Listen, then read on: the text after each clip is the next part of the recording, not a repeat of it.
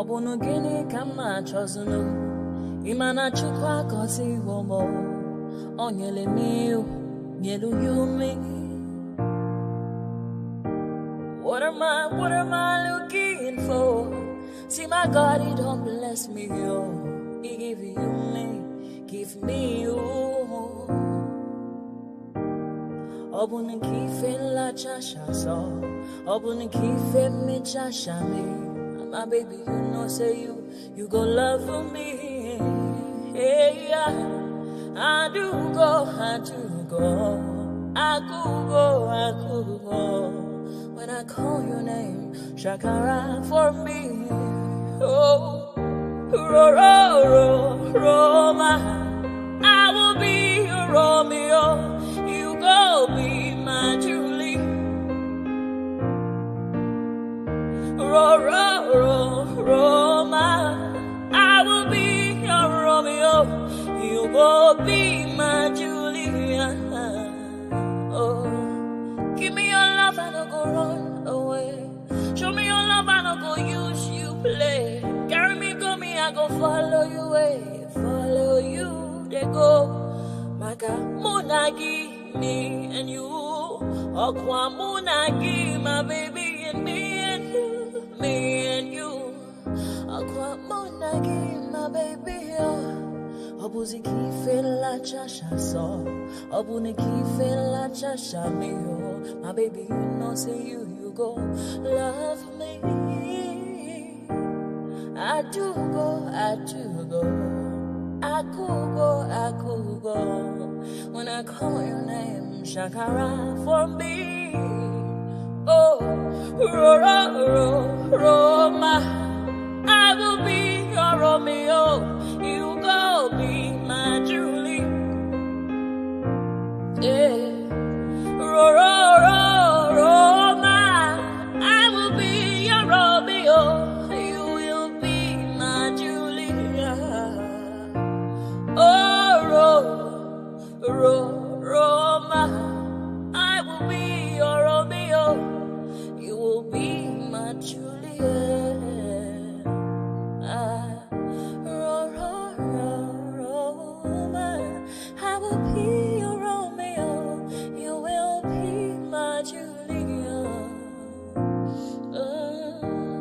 Obuzi kife la chasha so, obuzi kife mi chasha me. My baby, you know say you gon' love me. Baby,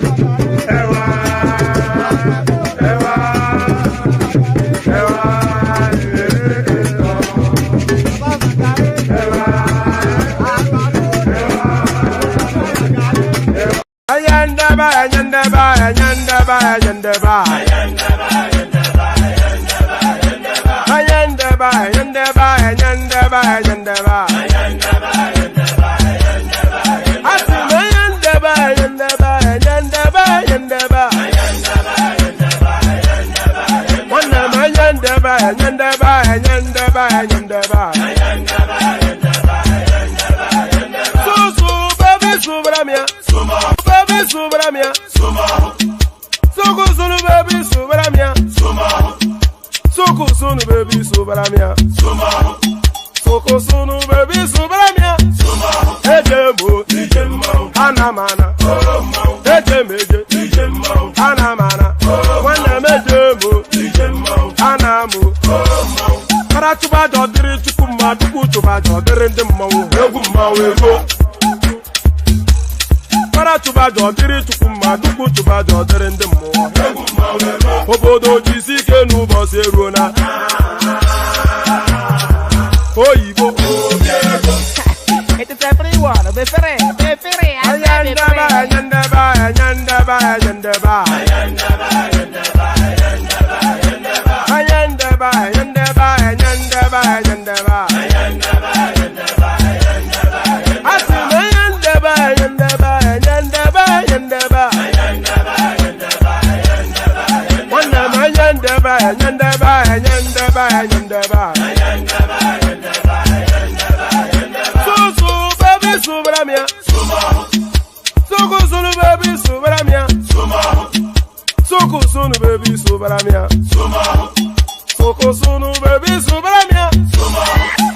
Ladies and gentlemen, sometimes you just have to act like you are drunk, like you are crazy.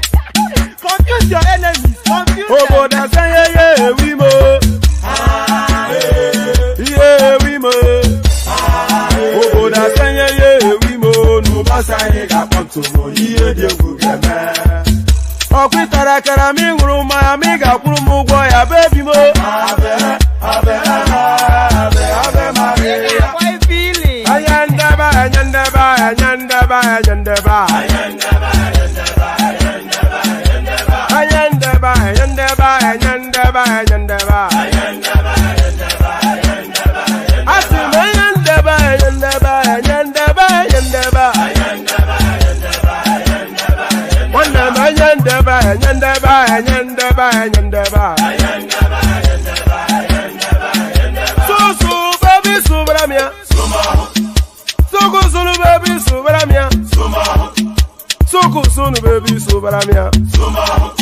Soko sunu baby subramia. Ase kwa nefo jabani si akuna nyego mkambasi ozo. Since I was born, but now I am getting youth. Akuna motangu, akuna kogabu. Ejemini ekebo, akobi ewe ayo, ewe tumeje, itun loni otun eshe, ifa loni konfa imora, aibinu gbogbo atare, gbogbo meji ọkà bàbà, gbogbo mẹ́ta ọkà wáṣẹ, orí ló túmọ̀ ẹnu, gbogbo ọ̀nà ní túmọ̀ ẹsẹ̀. Akọni ìmọ̀ tú ìmọ̀ ọjọ́, ìmọ̀ èmi ni wọn kì í dálẹ̀. Wọ́n bá lọ mẹ́lẹ́mọ́, wọ́n á fi jó ẹlẹ́mọ́. Akọni wọ́n bá lọ gbé fèrè, wọ́n á fi jó ẹrùkù. Bọ́wọ́ wọn bá tẹ̀lé, wọ́n á fi jó aláre. Àwọn mẹ́tẹ̀ẹ̀ta parapọ̀. Wọ́n wá jọ ń pẹ́ mọ́, ẹ̀mọ́ olóko jẹ. Wọ́n ń pa Akíntọ́lá ọmọ Ògún. Wọ́n ń pàdé Ìyọ̀dà, ọmọ Àtàràbọ̀bà. Àkọ́bí wọ́n ń pàdé Ṣàtàdàdẹ, ọmọ ọba Ìjẹ̀bú Mèrè. Aṣíwájú odò gbólùkẹrẹ, ajagun lólòdì ọ̀run. Tó bá ṣe pé tìyẹ, tó bá ṣe pé tìyẹ, lọ́ bá ń darí jọ wí. Àgbèrò mi kún gbọ́wọ́, ọ̀gọ́ ti ṣìgìdì máa gbé, àbẹ́tì ló máa ń gbé, àyàn ti ìlàyàn ewúrẹ́. Ọlọ́run dákun má padà lẹ́yìn ẹ̀, kó má gbàgbé ọ̀rọ̀ tẹ́. Aṣíwájú Ọlọ́run dákun má padà lẹ́yìn ẹ̀. Àkọ́bí Ọlọ́run dákun má padà lẹ́yìn ẹ̀. Ọkọ̀ olúrẹ̀lẹ̀ Ọlọ́run dákun má padà lẹ́yìn ẹ̀. Òdòlé sọ bẹ́ẹ̀, gómìnà sọ bẹ́ẹ̀, dẹ́pútì sọ bẹ́ẹ̀, ọ̀túnba sọ bẹ́ẹ̀, spíkà sọ bẹ́ẹ̀, bàbá Ìjẹ̀bú. Oh, all right. So there it is, Baba Ijebu. I need a microsecond to do a little something. So I'll play you a 1 minute clip and then we start all over again. So 1 minute clip. I wish I go back to the old days when I used to be the kid in the 3rd grade, playing in the street with my homies all day. Cause we live so fast, now we can't relate. We come a long way, money can't wait. And no worry about a thing, happy all days. This is how we live, we cannot complain. And nobody leave, keep the old plans. Hey, when I'm better, Mingarti. Mingari Zuda Kari Party. Kodomin Moni Domin Darty. Yo go to phone it bunny bucket as a party. And when I'm better, Mingarti. Mingari Zuda Kari Party. Kodomin Moni Domin Darty. Yo go to phone it bunny bucket as a party. Hey, Chua Gamne Welly focus souvenir the film. Hanky wana hande hanky jamambale sim. Minyala fija nange jamaleng in badatin. On Saha Kurang ala wura men ko jaro find. Sifty namo ala chifty ala ind. Idi now will the iwi. So there it is right there. A little bit of a Fulani rap, you know. Don't have any unsophisticated thought about that guy. You know, he has some level of education. He's educated enough to suffice what his needs are. And if you look at his backdrop, what you see is about 30-40 million naira right there. Because those cattle herds, you know, the smallest of them will probably about, 300,000 naira.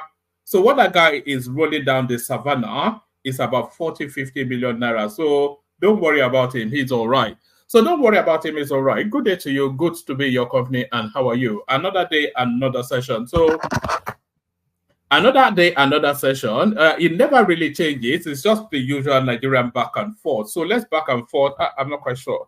Oh, is that too dark? You know, it's essentially where to place this ring light. And there it is. It's bouncing off my glasses, which is a bit disconcerting. And then, oh God. And there it is. It's shaping up to be a wonderful session, isn't it? So there it is. So it's bouncing off my glasses, which is a bit disconcerting. But then if I tilt it away from me, then it looks too dark. But maybe that's the way to go. I'm not sure you want to see too much of my ugly mug. So yeah, good day to you. Good to be in your company. And how are you? So we do it again. We roll again. The usual protocol. Click on the like button just as soon as you come in. Subscribe if you haven't done that already. If you want to be an active combatant on the one man went to more experience, the hyperlink that says StreamYard, that's your ticket to ride. So click on that hyperlink, up it pops you into a studio space. Soon as I finished delivering the body of the talking points, let you onto the screen, invite your thoughts. Nothing, you know, it's as easy as that. So just as I described it, that easy. So do all those. Click on like, click on subscribe. Click on the hyperlink that says StreamYard. And I'm not even going to assault your wallet today because I'm not quite sure where this session is going to go.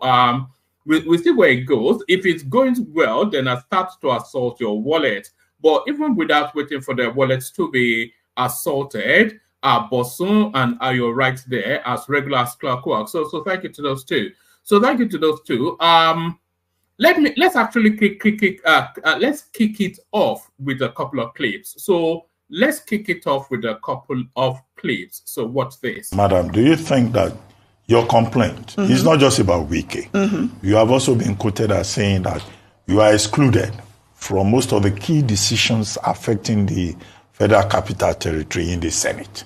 Do you think this is because you are from a minority party, Labour Party, or do you think it's because you are a woman? 4 of you, 4 women, in the National Assembly. It's not because I'm a woman. In all fairness to the Senate as a body, it's not very difficult to exclude the women, and they do not exclude us.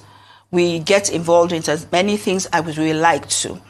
And most of the time, yes, your party matters a little bit, but not seriously. If you want me to be honest, this boils down to the fact that the Senate President is a personal friend of the Honorable Minister of the FCT. So when things that they think Senator Kingibe might object to are brought, I'm not sure. As I said, this is a topic I'd rather wait, since I plan on coming back to you in another week to discuss in details. I was planning to have a general discussion with you today, but I am on several committees. I'm not excluded from any of them. I'm aware of every little detail that goes on in every other committee. Why is this committee special? You would think it would be the reverse, because I'm the senator representing that place, as most other senators are called on when things affect their constituency. So it's something that needs to be sorted out privately in the Senate. And if it's not sorted out privately in the Senate, then we can discuss it publicly. Okay, I get the point about the friendship between Akpabio and Wike. But there's also something about style and communication. If you as a senator from the Labour Party, if on the floor of the Senate you behave like this obedient on social media, that could create a problem. Because Wike has said, look, that you expect that he will report to you. And he as minister, he will not report to a senator. No minister has ever reported to any senator. If you look back if you look back several years, most ministers and the senators don't even usually come from the same party. But they work in synergy. Synergy is the key word. Reporting to anybody does not arise. And our proceedings in the National Assembly are recorded. Being cantankerous or disorganized is not my style. In fact, I think I have been quieter than I normally am because I was studying the Senate and the dynamics of the place. So I doubt that it has to do with my style, but if it is, you can look at the Senate proceedings and advise me because they're all recorded. Okay, but I mean, you say key decisions affecting the FCT. What are your own priorities that you think have not been addressed in the best interest of the people of the Federal Capital Territory? Actually, some of my interests are not specific to the Senate, but they are specific to the person administering the honorable minister. But just like any state assembly, when a governor is not taking care of the rights and the needs of the people, the state assembly draws his attention to it and makes him do it. For one thing, Abuja, there's no water. And let me even take the last budget that was passed, the supplementary budget. 98.5 billion? Yes. Supplementary budget? Yes, let's not even go into the big one. Let's just deal with that little one. In that budget of 98, only 18 billion has anything to do with the people. 20 billion for renovating 20 schools. Now, everything else, we're building a road to EFCC or another one to DSS and all those things. Please, with all due respect, those roads may need renovating. Maybe the road to the presidential wing. All right. It goes on for a bit longer, but a lot of people actually wanting a reaction to that video. But it's actually a 26-minute interaction with Ruben Abati. That's a critic kingibe, of course. The wife of the former running mate of Abiola in that infamous was it 93 election. So she's a senator now representing a constituency in Abuja. And she comes out of the Labour Party. So that's her backdrop. But her contention now, she's somewhat seeming to tussle power with Yemson Wike, who, of course, is the FCT minister. I'm not quite sure what her expectation is. I think her expectation might be that every little thing that Wike does, it has to run via her office because she's the representative of the Abuja constituency or whatever it is. But it doesn't quite work like that, but she's been mounting this media campaign for quite a few months now. When it lands ultimately, we don't know. Wike even joked that I'm not going to be your friend by force, but that is critic kingibe, asking that she gets the sign off on any and everything that Wike does. So I'm not especially paying attention to that space. So anybody that's in that space, you can hop on board, come expand the knowledge of the goings on there. So that's the first clip. Let's watch the second one. How worried are you about the future of the North when it holds some of the data that nobody wants to hold in terms of insecurity, out of school children, weaponization of poverty? I know that a particular data had come out where A couple of those states had highly dependent on facts, whereas they have loads of potential in terms of mineral resources, agricultural resources, agricultural possibilities, if you will. And when you look at some of these numbers we're looking at, everything seemed, or most seem to be pointing in that direction. Are you worried about the future of the North in the collective of the state of the nation? You see, I come from northern Nigeria, particularly Kanu'S state. And if there is any place that I will love to see people prospering and living in peace and harmony and being able to go about their daily business, is where I come from. But the situation in northern part of Nigeria today is a product of a failure of governance and leadership that has happened in this country for over 3 to 4 decades. Political power that ought to have been used by people who come from our own part of the country to improve on the economy, to better the lives of people, to address the problems of poverty, destitution, to also address the problems of underdevelopment in general, has actually not been utilized for such purposes. Yes, we have some of the richest businessmen and richest politicians in the country, but the level of poverty you have seen is a reflection of what leadership and the opportunity of power was used for. In all indices, the North lags behind. And then sometimes you ask, what has all this power been used for? That's why I think if any person will compare what is happening in the North to the southern part of Nigeria, you'll wonder if what has actually power been used. Power has been toxic to our people. It has not been used for the benefits of our people for a very long time. Look at the child mortality rate. Look at the out-of-school children statistics. Look at the poverty statistics in northern Nigeria, and then the perverse insecurity, banditry in the northwest, and then terrorism in the northeastern part of Nigeria. Educationally, the North has been backward even from independence, but with efforts being done by the like of Sardauna and other subsequent leaders, at least there is some appreciable level of development, but we're still lagging behind. Now, to make things worse is the insecurity. Most schools in rural areas, rural northern Nigeria, have closed down as a result of activities of terror groups in both the northeast and northwestern part of Nigeria. Then we had someone who took over the reins of leadership from the north. There was so much hope and expectations that at least the issue of insecurity will be addressed, the issue of out-of-school children will be addressed, the issue of poverty will be addressed, but 8 years later, that was not the case. So, to me, I think the North and our people need to do soul-searching. And if you want power, you should have an agenda, you should have a program, you should have policies, you should know problems and then solutions to such problems. This is what power should be used for. The situation in the North is not only a threat to the people of the North, but it's a threat to the people of the whole country. Take, for example, in Zamfara State.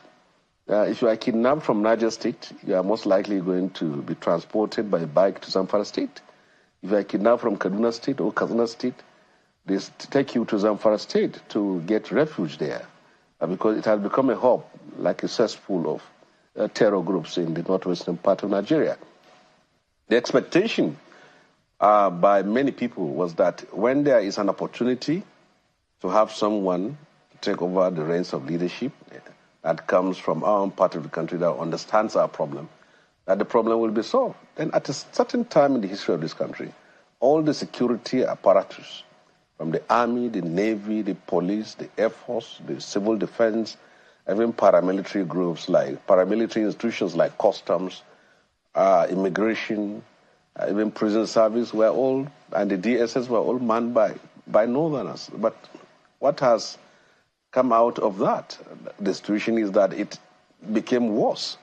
So the North has the potential of being the richest part of the country.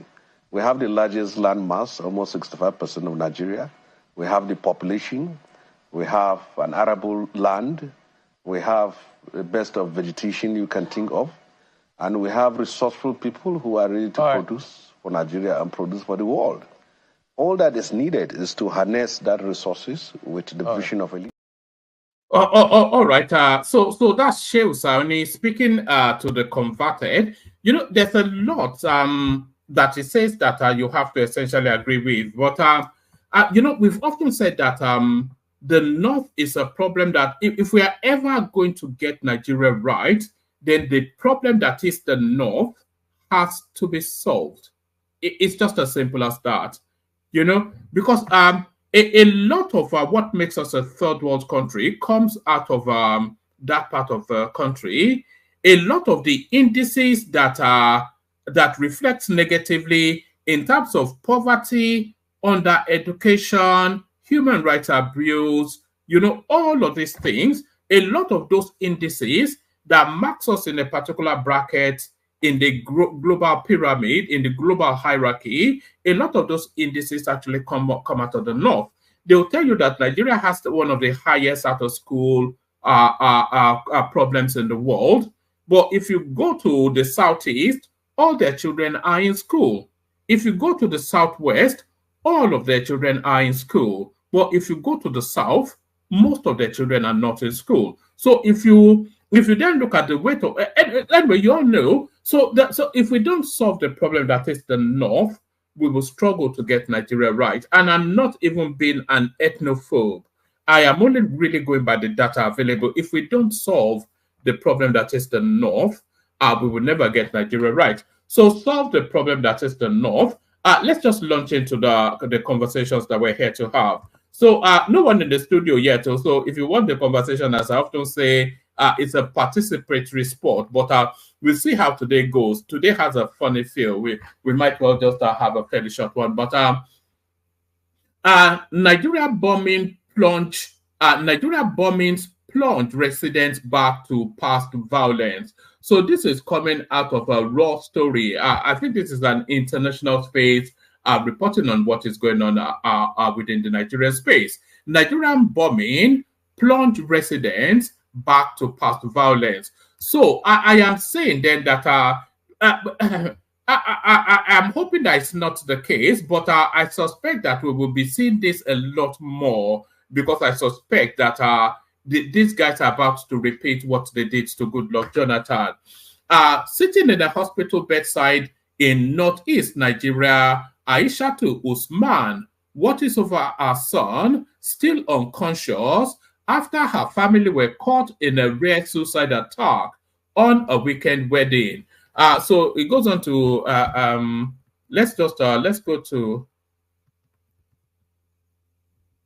All right, let's pick it up from here. I don't want to do all the heavy labor. What's it? So the incident actually happened in Gwoza. So let's pick it up from this paragraph. Gwoza was the scene of 4 almost simultaneous suicide attacks on Saturday, including at least 3 perpetrated by female suicide bombers, leaving at least 18 people dead, according to local emergency services. Dozens more are injured.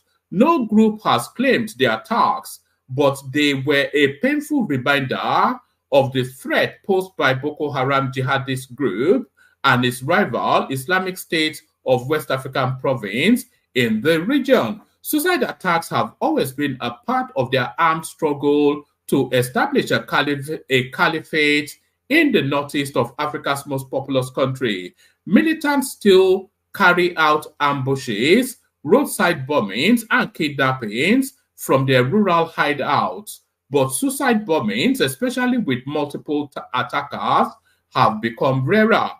So now, yes, Boko Haram seized Gwoza in 2014 after taking over part of Borno. So we have to start noting the dates now. So I'm not sure that we saw high-octane activities from these people in the 8 years of Buhari. So the last recorded incident of in that particular area, the last recorded high-octane incident in that area was in 2014. So that was pre-Buhari. Boko Haram seized Gwoza in 2014 after taking over parts of Borno. The town was retaken by the Nigerian army with the help of Chadian forces in 2015, but the jihadists still launched attacks from the mountains overlooking the town on the borders of Cameroon.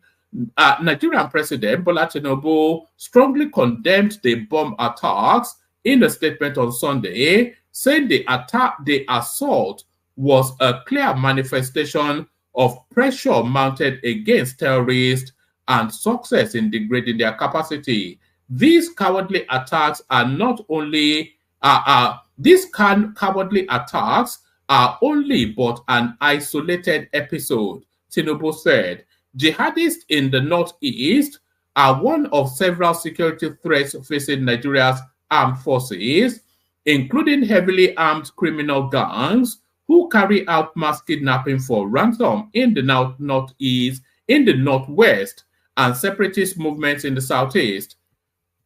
Yes. Actually, I can give you the fullness of it because it's not that long. Right. Yes. Jihadists in the northeast are one of several security threats facing Nigeria's armed forces, including heavily armed criminal gangs who carry out mass kidnapping for ransom in the northwest and separatist movements in the southeast. When he came to power a year ago, Tinubu made the fight against insecurity a priority of his mandate. So back in 2014, Saturday's first attack took place during a wedding ceremony around 3 p.m. when a suicide bomber set off explosives against guests, officials said. So anyway, let's abandon that. I'm not feeling that, but you get the gist of it. Essentially, my reading of that is that this essentially, if we start to say it with increasing frequency, then we can assume then that this is politically motivated. So this is not any Boko Haram looking to create an Islamic caliphate. My suspicion is that this might well be politically motivated. So politically motivated, EFCC officers in assault video to appear before disciplinary panel. So we all saw that clip when EFCC official busted into what looked like an hotel room, and they just launched into this a girl by herself and just started to beat her up. We've all seen the clip. I'm not going to play it here because it might induce a YouTube strike. The Economic and Financial Crimes Commission, EFCC, said it would on Monday, July the 1st, 2024, commenced the investigation of two of its officers seen in a viral video assaulting a female staff of Regional Hotel Ojo, Lagos. The spokesperson of EFCC, Dele Oyewale, who disclosed this in a statement on Sunday, said this followed the inauguration of a joint disciplinary team by the chairman of the commission, Ola Olukayode, to look into the matter. The EFCC chairman had earlier ordered the arrest of the two officers immediately after the video started circulating on Thursday, June the 27th, 2024. The statement noted that the team would investigate and recommend appropriate disciplinary measures to be taken against the officer.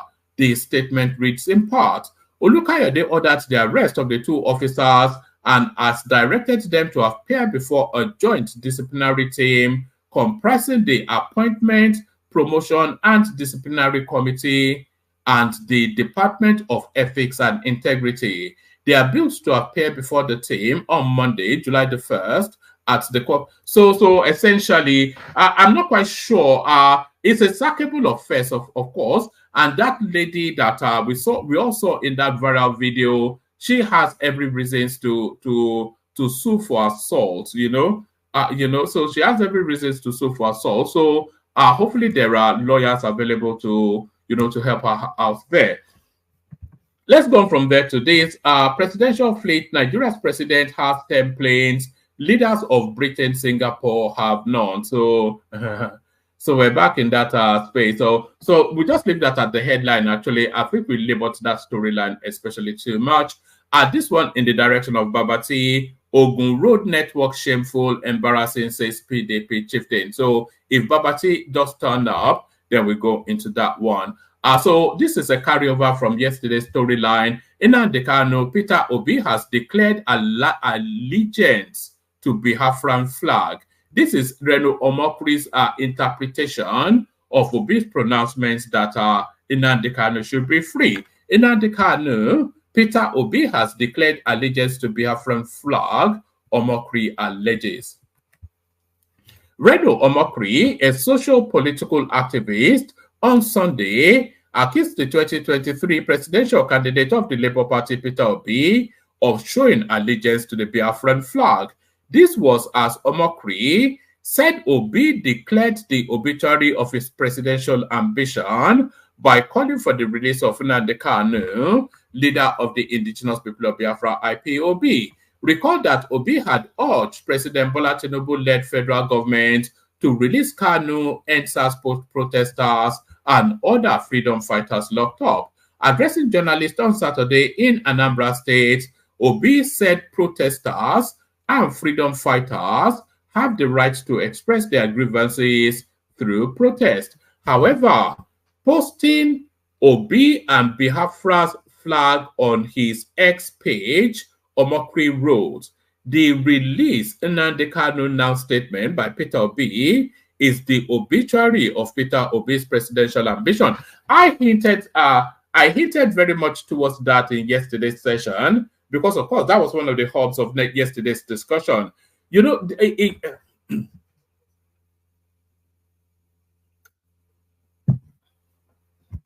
by Obi calling for the release, and by the way, let's find out who Nnamdi Kanu is, because people have been sending me a lot of Nnamdi Kanu clips since Obi came out in his favor. So anyway, let me not play you an Nnamdi Kanu clip. We all know what he said in the backdrop. So if Obi now is on that Nnamdi Kanu, releasing Nnamdi Kanu train, then he regionalizes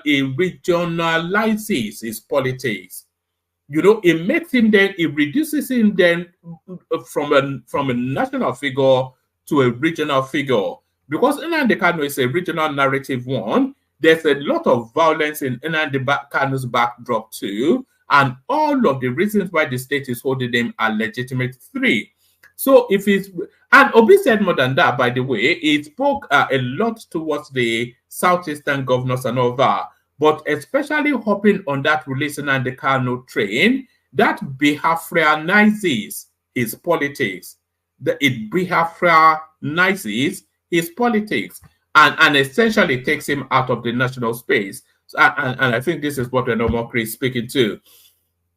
However, posting Obi and Biafra's flag on his X page, Omokri wrote, the release Nnamdi Kanu now statement by Peter Obi is the obituary of Peter Obi's presidential ambition by calling for the release of a man who made public broadcast asking his supporters to kill Nigerian military and paramilitary forces wherever they find them, and has neither apologized nor repented of that order. Peter Obi just showed his allegiance to the flag behind him in this photo, and which he used for his Hero Bear logo. And by the way, anyway, let's leave that. Yes, and by the way, anybody and any group of people or movement that think they can intimidate me and prevent me from saying yes, so this is Omokri versus the Obedience on Twitter. But so setting aside this back and forth with the Obedience, there's some veracity to what he has to say. So there's some veracity to what he has to say. So still staying within the Nnamdi Kanu space, a bit of fact checking. You know, a lot of people tell us that the courts have released him, but yeah, you know, as a lot of people tell us that the courts have released him, but the state is holding him extrajudicially. So let's find out. Is Peter Obi's claim about Tinubu's administration disobeying court orders on Nnamdi Kanu correct or not? So he's hopped on that train too, claiming that the state is holding Nnamdi Kanu outside of the law. On June the 29th, the presidential candidate of the Labour Party, Peter Obi, claimed Nnamdi Kanu, leader of the indigenous people of Biafra IPOB, was detained by the Nigerian government against court order. Mr. Obi, a former governor of Anambra State, stated this while speaking to reporters in Onitsha, a commercial hub in the state. I don't see any reason for his continuous detention, especially as the courts have granted him bail. The government must obey the courts. We are in a democracy, and we should not be doing things that are arbitrary and not within the law, he said. But Bola Tinubu is the current Nigerian president. He assumed office as president on the 29th of May, 2023, after his victory in the 25th of February 2023 presidential election. What transpired? So this is now where the fact-checking begins. Mr. Kanu was first arrested in 2015 under the administration of former President Muhammadu Buhari. The IPOB leader was tried for alleged treason, amongst other charges. The Court of Appeal, Abuja, on the 13th of October 2022, held that the IPOB leader was extraordinarily renditioned to Nigeria and that the action was a flagrant violation of the country's extradition treaty and a breach of its fundamental human rights. The court, therefore, struck out the terrorism charges filed against Mr. Kanu. I'm going to bookmark this article, by the way, because I suspect we will still revisit it in future sessions. The court, therefore, struck out the terrorism charges filed against Mr. Kanu by the Nigerian government and ordered his release from the facility of the State Security Service. But about a week later, the government, through the Office of the Attorney General of the Federation, appealed the court ruling and subsequently obtained a Supreme Court order staying its execution. So that's the first point.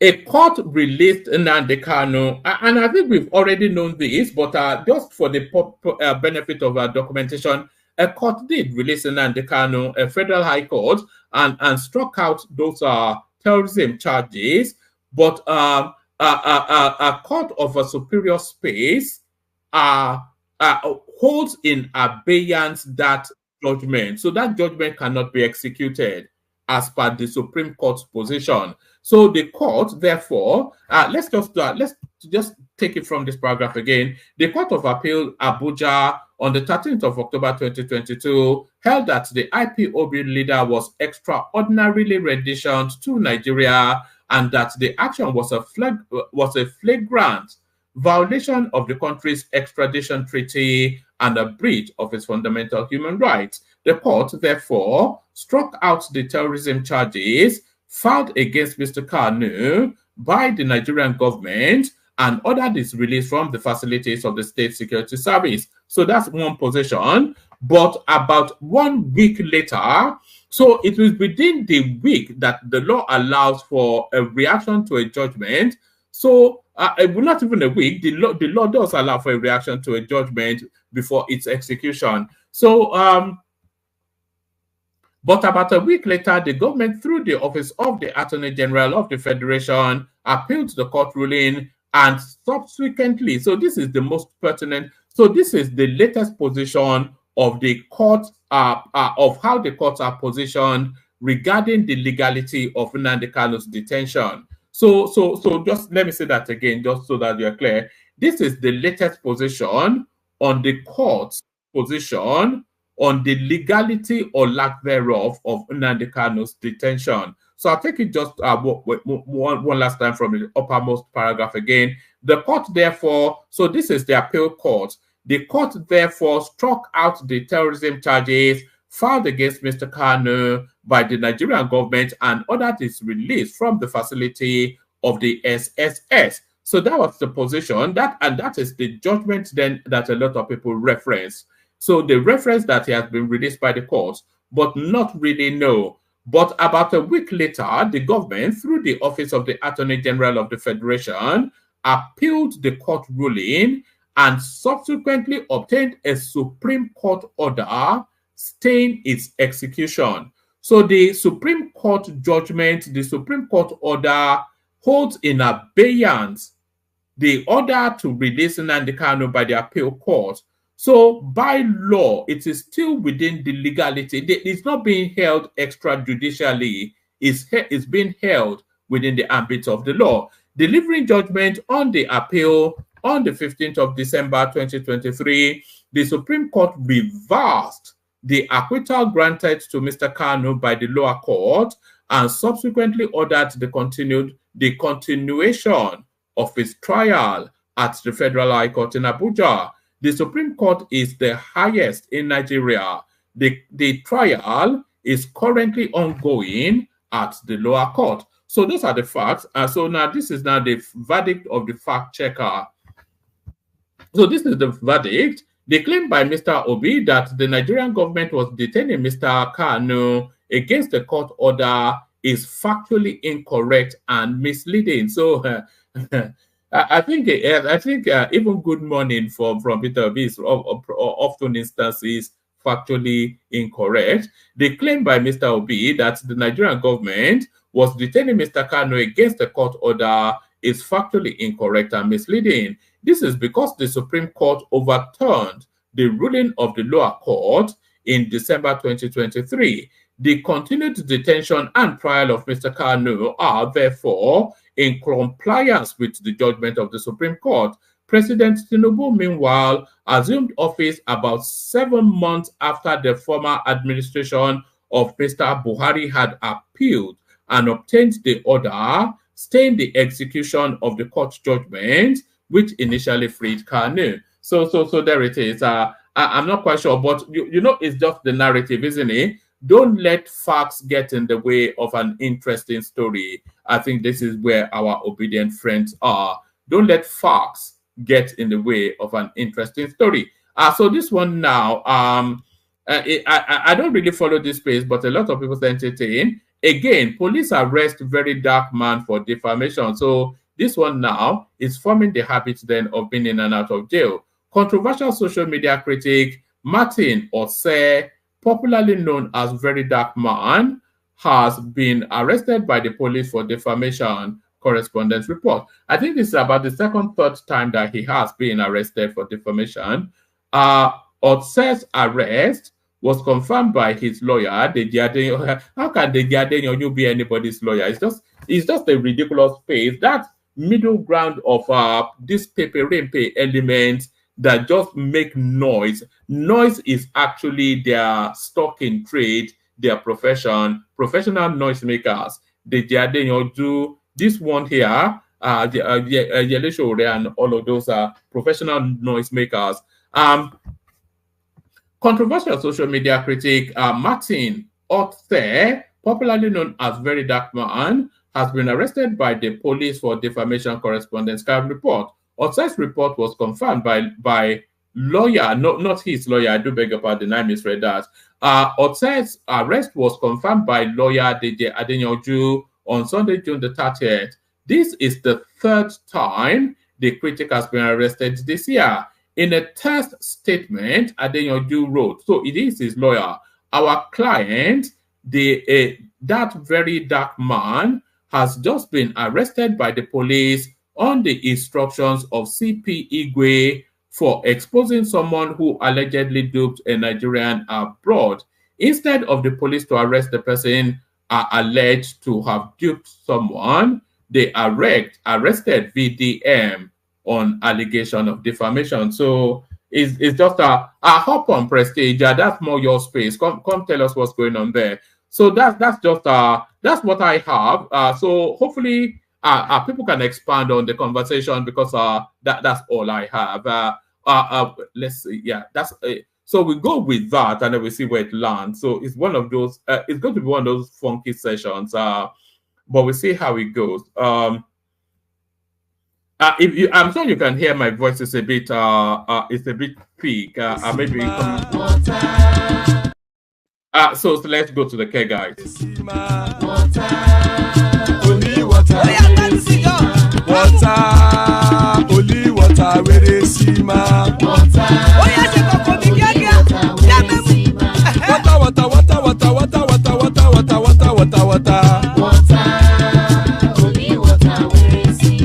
Hapa o naido.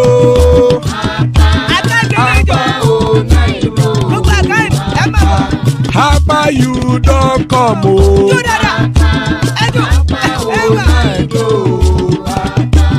Hapa o naido.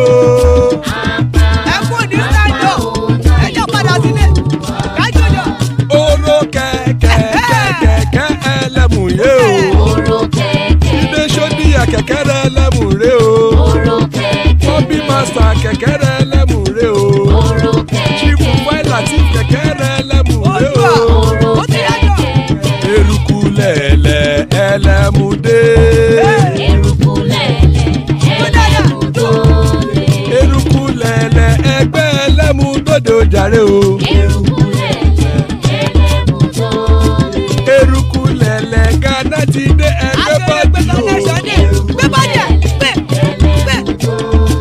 Ọmọ ẹlẹ́yẹ ẹ̀yẹ o ó dilé o. Olúyẹ̀lá ẹ̀yẹ o ó dilé o. Petrosoname ẹ̀yẹ o ó dilé o. Petrosodunke ẹ̀yẹ rẹ̀ ó dilé o. Ẹlẹ́kọ̀ ọ̀run mú ìní o.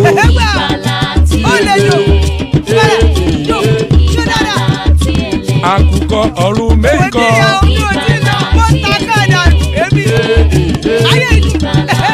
Ikú kò ní ríwà gbéṣe o.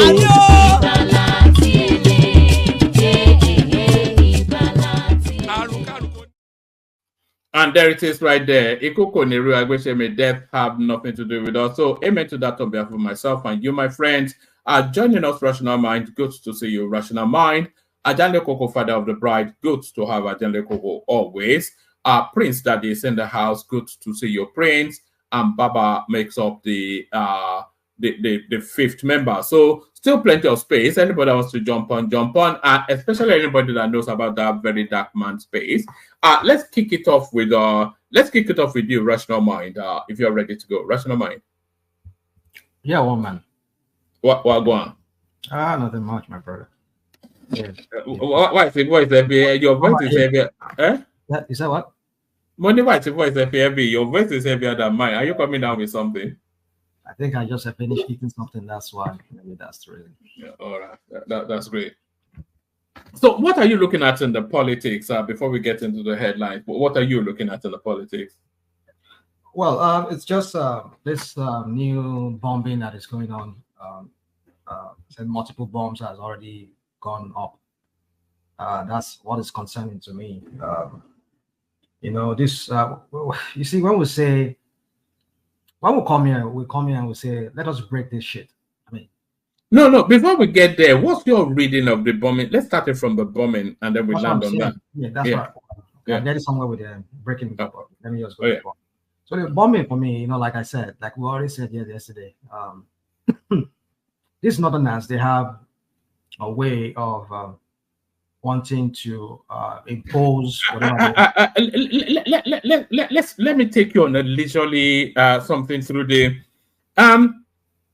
Is it your reading first that this bombing is part of the historic bombings that we get occasionally in that space, or are you reading a political undertone to it? So we're talking about 4 orchestrated simultaneous suicide bombers, which I think is a rarity. So are you reading politics into it first, and then we take it from there?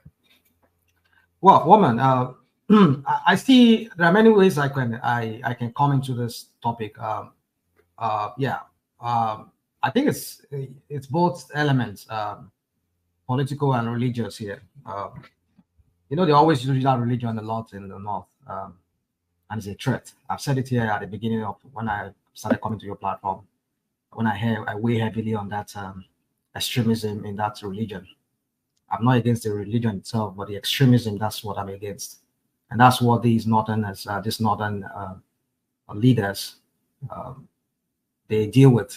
That's how they they kind of perpetuate these so-called hold on that space and the backwardness of that space. For me, it's political. It's just like when people say in Yoruba, we've had them, they've been grumbling for the past few months, and they've been grumbling, threatening, and all of that. They've been, maybe some of their powerful people from there, they could not get Tinubu's attention for whatever reason. I don't know why they could not do that. I don't know what game Tinubu is playing to not have giving them that attention. Or maybe the crop of people that are getting Tinubu's attention are not part of those their clique, of those northern leaders that seems to wield that power over there, or that feels like they need. And it's just a whole lot of things I don't want to go into. Let me not bog us down with all of that. But my point is just that I think there are new sets of people with Tinubu now. Well, not really new set of people, but some kind of, I would say some few of them are really new set of people who not really had their names, like the Minister of Agriculture and the rest of them. Those people who have been in the political limelight for ages, for as long as this dispensation or Nigeria has existed. These new people, even the Minister of Agriculture and some other ones, I hear their name, they are new to me. Besides the other Minister of Defense and for State and Minister of Defense and maybe that have been always there. So I just feel like they feel like Tinubu is sidelining them, or maybe probably this issue of restructuring that we've been seeing it clamoring from the South, and it seems like it's gaining traction, and the total hold that Tinubu has on the Senate and the House of Rep, that everything that he takes there, it gets done. So they see that maybe as a threat that if this guy is allowed to continue like this, it could change things from the status quo that we used to know. Maybe that's why they are doing all these things and trying to like tell him that, look, we'll make this your government ungovernable for you. Because that's what they did to Obasanjo. Even though Obasanjo he tried all the politics he could play back then to really not to meddle into their religious stuff. Not as if Obasanjo wants to like stop them from doing their Sharia. He could do it, but he knows he knows the people he's dealing with. He knows the people, they are just when it comes to this religion thing, they are just fanatics. You can't win them on that. It's better you just tread with caution so that it doesn't. Look at how they even turned the Plateau State during Darie, when Darie was there. You know how they almost turned Plateau State and Kaduna into something else under Obasanjo. So my point is just that when a Southerner is there, these people, they have this their way with this their religion. That was why I said let us cut these guys loose, cut them loose. I mean, I don't know why we're doing this madness. This is madness. I mean, how can you come? If somebody was saying here yesterday, why should we? Was it the other guy from Lagos? Why should Southerners have to always be like begging these people to just? I mean, like as if are we begging? I mean, you don't beg in a marriage. Somebody says he wants to go, let her or him go. You don't beg a wife. You don't go beg a wife husband to stay in the marriage. He doesn't want to stay. That is the problem with this. These are leaders, but we know why. But so my point is this: I see it's another angle I'm coming to this matter is I saw another thing there is that I see a case being made for why they should side the U.S. base in that part of Nigeria. Because I'm not saying it's the panacea of some sort, but maybe with the U.S. Base sided there, maybe that will also have the Nigerian intelligence and the Nigerian army to be able to contain the Boko Haram and those Islamists in that Sahel area there. That's between the borders of Nigeria and Niger. That would be the perfect, because that seems to be the entry point, isn't it? Yeah, because that's a Borno axis, Yobe, Adamawa axis. That is where, although the new one we've seen in the Sokoto axis there, that one is relatively new, but I think that one should be from the Burkina Faso. But I don't know what the Beninese government, because I know the Beninese, they have in that northern part of their country, they have many ungoverned spaces that they don't even have their military there. So I can understand if they are infiltrating those areas through Burkina Faso and probably Niger to come into that Sokoto area and that Niger State area there.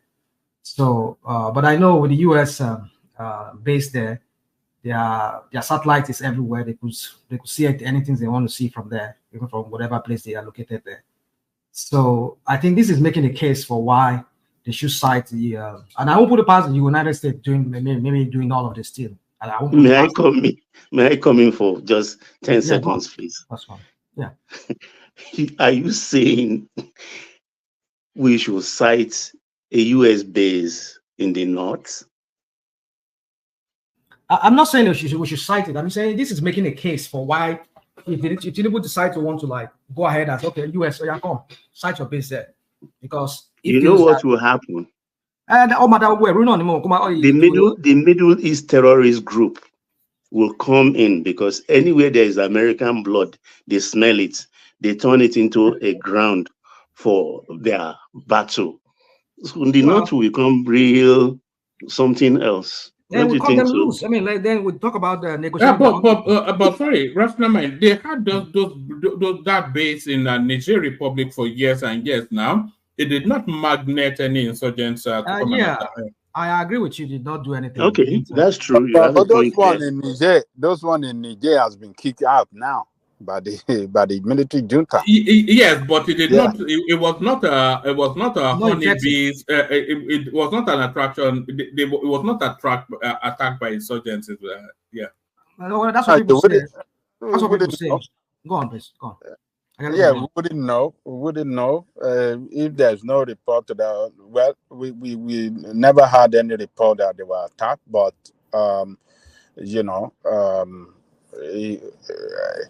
but the most important point is that those ones that are there, the military junta believe they are not there for their own good. Might probably be causing some kind of a security threat to their national security, and that's why they are kicked out. You can't allow foreign power to come and occupy or set up their base in your country. The danger there is greater than the good of it. So they have a base in Germany, the Americans. Oh yeah, I have a base in Germany. But Germany was a conquered territory. That was the aftermath of the war. Let me land. I will yield. Can you talk about the danger? Can you talk about the danger? You may wish to remember that Buhari actually wanted America to have base in that side of the country and the Sahel region. But I mean, I think in the northern part of the country, somewhere around that Niger and Nigeria side. Remember that our politicians, totally disagree with him. And the reason is that, look, Buhari or Jonathan Abaja? Buhari wanted, they are calling it, what did they call it? Something, I can't remember the name they were trying to give it that time. Maybe NESCOM, or what did they call it? I think they have one in AFCOM. Yes. So they kick against it, and Buhari could not do it. So, I mean, why can't we have a formidable force on our own that can't defend our territorial integrity? Why do you want to have a foreigner having base? It's not good. The fact is we don't have it, and the second fact is that our security forces, they are very much compromised, because a lot of talking about you have a foreign base, your security, your sovereignty is compromised. If you have a foreign base, but it's do we not have capacity? But it's compromised now. Because we have elements within our forces that are sympathetic to the people raging against the country. So we have enemies within already, so I'm not quite sure. How are you going to counter that? Commander-in-Chief of Armed Forces should be able to take a bold, political will to fish out those elements that are enemy of the state within the armed forces. Obasanjo did it. When Obasanjo came in, he flushed out all military officers that have tasted political power. irrespective of their rank, he fished them out. They were not even, he fished them out and he fired all of them. He took them out of the forces. So look, this is no, when you are a commander-in-chief, you should understand that power being given to you by the state is given to you by the state and not any other person.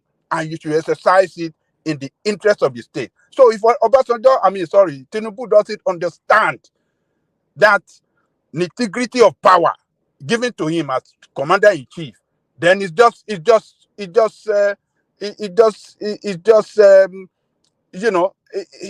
fit to be in that position. Commander-in-chief of armed forces means you must deliver in the best interest of your country when it comes to security of the state. It doesn't matter who you want to kick out. Nobody is bigger than the state. You have a responsibility. And the responsibility. What if that delivery is having an American base there? You mustn't have as a deterrent. No, you mustn't have a foreign power to occupy an inch of your territory.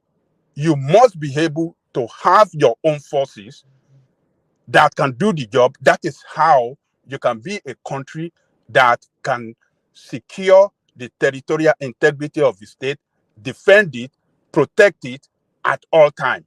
You must show the capacity. You must, develop the capacity to do that. We have the capacity to do it, but the politician doesn't want to, pursue that political will for the interest of, I don't want to offend some northerner, some power.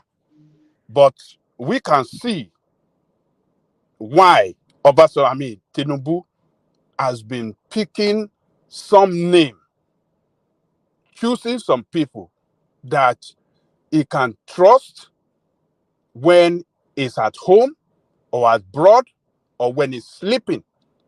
But some people are, reading some meaning as, tribal. Nigeria is not a country where you can, even the people in the political, occupying the political power, they don't even trust themselves. That is why you see Tinubu putting people that they can trust, that are from his tribe, Yoruba people, in those strategic positions in the country. Those are the people that he can trust, that can do the job well and protect the country, particularly when it comes to the area of security, that the chief of police, that the chief of army staff, and those security positions. Nigeria is those northern oligarchs and power doesn't joke with power at all. So let me leave it. Can I ask you a question, Ajali? No. Sorry, Rational Mind has the floor, so you can ask the question, but Rational Mind can pick it up after that. And as Rational Mind, yeah. Ajali, sorry, Rational Mind. Ajali Kuku, do you think if in 8 years' time, I don't know how long is Tinubu going to be in government, but if you will happen to be serve another 8 years, power shift to the north, do you think the northern president should be basically selecting the chief police officer and the military chief also from the north? Do you think we should do the same thing? Look, let me tell you, Buhari started it. He did it. Tinubu has been part of this political establishment since the beginning of this dispensation. He has seen it all. Do you want to trust them from the north? You cannot trust them when it comes to, this political power. You cannot. So what do you expect him to do? Do you think he just say, I trust them, give them the power that they can use against you? You don't want to do it. Right. Who Obasanjo, what do you call it? Abiola trusted them so much. Did they not use their power against Abiola? Even Obasanjo, from day one, they started trouble with him. From day one. but he was so calculative, and he knew what he was doing. He was ahead, a step ahead of them in the calculation, and he fired all those military officers that have tasted power before, political power, and they started trouble with him. So you can, Nigeria is like Rationama was saying earlier, that look, if we want to break it, let us break it. There is no trust between each other, and some people believe that political power, whether we like it or not, they must have a giant share of it against other. So, and it cannot be like that. Power cannot reside. Let's get back to Rational Mind before he loses his thought. Power cannot reside with one side of the country for forever. It's going to transient. It's going to shift. But they don't want it to shift. That is the problem we have. You know, that doesn't want the power to shift to anywhere. So let me leave it there, Rational Mind.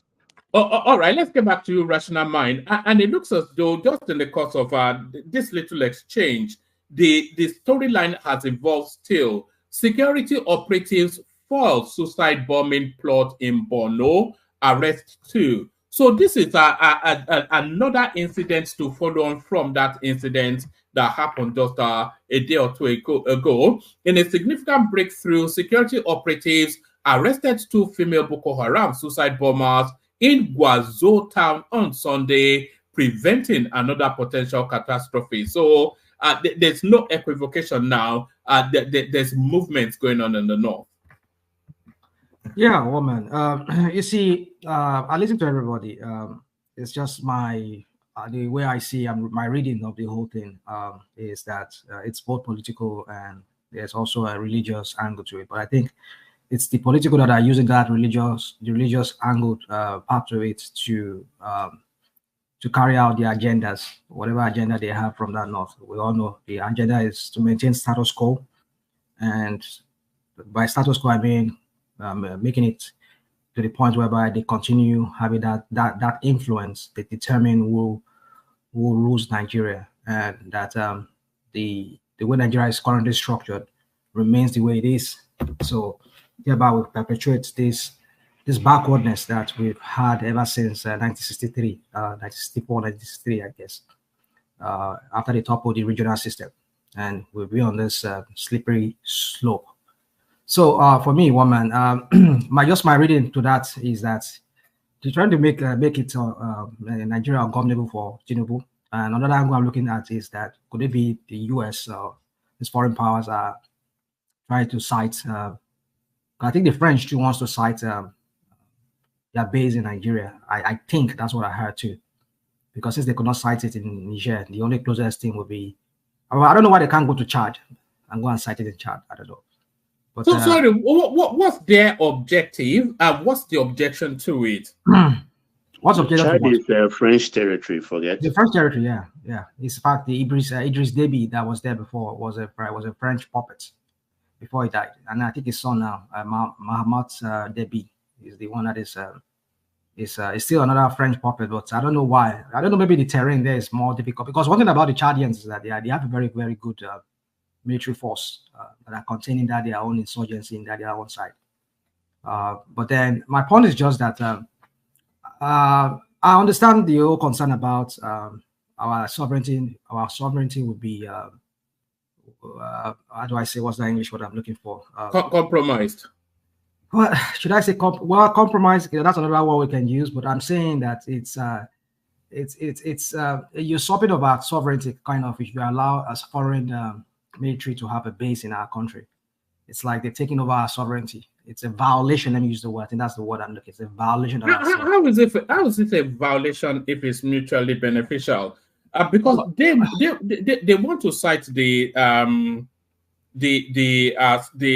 base there to just to monitor security there, so it doesn't spiral out of control for their own pecuniary economic political interest, and you want them to be there to provide the security that you cannot provide. So if it was so, why was Niger, I mean, some part of Niger, I mean, even Burkina Faso, why can't their security presence in that Agadez area? Why couldn't prevent some of those insurgency that we saw at some point? Even though it did not totally eradicate it, but we're seeing some of the insurgency that was also taking place. So I don't think it's. I think there's more to what the United States does. Let me not go into all those things right now because, yeah. So my point is just that it's only beneficial to the United States. Like you said earlier, you said when they were there, they were only just spying. I mean, well, let me go to this angle of espionage. It's all about espionage here because your sovereignty, which means even Aso Rock, they could see what is going on in Aso Rock if you're not careful. They will have something up there, and then they'll be looking at what is going on, who is coming out of Aso Rock. And where's the privacy there? Where's the privacy? So, but rational mind. It's about sovereignty of some sort. Even our military, I beg, just hold on. Even our military base, I mean, the movement of military hardware and all of stuff like that, they can, in the event of a war now, I mean, like the United States, Nigeria, United States, it's which I don't expect is going to ever happen. I just hope it doesn't get to that point. But it's just like every country wants to protect their sovereignty. You don't want somebody spying on them, having the capacity to spy on them, know everything about their military moves and everything like that. So yeah, it's we're not saying America doesn't have to be on the ground to spy on Nigeria. Didn't they show Gaddafi his photograph when he was in the bathroom? That's what I wanted to tell him. That's what I wanted to tell him. When he was in the bathroom, they showed him. What? In his bathroom. He was in the bathroom. They showed it. They sent that picture to him. But I think they did something similar to Abacha too, or something like that. I believe there's something similar to Abacha. They have eyes everywhere in the sky. The satellite, that's their eye. Well, you can that's see what I'm saying. satellite. So why now closer to us? Even though if we fine, let's say they can do it remotely from very far. Why then? Why then now when it's closer, even our own territory? So you see, for me, it's just I'm not saying we should not partner with the United States, but every country wants to protect their sovereignty. If we are a very strong ally of the United States, then I can understand, like Germany is. Then I can understand. But Nigeria doesn't seem to be like, we say we are not aligned, and then we have this this East versus West, East block and why maybe the Cold War is still in place. Rational man. Yeah. Rational man. Between Russia and US, which country do you think Nigeria should partner with? Well, you see, but the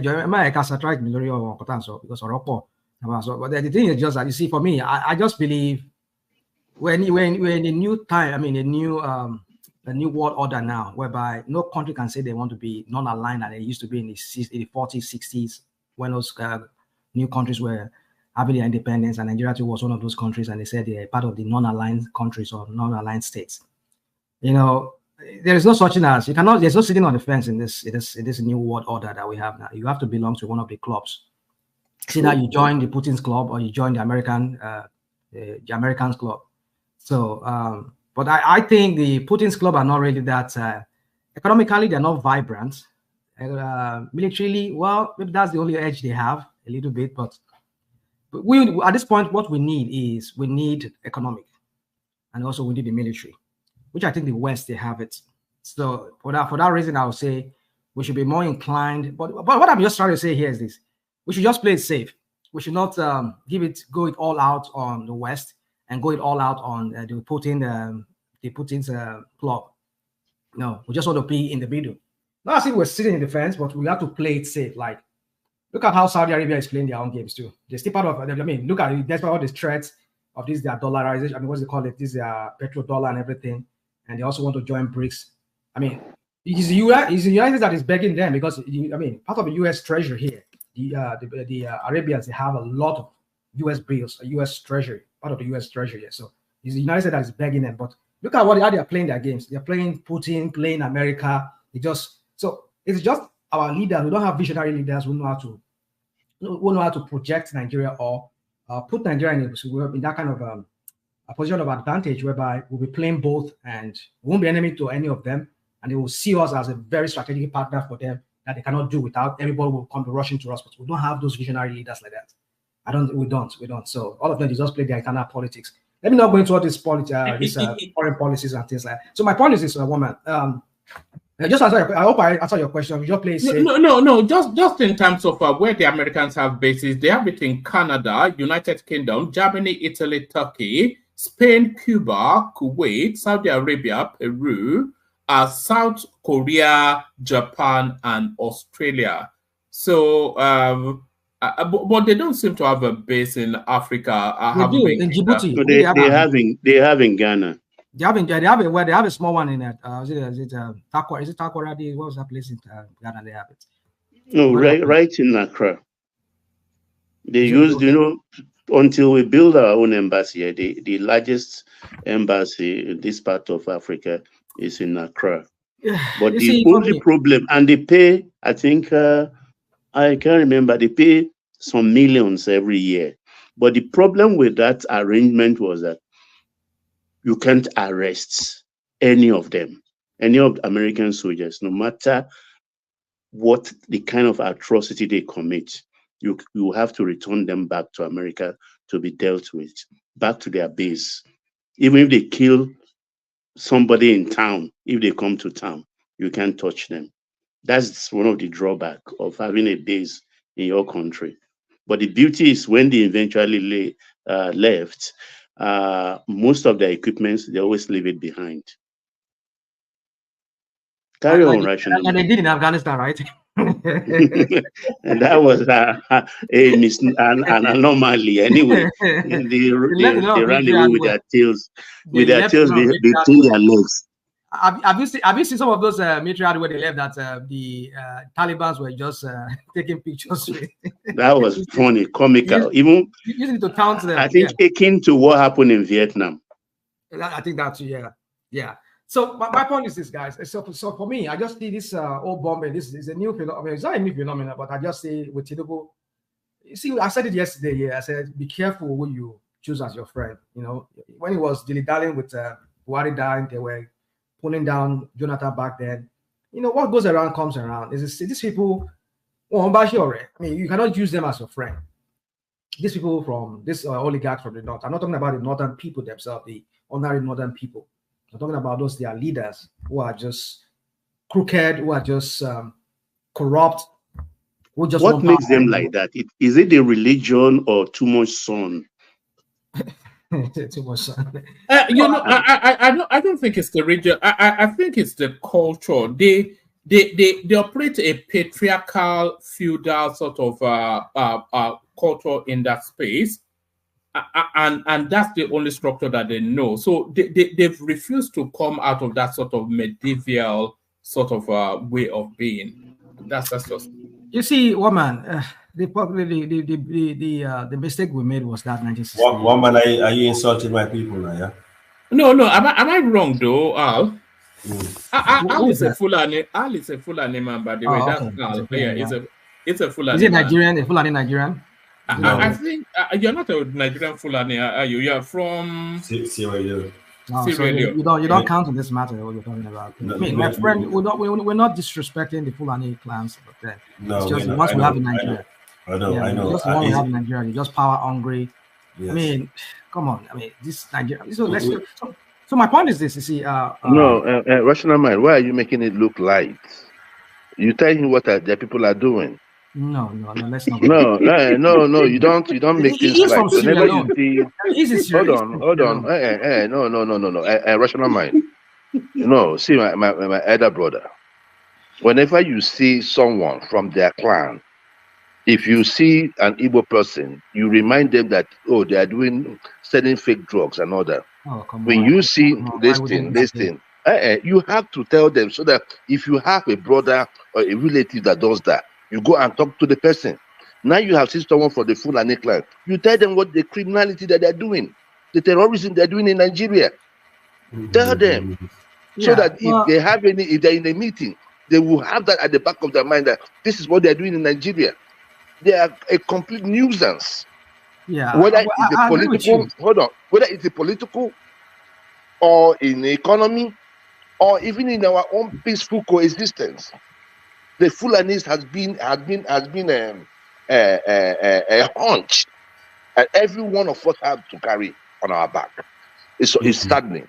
So tell them the truth whenever you see one of them. Yeah, even in Ghana, they have the same problem in Ghana, where some of these herdsmen, until they show them pepper there, they really cut them to size there. You see, when you have people that's like the surprise thing. If that small country can handle them, Baba, I know. I think from the way you speak, it's like you must have lived in Ghana. You see, the Ghanaians, they don't have the kind of problems that we have, in a sense. They have their own houses too in the north, but they're not the predominant. Do you know, Rational Mind? Sorry to cut you. Do you know up till 2003, they don't have Muslim holidays, national holidays. If you're a Muslim and you work on that day, you can stay home. You won't believe it. No, they don't give them an inch. Yeah. Carry on. Ghana has always been more of the southern part is the predominant people there, and they wedge the power. It's because, well, like you said, it's a small country and able to calculate. Ghana has always gone. I mean, there's one of those few West African countries that have a very strong database. I mean, I remember many years ago. I mean, this is just a secret. I'm just trying to say, I was trying to get a Ghanaian passport then.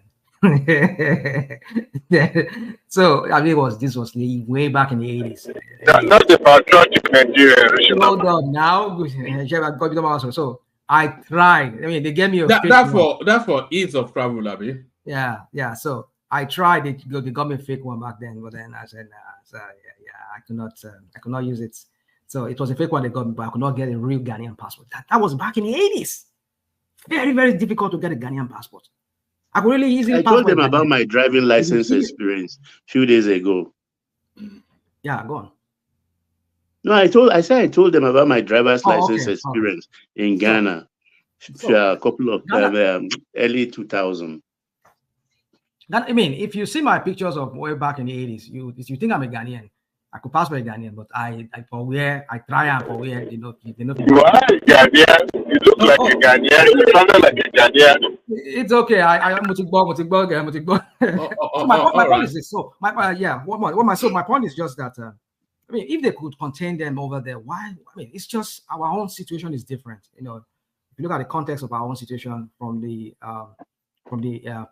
pre-independence, you know, there's been this idea of the Northerners being the power. I mean, the people that the British gave that power, and they've always used their so-called population that they have, which I don't even believe they don't ever have it. So, but let's just keep that. So, woman, for me, just going back to what we're talking about, this issue of this, I just see it in two ways, both political. That's the angle to it. They want to scatter Tinubu's government, which I hope that happens. That, I mean, when I say I hope that happens, it happens so that it could usher in something better, so that we understand that this union is not working. You see that we renegotiate it, and they don't want it renegotiated, then let us dissolve it. Everybody what are you looking at in terms of the let's say they go after the Tinubu administration? How do you see it playing out? Is your anticipation then that would hemorrhage the country to the point of having it break up? Or that's my hope. Not because I just want it to break because I hate Tinubu. No, but it'd be a violent breakup, though. Well, woman, it should not be a violent breakup. But I know what context it might come to that. But why would they want it? Because these are the same people that have been using violence in their own side already. So why would they say Southerners wants to go into war with them? No, let's just do this. You people have already been killing yourself in the north. You've been bombing yourself. So it's a sign that you people say you don't want to. One of the three legs, one is already standby.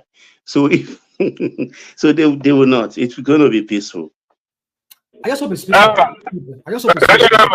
Yeah. Remember the breakup of Pakistan, Bangladesh, and India. The most how do I put it now?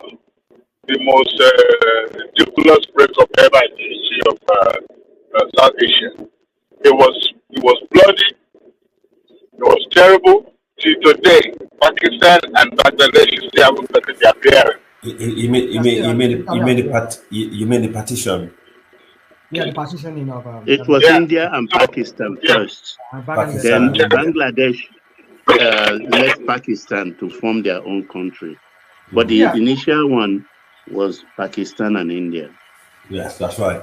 We know sometimes it could be bloody, like even like South Sudan and the Northern Sudan. We know, but in this sense now, at least there's this awareness already that as if you know that of Sudan, there's been like a war. The northern part of Sudan wants to dominate over everything, and they've been like subjugating those people. So let me not go bored with this story. But my point is that we should not.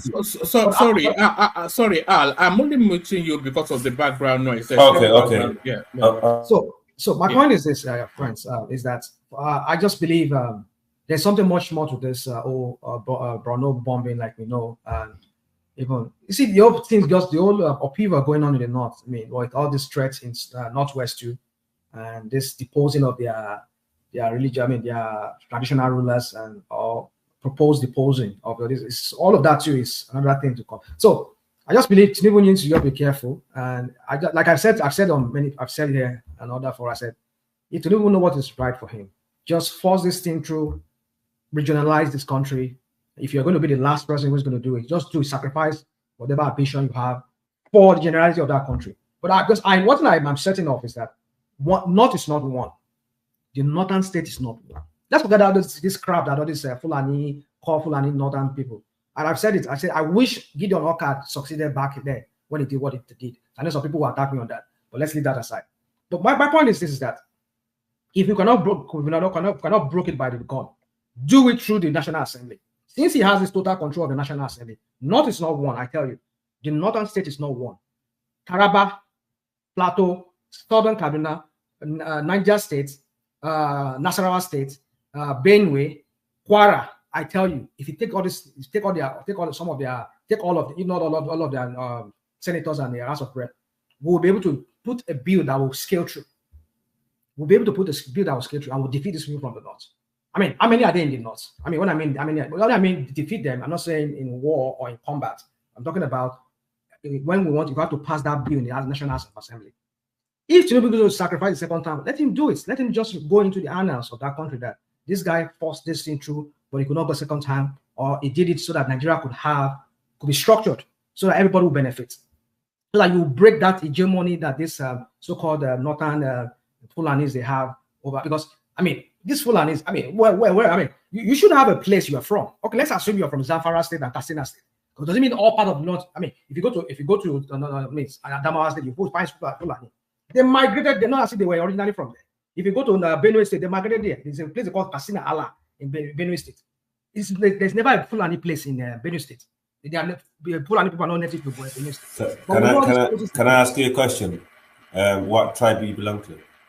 What tribe am I belong to? I mean, I'm a Yoruba. Okay. Why do you ask? So do you have Yoruba people living in other states in Nigeria, or they only live in? Say that again. Do you have Yoruba people that live in other areas in Nigeria other than the southwest?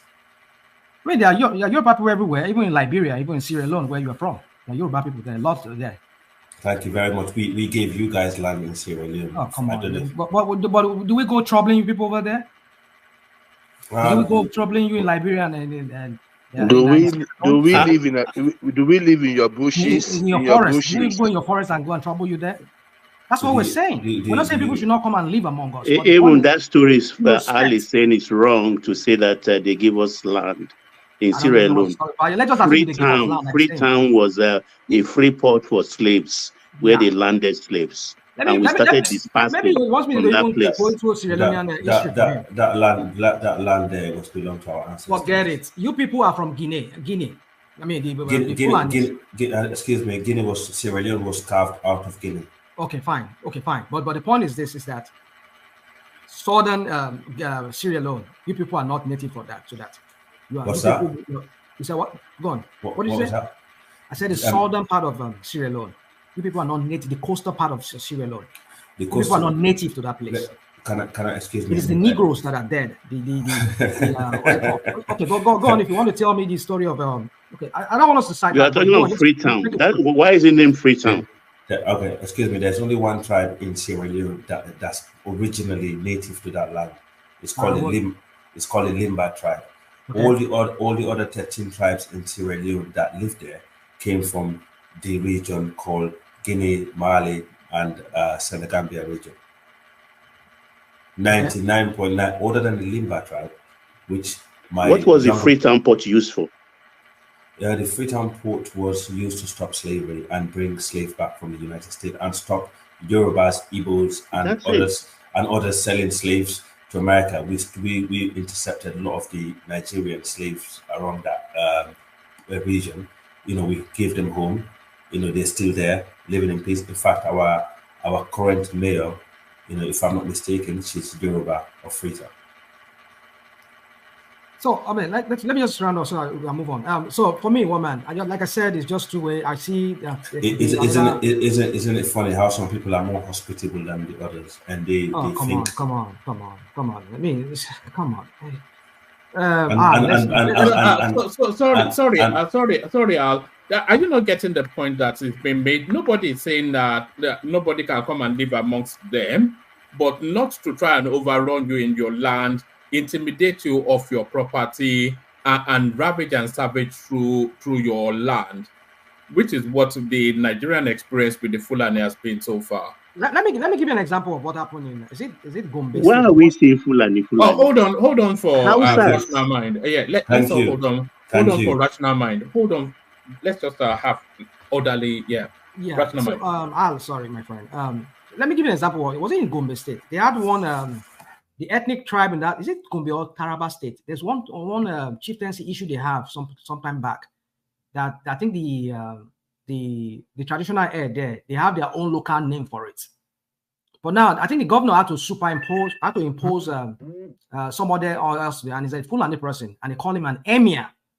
And they don't go by emirship. I think somewhere in Gombe or Taraba State, that happened recently. I mean, and all the people went on a rampage, they were protesting, but they had to bring in their federal might or whatever. So you see, and I think this happened under Buhari. This thing happened under Buhari. It was not really covered, but if you go online, just type it. It was a name they called their chieftaincy, and that their king over there, but they changed it. So this is what they do. Go to Taraba State, you see an emir of Lafia. Oh, come on. Oh, these are Nupe areas. These are Nupe Gwari areas are dominated by Gwaris. They own those lands. But these people don't come there and they just superimpose themselves there and declare an emirate, caliphate or emirate. What are we doing here? Do you understand the history of the Sahel? No, we don't want to get into the heavyweight of the history of the Sahel, but they even tried it in Edo State. What's that Muslim populated space in Edo State? There's another part of Edo State there.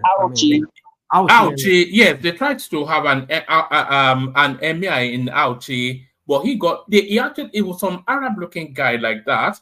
They just imported him in and they started to make a Shua Arab guy. Yes.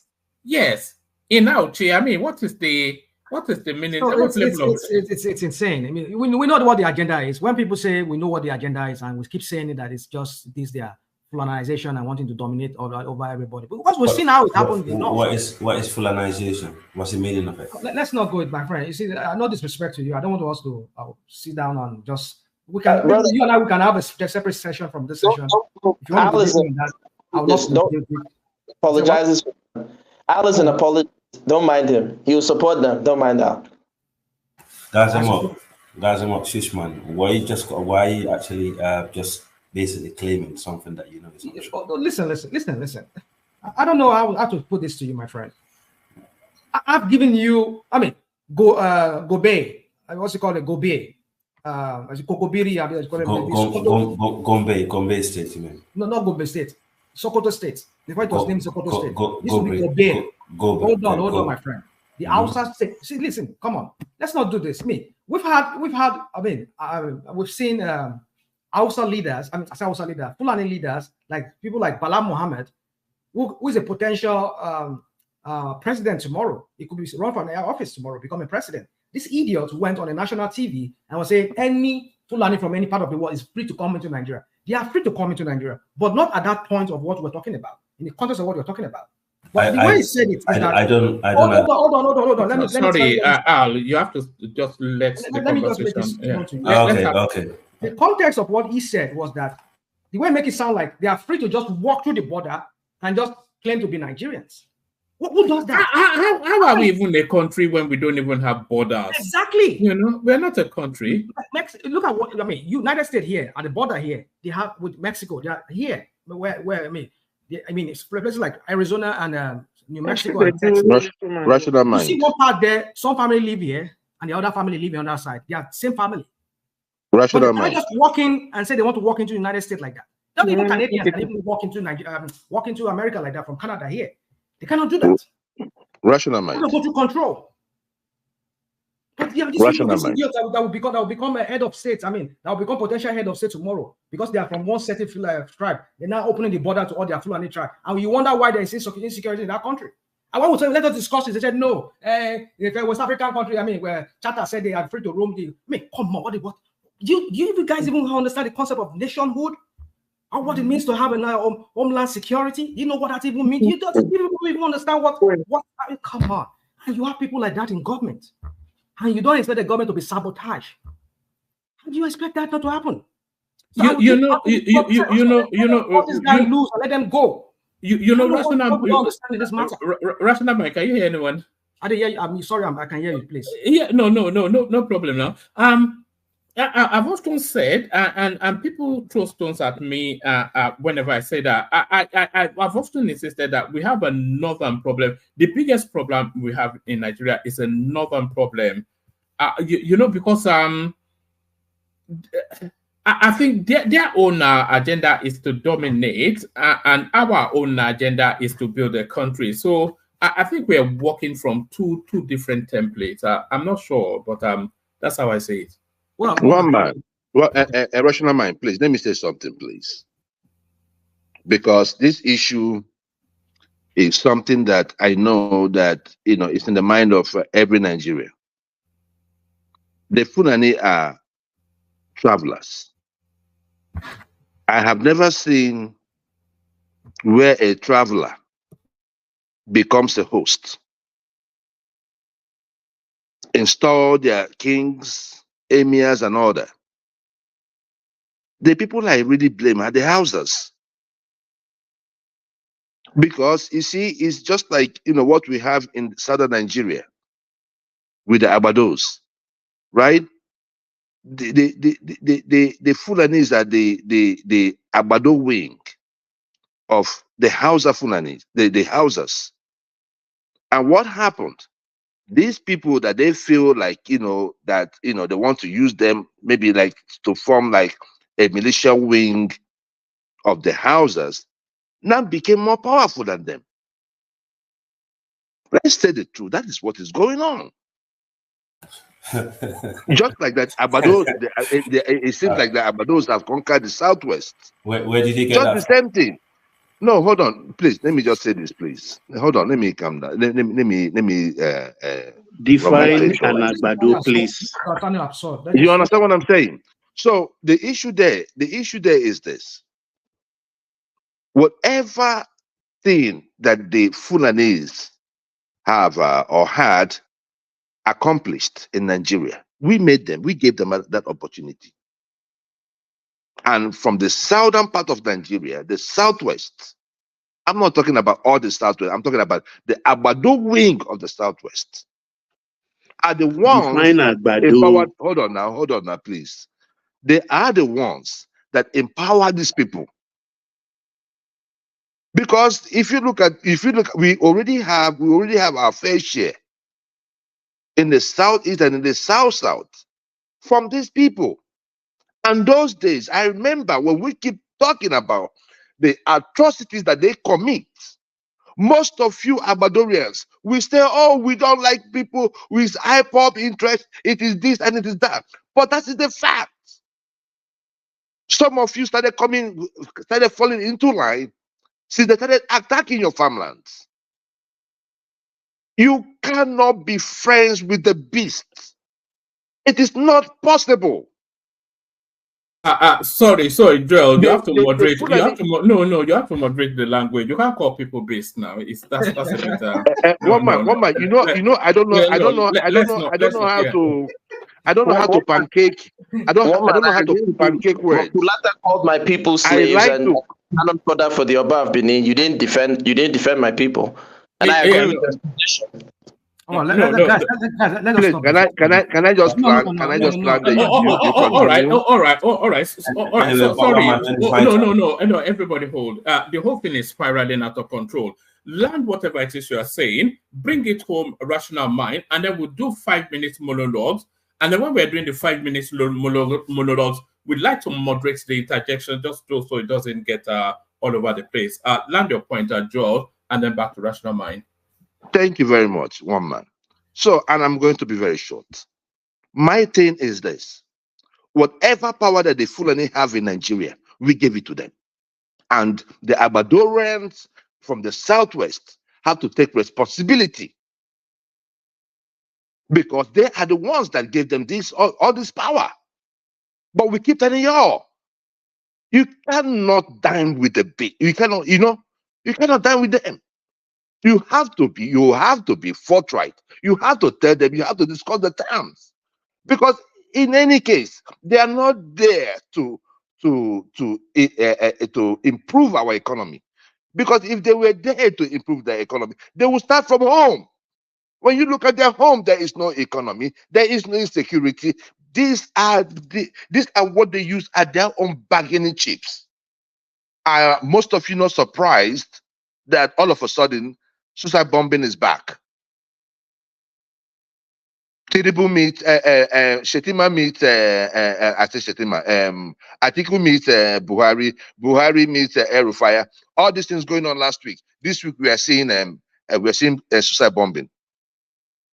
We have to come out together as the South. And for Tinubu, think South. Don't make it a Lagos administration. Make it a Southern administration. In Igbo land, we say Igwebike. The crowd is your strength. If we stand together as one South, the North will not do anything. Joel, let me thank you very much. Hold on. There's no standing with anything. Let it dabaru. That's what I even want, because when people know the year one. All right. Let it dabaru, but then that 5 minutes monologue starts with you. So rational mind. Yeah, it starts now. Before you continue, let me rattle the headlines, and then you just manage your 5 minutes within that. Yeah, did you see the clip of the EFCC busting into a hotel room and slapping some girl? Yeah, I saw that. Yeah, so it looks as though there's comeuppance. EFCC officers in the assault video to appear before disciplinary committee. So that's a consequence of the video going viral and the embarrassment. So social media now is the governance of the Nigerian space. I think it's the information that leads how governance happens. Presidential fleet, Nigeria's president has 10 planes. Leaders of Britain, Singapore has none. So that's a well-worn story that we've cycled around for quite a few days. Nigeria bombing plunged residents back to past violence. So that's where you were. The repeat of the good luck Jonathan technique. And this also a carryover from yesterday's conversation. Nnamdi Kanu Peter Obi has declared allegiance to Biafran flag. This is Reno Omokri, highlighting exactly what we were conversing about yesterday. And this also a final landing on still data Obi commentary, a fact check. Is Peter Obi's claim about Tinubu's administration disobeying court order on Nnamdi Kanu correct or not? So the fact checked, and of course it's not correct. So take your pick. And this one, I'm not sure if you know this space. Breaking again, police arrest very dark man for defamation. So this is a socialite. We can't even call him a socialite, an online personality that continues to have encounters with the law. So stupid boy. A stupid boy. Oh yes. I hear it's a bend. I hear it's a bend over my turn. It's not good to insult people. We just said we shouldn't call people beasts. So why would you call another person stupid? That's not. Well, it's okay. All right. So rational mind. We cannot say anything to fellow panelists, right? But we can say anything about anyone that is presented here. That's the point. Not panelists. So thank you. All right, brilliant. So floor is yours. Yeah, real quick. So for me, this EFCC thing, I saw the video. It's despicable. What we see coming out from the Nigeria. I think I was on a platform. I don't know, maybe your platform here. We had a discussion about these the NSAS and all of that. and if they really achieved what they were protesting about. And I was saying, well, to a large degree, they know they did not. They made a statement. Yeah, they made a statement because we're comparing it to what the Kenyans are doing. The Kenyans was just way off. I mean, when I mean way off, I mean way that too deep than that of NSAS. But our NSAS were just like a prelude. They were like a forerunner to these people, the one they did in Kenya. I think they took a lot of templates. I mean, they took a lot of the how do I say? They learned from that NSAS because that's what we saw they replicated to some extent in that Kenya. So we're saying they did not achieve much. Maybe they only achieved like to force the Nigerian police to change the name of the SARS to some other something squad, whatever the crap they call the name.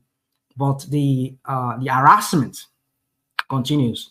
The abuse of that uniform continues by these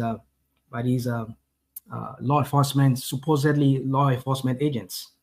You see, we say when Nigeria, we say we should cut these people from North loose. Again, when I go back to that, you see people think maybe I hate these people with passion. No, it's just I've seen it from A to Z. It is not going to work.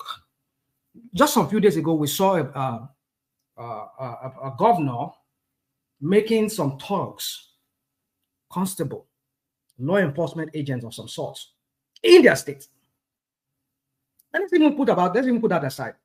We've seen here on one man platform, or maybe on other TV, where some people were going to the police, what do you call it? This recruiting of the police, and you see some of the people who are going there. Woman, I tell you, the process you have to go through to become law enforcement agents in this country here.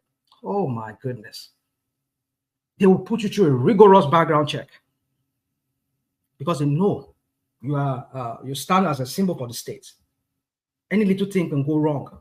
So they have to make sure that you are not just only physically fit, mentally fit, and even your background, your story, I mean your story of your life, they have to dig into it just to see if there's anything there. But Nigerian government doesn't do all of this. Look at the Kanu'S party, this guy there. Well, I would think maybe he's even better than the APC. He was recruiting thugs into a law enforcement kind of community agency. Some of them were even wearing a police uniform. And you wonder why that country is the way it is. All these people working in the EFCC, I bet you none of them went through. It's maybe they had one senator sign their paper and go and give it to head of service to go employ you. Go and meet one. I know what I went through when I was trying to join the Ministry of Foreign Affairs years ago, because the only person that I know, a duo from my area, it happens to be that one of my cousins has gone to him to get something from him. Yeah, I don't know if you know Admiral Aduo. So he was the one who meeted my cousin is late now. He met him and then he gave him, and he went and he got work with the Federal Ministry of Women Affairs, something like that. He worked before he died. Anyway, let me just put that aside. My point is this: is that they don't bet these guys. Just get some kind of letter-headed something from one senator or somebody working in the presidency or one local chief that is maybe a high-ranking chief, and just take it to head of service. They will give you employment. I mean, how do you run a country like that? Come on. I want to say this country is not a country in the real sense of it. It's just an enterprise by some criminals. And you wonder why we say that. So why do you expect to get anything better from the EFCC?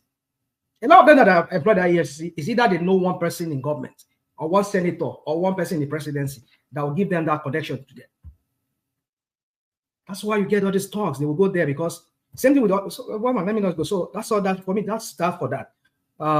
Whatever they want to do with them, I know they will sweep everything under the carpet. Will not hear anything anymore. Will not be charged to courts because this, apart from being disciplinary, something I believe they should be charged to courts. This is violent. I mean, what's that? I'm trying to look for that violation here. Assault. I mean, well, that's an assault to a civilian. I mean, come on. We saw the videos now. How did he enter that lady's room and he started giving her slap? For what?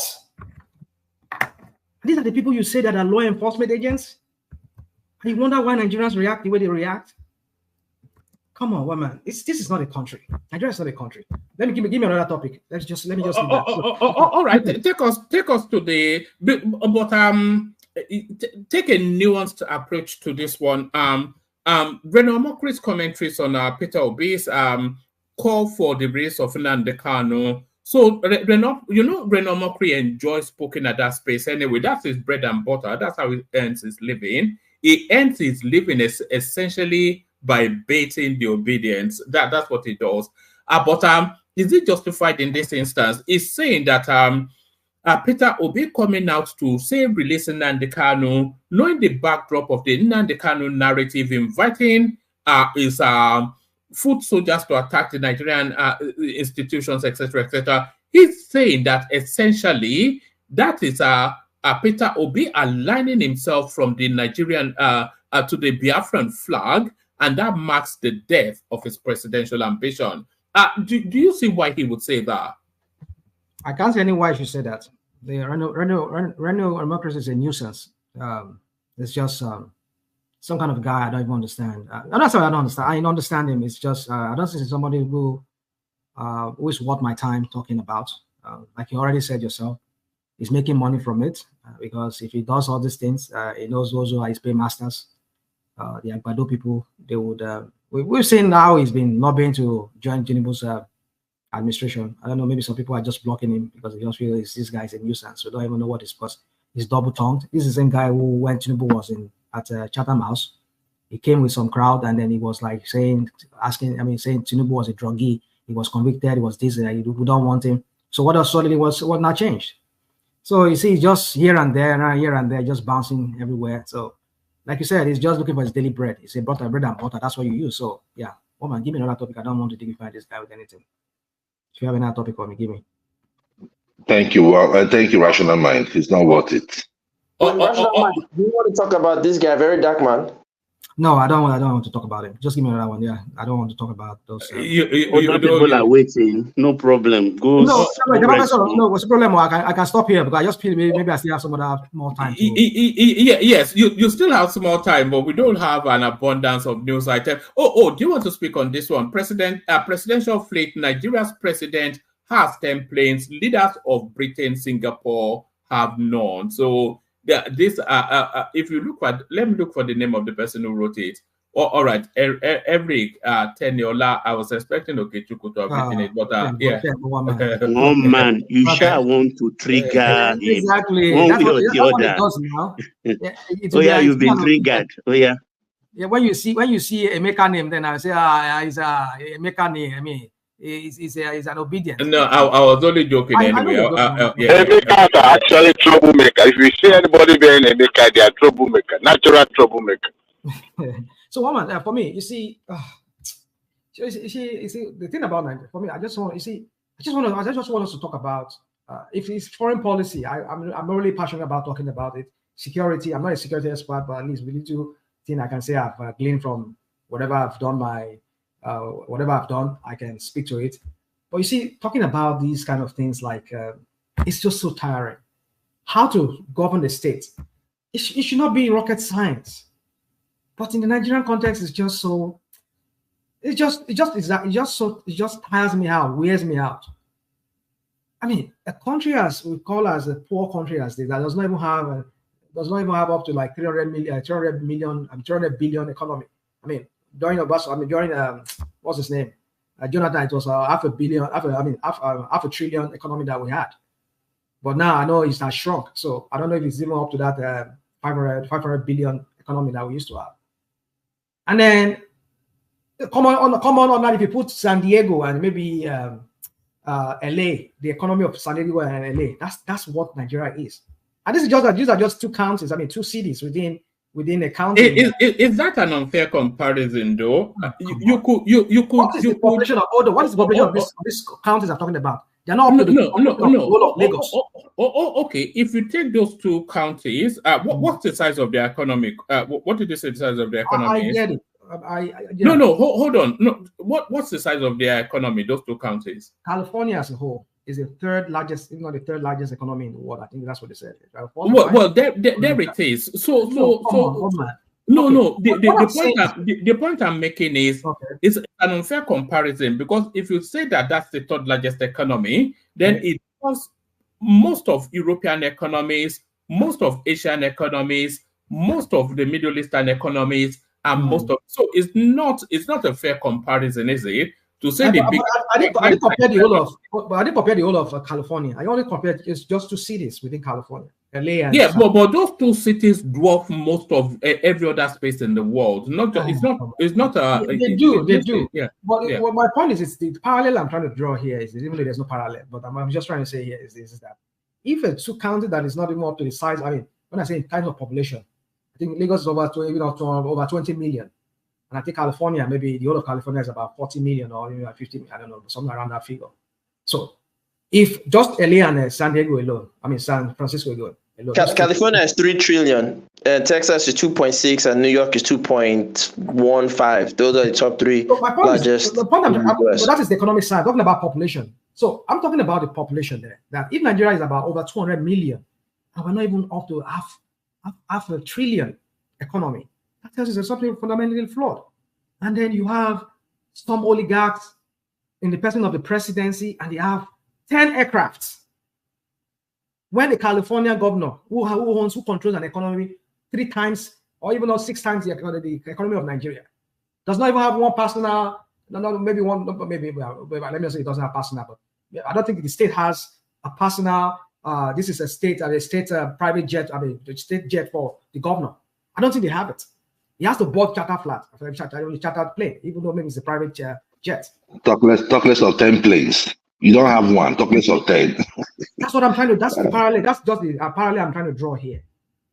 You see, when we have people who are not there to serve, the whole idea of, I'm going to end here, woman. I know maybe the other people want to sort out. If this is my last topic, I'm okay with that. You see, the whole idea of the concept of governance in Nigeria, I think it's not in the psyche of an ordinary Nigerian politician. What is there is, let me go there, just grab whatever I can grab for myself and from whoever who wants to be with me. That's it. It's not about service to the people. So the whole concept of governance in Nigerian, that's what I'm saying, is something fundamentally flawed about that country called Nigeria. And I think it begins with all these political parties. And I keep saying it, until those political parties, they start doing some kind of seminar for everybody that wants to contest under their party, make them understand that, listen, as you're going there, we know you're going to make your own money, but it's about service to the people, and this is our money. They need to start doing that.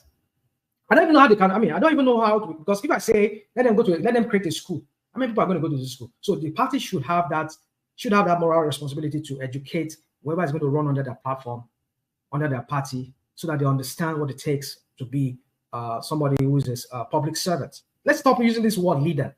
I think the old concept of leader, I was listening to this guy this morning, Dile Farrotin, the way he was just explaining it. The whole concept of leadership, for me, is just the Nigerian politicians have lost it. They're not leaders. They're just people who wants to be chancellors, who just want to use their opportunities. They are just opportunists. That's what Tinubu is too.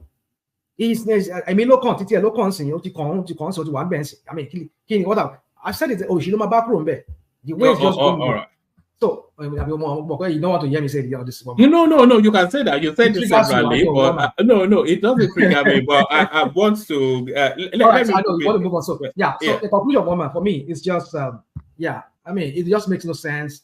It makes him so uncomfortable when discussed. Anytime you say anything about him, he started okay. It's normal. That's what I want to trigger them so that way they understand. Prick their conscience that yes, you people are not doing me. I mean, not you one man, but who are those people who support Tinubu and Tinubu himself? It's about service to the people. You haven't 10, come on, and you want to buy more, and they say they're buying more, and they want to buy 2 more, 1 more. Come, I just don't understand. Are we there to serve these people, or these people to serve us? Your wife is buying it. I mean, where do you ever hear, even like America here, if Biden's wife has to go out, he has to use the beast. He has to use they have to give him, maybe the husband has to, just give her the beast. Not as if they have to create an office of the first lady and then create a home budget and maybe give her buy our own personal beast for him and for her rather. No. He has to ride on the motorcade of the president. But in our own, Everybody, even governors' wife, they have their own. And you wonder why money is not being deployed to where they're supposed to go. We wonder why our health sector are lacking. Our hospitals are not having drugs. They're not having injection. They're not having syringes. You wonder why all these things are not there. When we are there to serve, these people are there to just serve themselves and not to serve the people. What am I leaving at that? All right, brilliant, excellent. Did you see that Obono Obla interview, Rational Mind? I did, yeah, I did. Yes, so maybe we'll circle around to that in the course of so gentlemen, let me be a little bit rigid with the time so that we can get to other voices fairly quickly. We kick it off with Prince Daddy. We go Baba. Joel gas them up. No, we go Joel Al because Al has been here for a moment. So Prince, you're up next. Either to the conversation or just free flow as you will. Prince Daddy. All right. I think we may not have Prince at the moment. Let's go to Baba. Baba, you're up next. Yes, one man. Hope you had a nice weekend. At least England won. Yes, my goodness me, it was just last minute of the lastest of minutes, I thought we were out and I was expecting that guy to be signing his resignation letter already, but there it is, I was very happy. When they go to win tournaments, that's usually how it happens. You just squeak through and then you start to improve and improve. With every match, that's true. The son of the policeman, Bellingham, saved the day at last. Yeah. Good evening, panelists. And sorry, apologies, Baba. That headline writes itself for tomorrow. Saved by the bell. That's what they are going. All the headlines will be saved by the bell. Your pundits, the pundits now. They will come up with so many creative headlines tomorrow. I just look forward to it.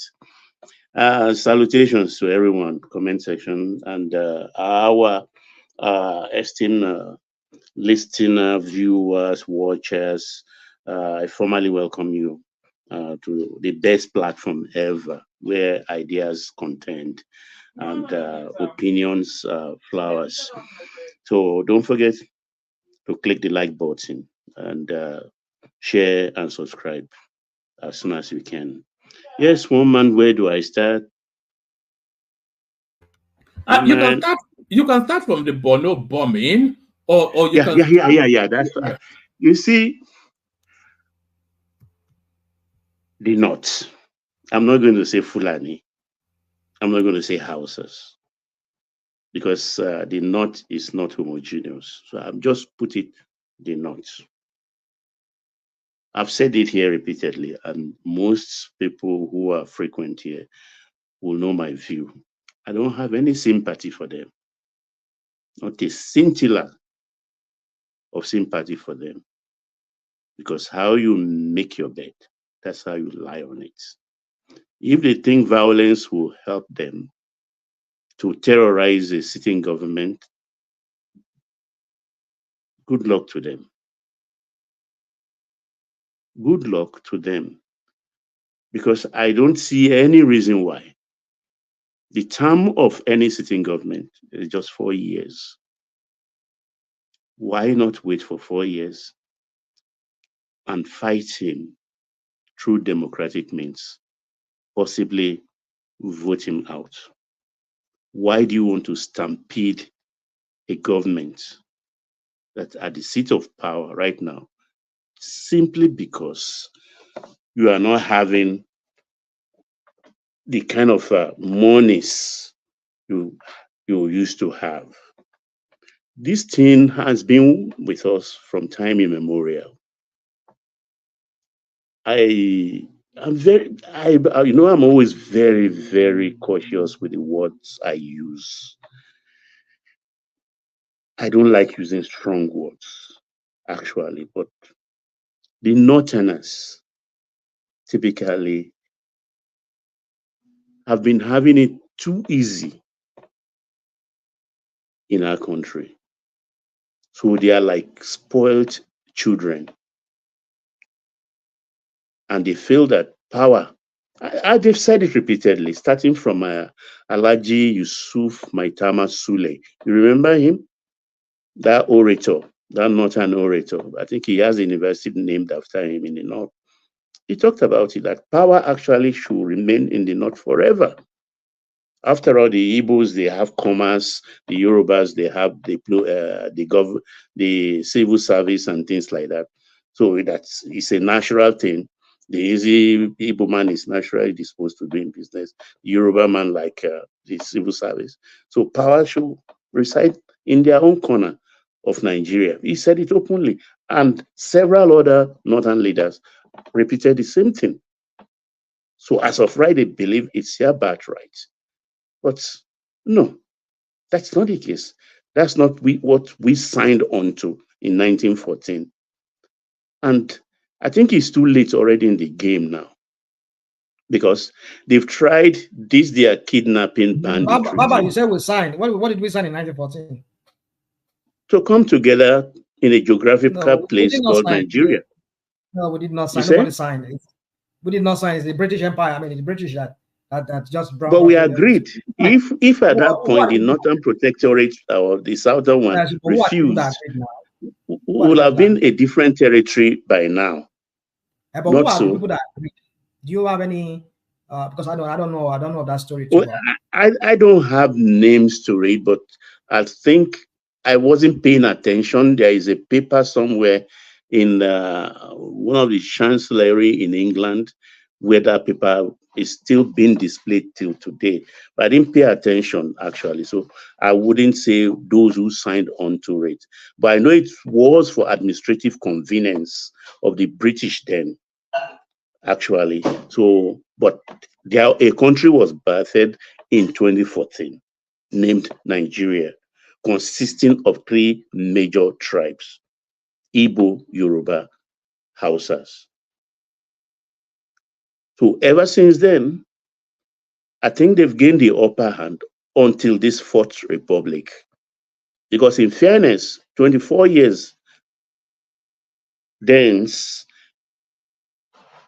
the Yorubas are having it in, I think, the 9th year, 9 years so far. South, 6 years of Jonathan, and 8 years plus of 8 and 2 of a year. So they've only had it 10. So they believe they should even have more out of the 24. But that's not how it's calculated. This is a democracy. But I know, one thing I know about the Northerners, they are bullies, and bullies are cowards. They are, I repeat, they are bullies, and bullies are cowards. They just want to test. They want to test the limits of how far they can push the rest of Nigeria. They will not tip over at the abyss. They will reverse themselves because they are very calculating. They only need to look further up north of their territory. Look at Chad, Niger, Mali, and which other country is there? For them to look at, oh, this is what we will have become ordinarily if we are not part of Nigeria. So, without mincing my word, it's a privilege for them to be part of Nigeria. And let me go pansats a little way. We are trying to civilize them, and they are refusing to be civilized. So this is the thing. If hold on, Baba. Are we trying to civilize them, or are we trying to westernize them? Because a lot of people will argue that they were civilized long before us. They had learning before us. They had learning. Yeah. They were wearing clothes. You can be literate and be uneducated. Not so. You can be literate and be uneducated. That is a fact. And so if they are literate, yes, in Arabic, they know a lot of things. Good. We have history backs them for that. But are they educated? If they are educated, they won't have almajiris, will they? They wouldn't have almajiris. Look, since I was a kid, I move around because my grandparents, I'm a son of my grandparents. In Kanu'S street in Ebute Meta, Since the 60s, that place has been known as Almajiri Alley. When we want to do Sadaka, when we want to do Sarah, that's where you pack your propitiation to distribute akara and rice or anything or beans. 2024, Kano Street is still filled with Almajiris. What manner of a people will allow that? Everything to them is business. Because that system, they bring them through trailers or train. The Seriki there distribute them on the street in the morning with pans in their hands to beg. In the evening, they come back, they give returns to the Seriki. That's how it works. In Kano Street, Ebutemeta West. It has been like that. Today, it is still like that. And that is what they are. Why can you do that to your people? So all they know is a feudal system anyway. So I wouldn't blame them. But at a point, you need to catch up with westernization. Let me call it that one. Because that's what Boko Haram is against. They don't want Western education. I think that's the basic meaning of Boko Haram or something like that. But if you don't want to be westernized, and the other part say they want to be westernized, they like it, you understand? Baba, where do you see this whole thing? How do you see it ending? You know, because somebody has. I just told you now that they will back away. They've done it before. They will back away from this their stand. They just want to test the wheel. Not even testing Tinubu, but this wave of fundamentalism that is pushing through, which has been pushing through, I think, all the way from Obasanjo and continues to make incursions. So is it going to end ultimately by us being subjugated? Is it going to end ultimately by them sort of, for want of a better word, coming into civilization? Is civilization going to end this thing and development? Or I just don't see, just suicide bombing all the time. You are saying you want a caliphate that you know is never going to happen. And then the politicians use these things just to wreak havoc and hold the country to hostage. And it's been that cycle for what? 3 decades now. Why they are resorting back to this bombing thing? It is because yes, sir. Yes, sir. Let me put this position to you. Do you think El-Rufai should be on the watch list? Because why I said this is because why do you think he's not? No, I think he should. It should, but if he is, then he should be on the watch list. And because you see, I see El-Rufai has something about him. There's this dark side to that guy.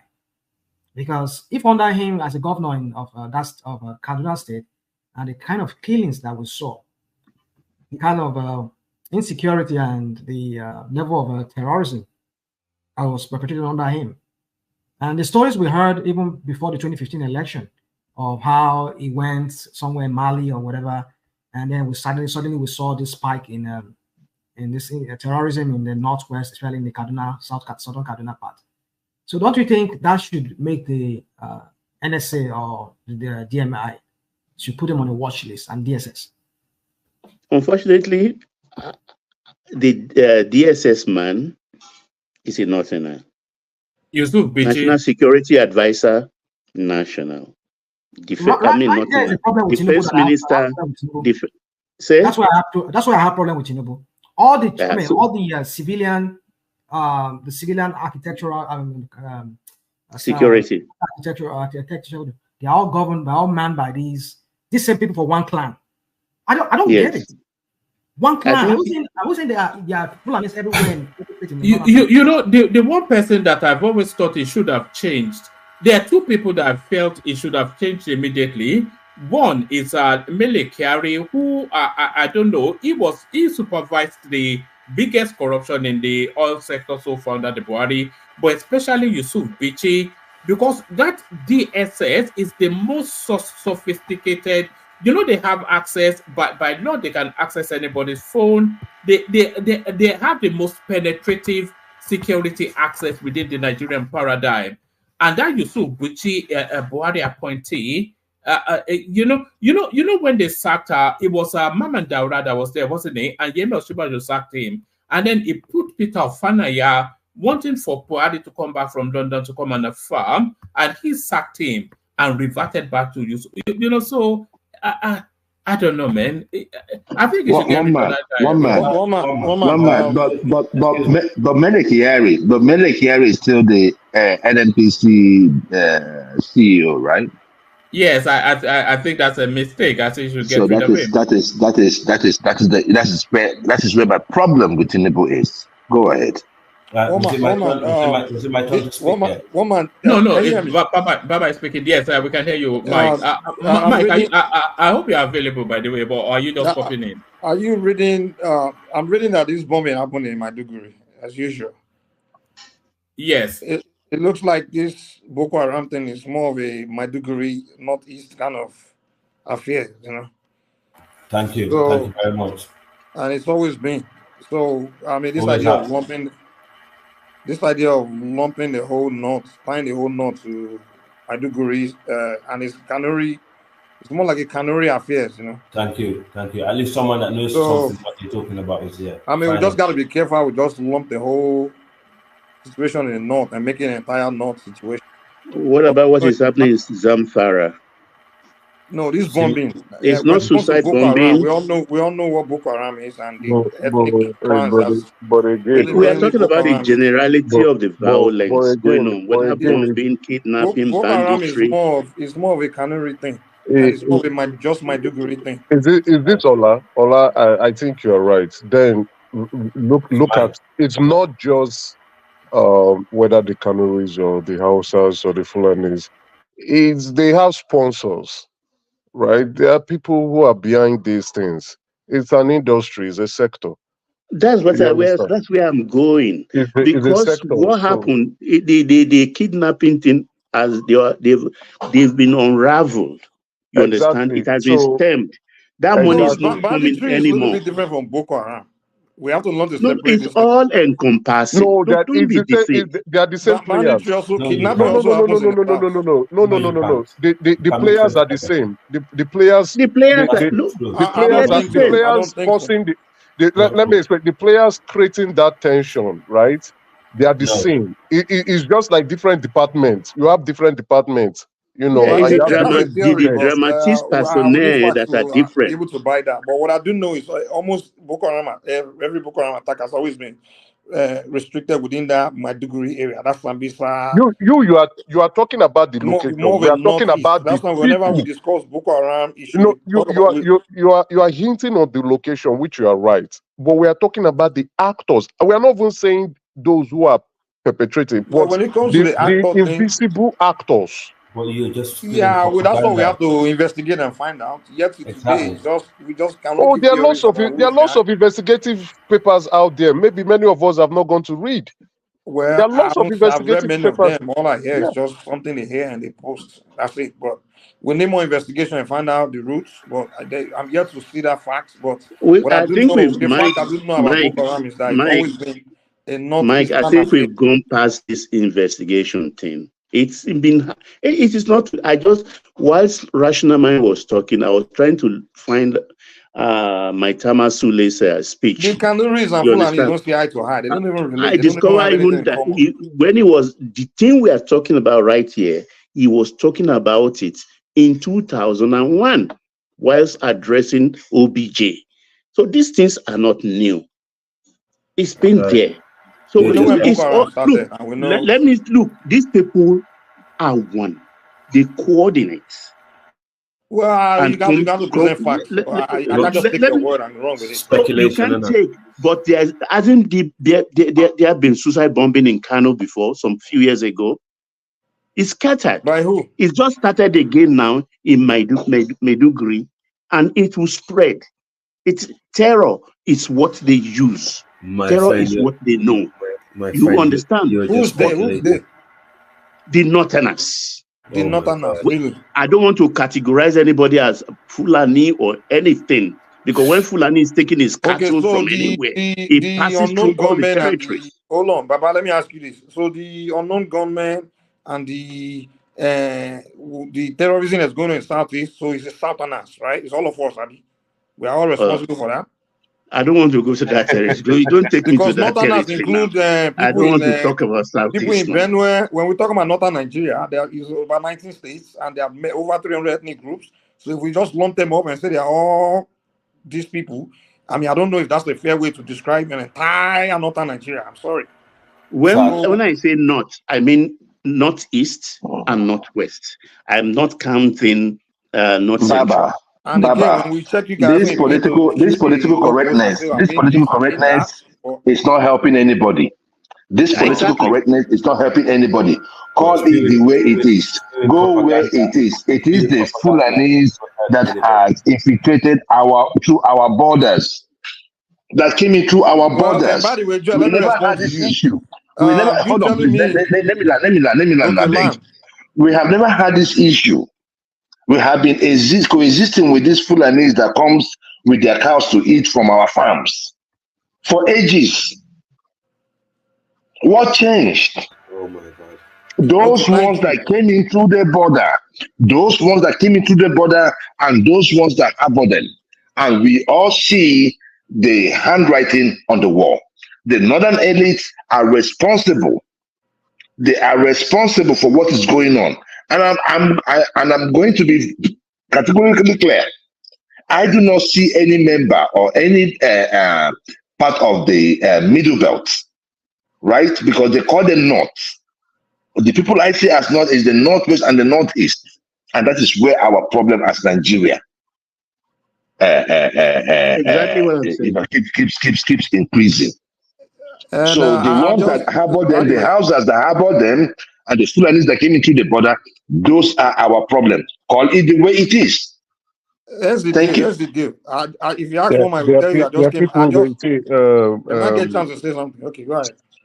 There are people bringing. Can we just? Hold on. Dewale, Mike wanted to come in after Joel landed, so let him come in, and then you come after him. As you know, one man, I just came back from Nigeria today.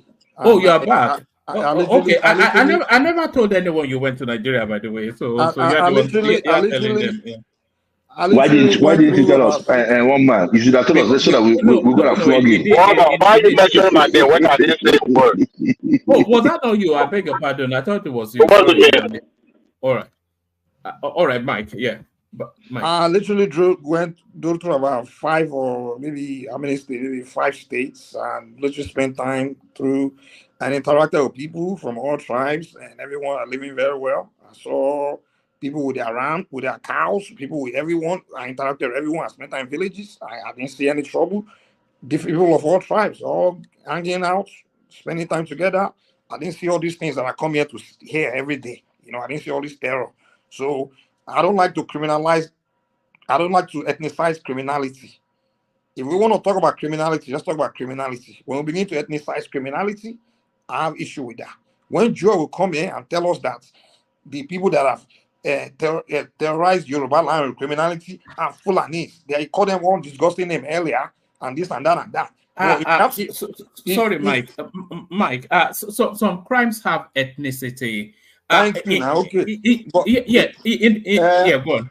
If we want to talk, if we have to do that, then let's ethnicize. If we look at the numbers, which ethnic group has committed the most crimes in Yoruba land? Next, apart from we have to say which foreign ethnic group has committed the most atrocity when talking about crime in Yoruba land. If we have to go there, who knows what are the crimes? Now name it. Now name the crime. Now name the crime. It's your crime. Now it's your crime. We've got to talk about we are going into another territory now. Hold on. If you want to talk about like you're about to crimes in Yoruba land were committed by Igbo. Hold on, you're about hold on now. You made a point now. So okay, no problem. I give that to you. You're about to do fraud. apart from Yoruba, hold on now. Mike, I thought you have so changed. before you start coming here to come and be telling me about Mike, this Nigerian you went to, I thought you have changed. It only took you seconds. You just went there straight, Mike. Mike, you have not changed. Mike, you have not changed. I thought you changed. It took you only 3 seconds. I don't like when these people come and start doing all these things, you know. They will force you to be like that, you know. Mike, it took you 3 seconds and Joel to bring you out again. Guys, let's not do it. One man, can I land? No, it's one man. Let me land, please. Yeah, you can land, but is he a fancy kidnapper? I'm sure it's from your village, Joel. Should we trace people that see, one man. Want this hold on, sir. I just want to can I talk? There's too many voices now. Yeah, but I'm going to put Peter at the back. Too many voices. Let me land now. We have a conversation. So, one man, and what I wanted to tell Emeka is this, right? It is so cowardly, to always go to the tribe you feel like, you can just, put a blame on. But the issue there, no. Why you calling my name now? What did I do? No. Not be Mike. Sorry, let's get back to Baba. Baba, carry on. Wait, one man first. One man. You shouldn't have cut me off. I wasn't going to make it. I don't want a fight now. I don't want a fight tonight, man. No. Let me ask Joy a question. Joy, am I Mike? Why are you calling my name now? I just said Mike when they talk now. Mike. One man, I will go to the EFCC assault go ahead, the hotel straight away. I think I don't know why our human rights lawyers are very quiet on this. We hear of this every time with police, EFCC, DSS, and everything, but these are a few times where we have evidence of this. And I expect them, even the women's body, women now, female, I think they should rise up and harass the EFCC leadership about this. I'm a little bit not decided what that young lady should do, either to sue the EFCC and whichever agency is supervising them, if it's the Attorney General and the entire body, for billions. Because I saw that video and I was taken aback. For whatever crime that young lady has committed, she doesn't deserve that. You just break the door, went for her, and slap her. Suppose she dropped dead. What will you say? You will write fake reports and attribute her death to something else. But thank God we saw it. So, or she should file a criminal case. I really want to see something done about this, because they do it every day. We hear it every time, but this is one of the few times we've seen evidence of it happening. Where is Madame Uju when you need her? Exactly. This is where I expect her to show her chest. Very important. They should be discouraged from this kind of behavior. It's inhuman. When somebody will slap you and you can't even slap back because that fellow is wearing uniform. Uniform not be clothes. Now tell us who I'm now. Honestly, I'm up since when I saw it, I got upset. And I'm not out of being upset up till now that how can he do that? If he's even a young man, I can understand. But a very free-looking young lady, you could hear the slap. It's not something tap. No. He should not stand. So next topic, one man, please. All right. One man, please. I'm sorry, Government. I'm trying to take just real quick. Baba, to you. Now, what do you think we need to do to this? What do you think the Nigerian government needs to do both the army, because this whole thing is common to every security agency in Nigeria, the DSS, the even the military, either you're Navy or you're Air Force.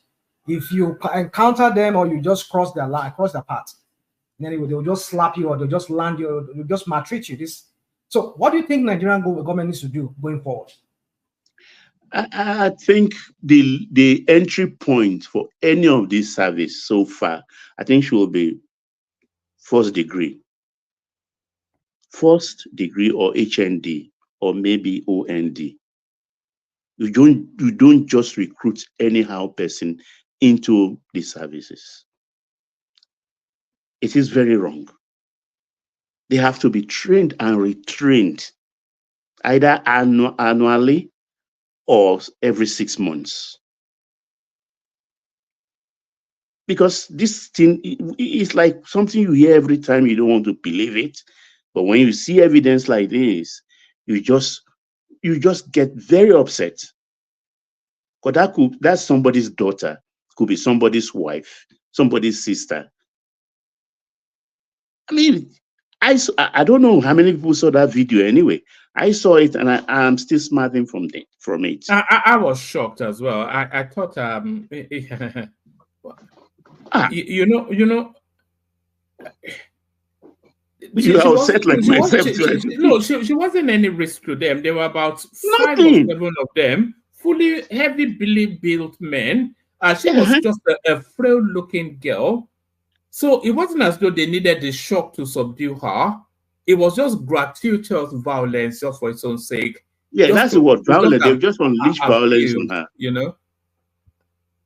Like, even if she's a criminal, just to effect the arrest, what resistance can that slip of a girl have against 7 bulky men? I think there are about 5 or 6 in that room.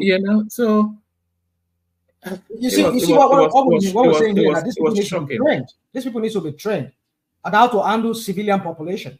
But they would have been trained though. I'm not going to consider that they are not trained. They're only trained to kill, to handle weapons. No. These are EFCC. They are trained. Even the average policeman is trained in civil conduct. No, they are not. I mean, what happens in police? It doesn't reflect. That's the thing. So there's something fundamentally wrong. Then there's something fundamentally wrong. No, it's a culture, isn't it? It's a culture. It's not the training. There's a culture of abuse in the system. So as soon as they leave the training and they come into that culture of abuse, they just jettison the training and adopt the culture. It's a bit like corruption, isn't it? You go into government, a non-corrupt person, and everybody else is corrupt. So you either join them in the corruption or they kick you out. So it's the culture, isn't it? One man. Anyway, you know what? You know how I see it. You know how I see it. It's just simple. You cannot say perform CPR or defib someone without equipment. Certain equipment will allow you to perform certain tasks.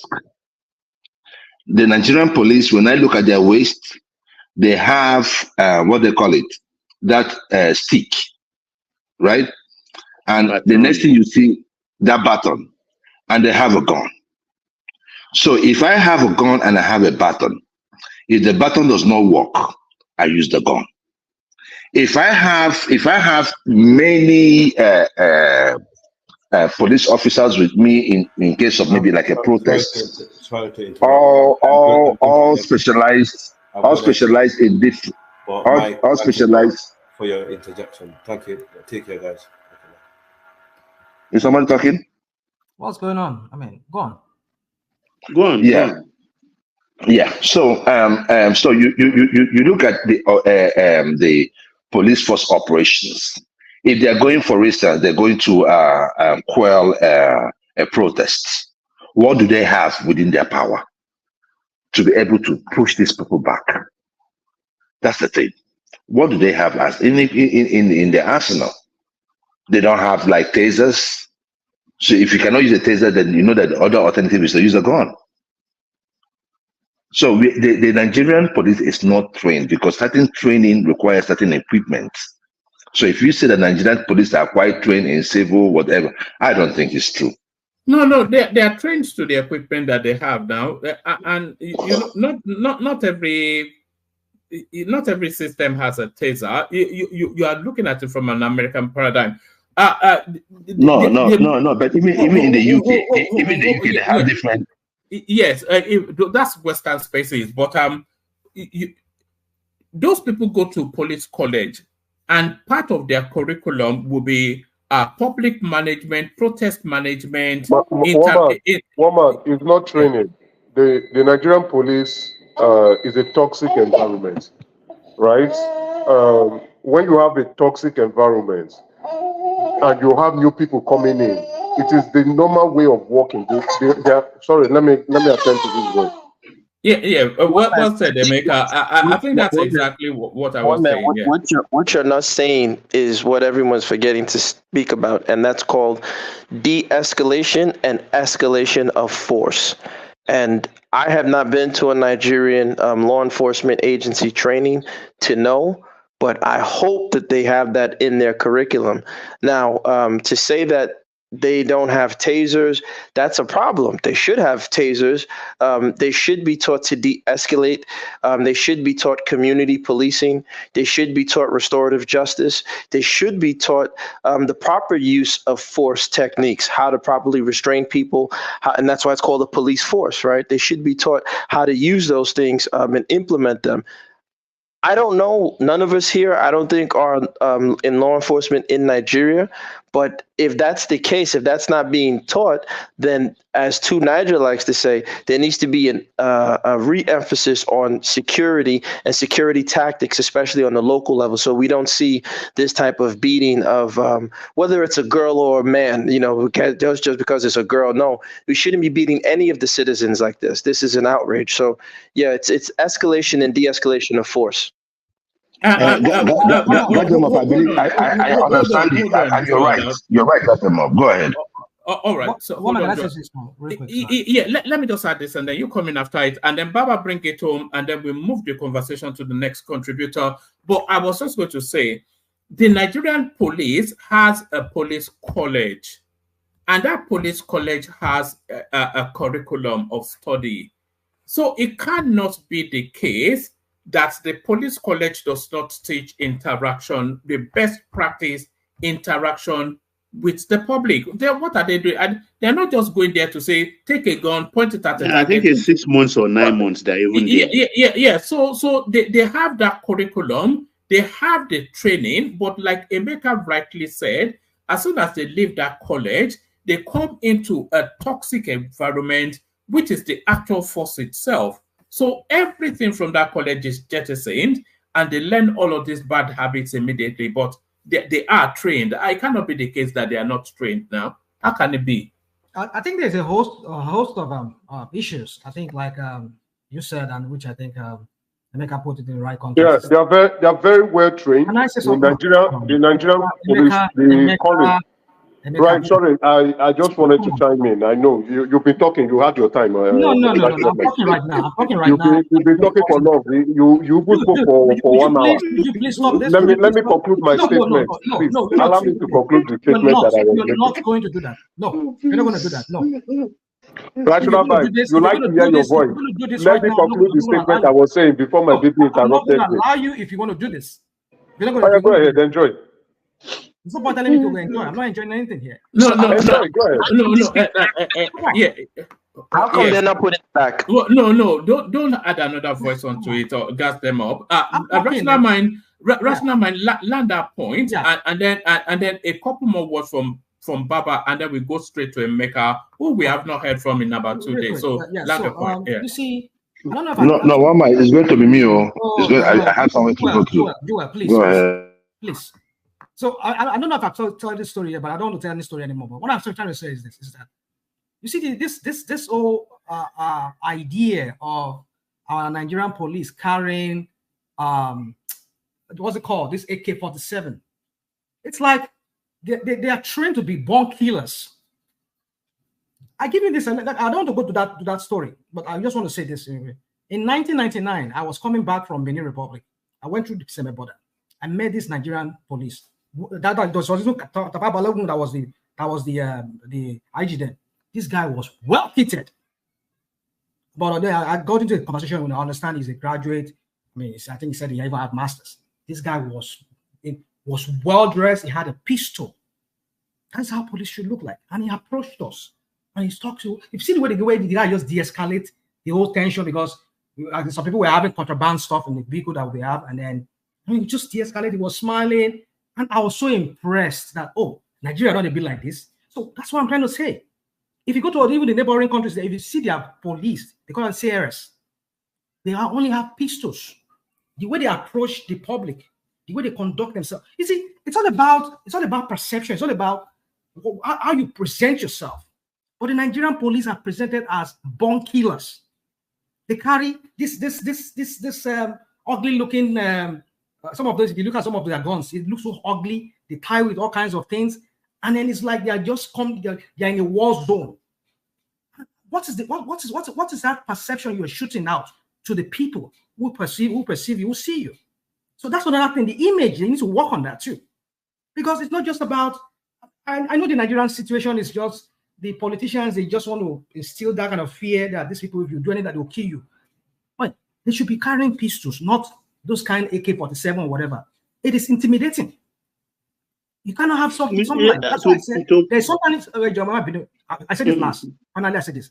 There's something fundamentally flawed about the security architecture of. I mean, how they are trained.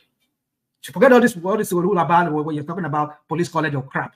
Forget. You have shown us pictures here, images of how they went to that college, how they were even struggling over meat, fish. Oh God, come on! I just leave it at that. Based on what Rational Mind just said, reminds me of even our neighbor Benin Republic and Togo, for instance. The personality of the police, the gendarme. Do you know when you breeze past any of them, all they do to get your attention is whistle. You stop maybe 50 meters away. He will not walk to meet you.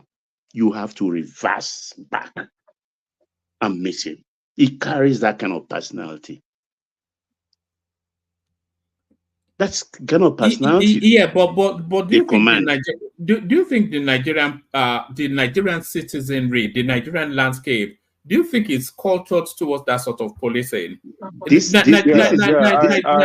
hold on, Baba. Now, just allow them questions to come in. Do you think the Nigerian policing, the Nigerian populace, because Rational Mind was saying ideally a policeman should carry a pistol, and even in my head I was having that thought before I said it. But then when you look at the Nigerian landscape, does it take to civilized policing is really the thing, the way we are? Yeah, that's what I think. Let me use myself as an example. When I'm passing through those territories, and it happens to me, the Nigerian in me gets angry. The first question I ask is, who does he think he is? I should reverse. Didn't he see me when I passed before he started blowing his whistle? That's the typical Nigerian in me. That's my reaction. But knowing full well that you're in another territory, they will show you, then I will reluctantly reverse. Try to calm myself down and drop my window glass and talk to him gently. So I think our atmosphere to our territory, I don't get it with us, because these policemen came from the body of the citizenry. They didn't drop from the jungle or from the air. They are part of us. And I don't know how this thing crept in, because I've had experiences with police, for instance, even up to early 90s, they don't do, look, I will have boots loaded with cash going from Lagos by road to Port Harcourt for operations. When I get to where I encounter most of them is from Bayelsa, Sagbama, Kolokuma, and on Patani till Ahoada. You will see, because the roads are bad, they're always there to help you navigate the road. They will say, open your boot. I will open. Oh, they will see money, shut it, close it, close it, close it. It's at times, we are talking about 3 a.m. in the night. Anytime I'm saying this, I get goose pimples. Because I now realize that I could have been shot and killed with my driver, and nothing will happen. So I question myself that, okay, this badness of these forces, when did it start actually, and crept in on us? And we didn't realize it, because it wasn't like this. Very polite. That's why I say maybe the entry point into these services, we have to upgrade it a little bit, so that we can avoid all manners of primary school and have big secondary school boys and girls into the force. So maybe when we have a graduate or an OND holder, you understand, maybe they will act and behave differently, because at least they will have been in school beyond school certificates. That's my take. Thank you. I yield. Yeah, woman, let me pick it up from this. I appreciate, good evening, everyone. I appreciate what Baba has said. Good evening, sir. But again, I think we are just playing games in that country in terms of security. We are playing politics too, because the elites do not want to do the right thing in terms of our security and our policing. They feel, anything that's going to take away that power and influence from them is something that we kick back. What we need is community policing. Community policing, state policing. State policing, then if it's now a cross state crime, then you have the federal police come in. You understand? We can't have one man sitting in Abuja controlling every police officer in 36 or 37 states in the country. It can't work, even with your police hierarchy. You don't know what the constable is doing. Go into an average police station, the one that is close to the people, and see how dilapidated that place is. Look at how police officers live. Go to the barracks, see the way they live their life. You understand? We need to begin to, one, like what Baba has said, the entry barrier to become a police officer should be high. Two, they need to be well paid. Three, it needs to be community policing. If we can't even do community policing, let's do state policing, where we now have them under the civil service control of each state, and they are treated like civil servants, right? And then if there are issues, we would have people who would come in with that control and check them immediately. Assault is a crime. Then when assault is a crime that the police investigates, then when the police is committing the assault, what do you think? I understand we as Nigerians too, we are very stubborn people. We don't like to obey laws. But again, that's not an excuse. We should not be having this kind of behavior. And it cut across everywhere. This is EFCC. It's not just only the police. This is EFCC. Then you have the military too, the army doing it. You have the local boys, the touts. We are just a bunch of nuisance, and we must accept who we are. That we are very aggressive, we are very disrespectful. Once we have small power, we oppress ourselves. Let's be very honest with ourselves. Let's call the truth. That we like. Emeka, the sort of civilized policing that Rational Mind and Baba were describing just across the border, Benin, Togo, etc., where they use a whistle to control the citizens. Can that work in Nigeria? It can't work in Nigeria. We are lawless people. It can't work. We need tough policing. We are lawless people, but then we need not just only tough policing, we need more policing, right? How do you blow a whistle to a man which Nigeria is going to listen to you with your whistle? Even with guns, we are fighting policemen. Have we not seen it? You see a policeman with guns and you are fighting him, and then in the course of the altercation, he shoots you. You understand? We are lawless individuals. We must agree. We must accept. And I do not as I do not condone the excessive behavior and the misbehaviors of police officers.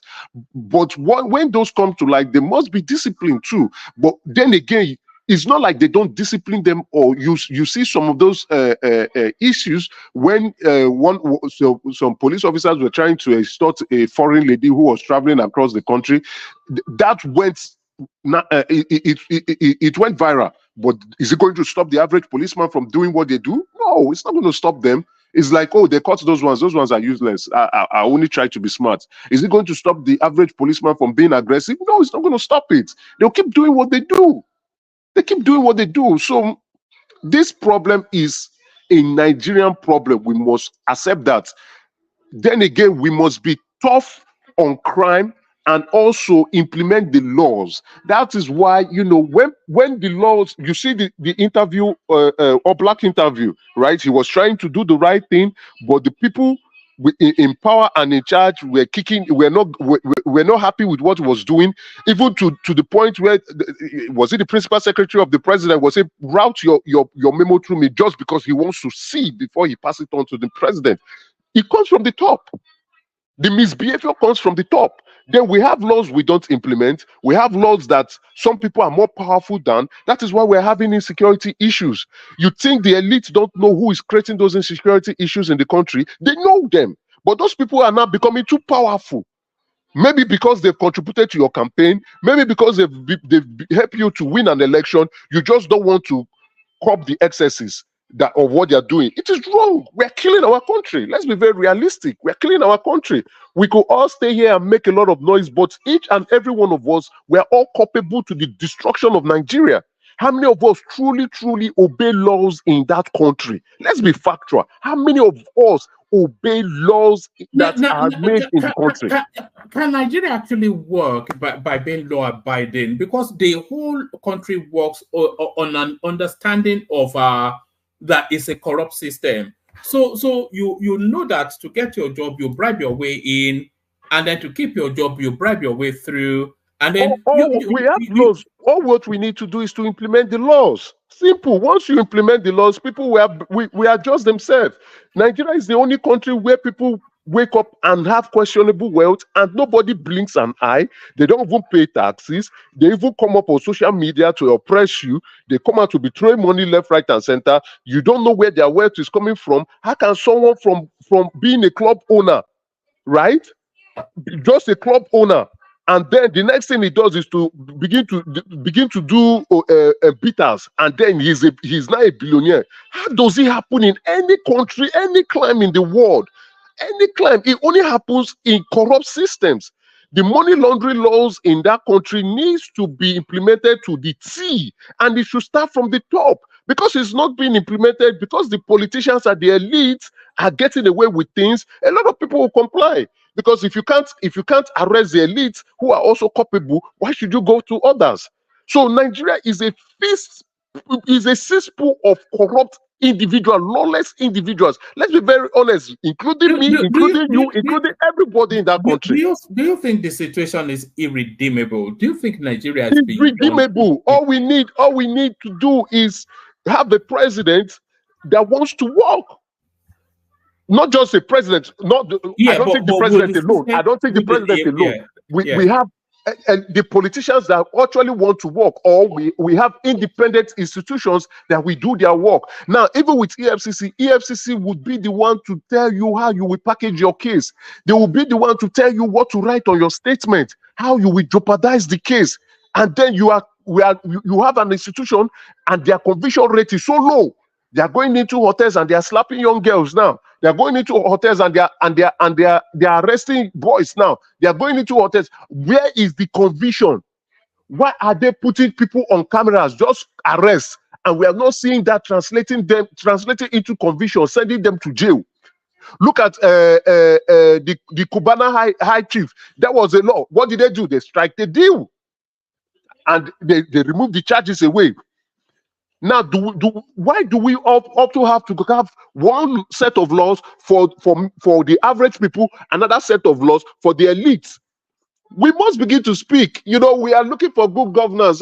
We have a bunch of people say, oh, this and that. But we have institutions that are corrupt. That is why I say when Obi will be desperate, Obi will never be president anyway. But if he had become president, it will not work. Nigeria is a crazy place. It will work. The system would have frustrated him very, very quickly. The system would have impeached him. The system would have impeached him. Just simply impeach him, you know. It's just after a few days. Oh yeah. It's true now. The system would then let him work function, right? Rational mind, just calm down. I know you are itching to speak, but you watch the Oblak's interview. You saw what the system did to him. I'm not talking to you. You saw what the system did to him. He was trying to do his work. The system got him out. They suspended him. They didn't even terminate his contract or employment. So if you are fighting against powerful people, definitely those powerful people will fight against you. Emeka, do you know that they tried to kill him even? Because he told us that as soon as they suspended him, they withdrew all of the security details around him, including at that point, they don't need to kill him. They've gotten what they want. But if they've done all that to him, and this is a guy that has exposed a lot of corruption people, then they have just left him vulnerable that whoever wants him just take him out. No. If he was, how they would have wanted to kill him is when they see that they cannot kick him out of office. But if they know they can kick him out of office, there's no need killing him. It's too expensive for them. You know, Emeka, when you look at the Nigerian situation, you wonder if there's any let's imagine for a moment Peter Obi is the president. So for him to because that's what people tell us that is the panacea to the Nigerian situation.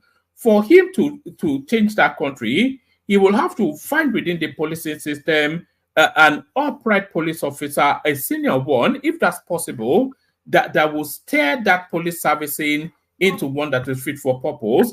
He will have to repeat that in the army, the DSS, the EFCC, the judiciary, all of the systems. Except he wants to get them. Except he wants to get those people from the moon. And then he has to get the politicians, the parliamentarians, the same set of people that have been looked at. He has to get them on board. It's not possible, right? It's never going to work. It's never going to work. It only will take like someone like an Asiwa Juna. I think Rational Mind says something. Okay, for him to try to work towards straightening up the North. He's a powerful politician. He's well respected. He's well loved. But again, he is also looking at the political structure, the structure that brought him into power. Let's be very realistic. We need to speak on this, right? It's not like he doesn't know the problem. Or did you think Buhari didn't know the problem? When Buhari, who said he's coming to fight corruption, and corruption exploded during his own tenure, he knew what was going on. He can't deny that he didn't know. He was even part of those who was stealing our money. So that's what happens with our country. Our country, you see. But you talk from both sides of your mouth sometimes. What do you mean by talk? I speak the truth. It's not about talking about both sides of my mouth. Once it comes on issues, I speak the facts. Yeah, it was facts. I will speak the facts. If you don't need to like it. Nigeria is a country.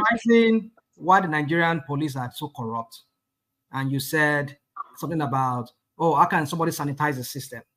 That's not me. 2 days ago, I didn't speak about Nigerian police. Please don't put stuff that I didn't say. 2 days ago, I know what I spoke about. The EFCC. I didn't speak about EFCC. I know what I spoke. I spoke for 7 minutes on Friday, right? And I knew what I was speaking on. Do I want to speak about EFCC? Yes. Today I can talk about them. They are the topic of the day. EFCC is a corrupt organization. Let's be very realistic. Their result shows for itself. The conviction rate is very poor.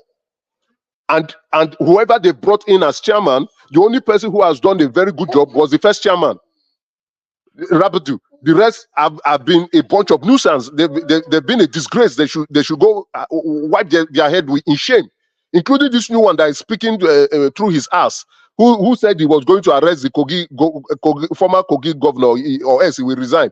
That the Kogi governor showed him that I'm more powerful than you. Has he resigned? Which means there are more people who are more powerful than the EFCC. This new one is just an actor. You know, he's that's an actor. When he was talking on this through the EFCC Twitter handle, I responded. I said, "This man is just a bunch of noisemakers. He's talking too much.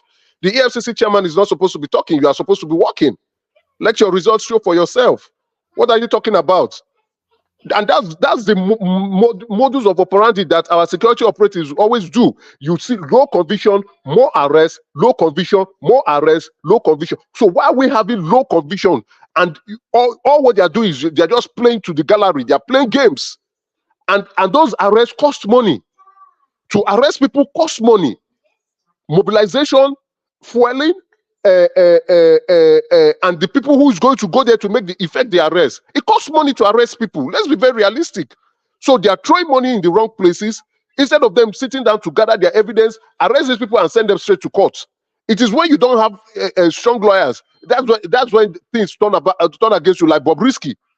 We have institutions that do not work, institutions that are not independent. Let's leave the politicians, right? Yes, the politicians will always want to grab and maintain power for themselves. But if we have institutions that work, that is a way to curb politicians and the power and influence that they have. Look at what is happening to Trump.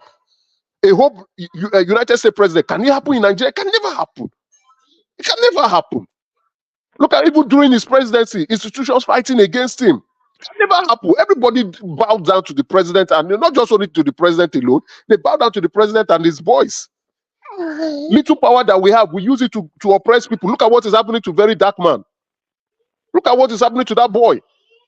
Small power, even celebrities, small power, defamation. Instead of you taking it to court, you are going to use the police to fight people, to oppress people.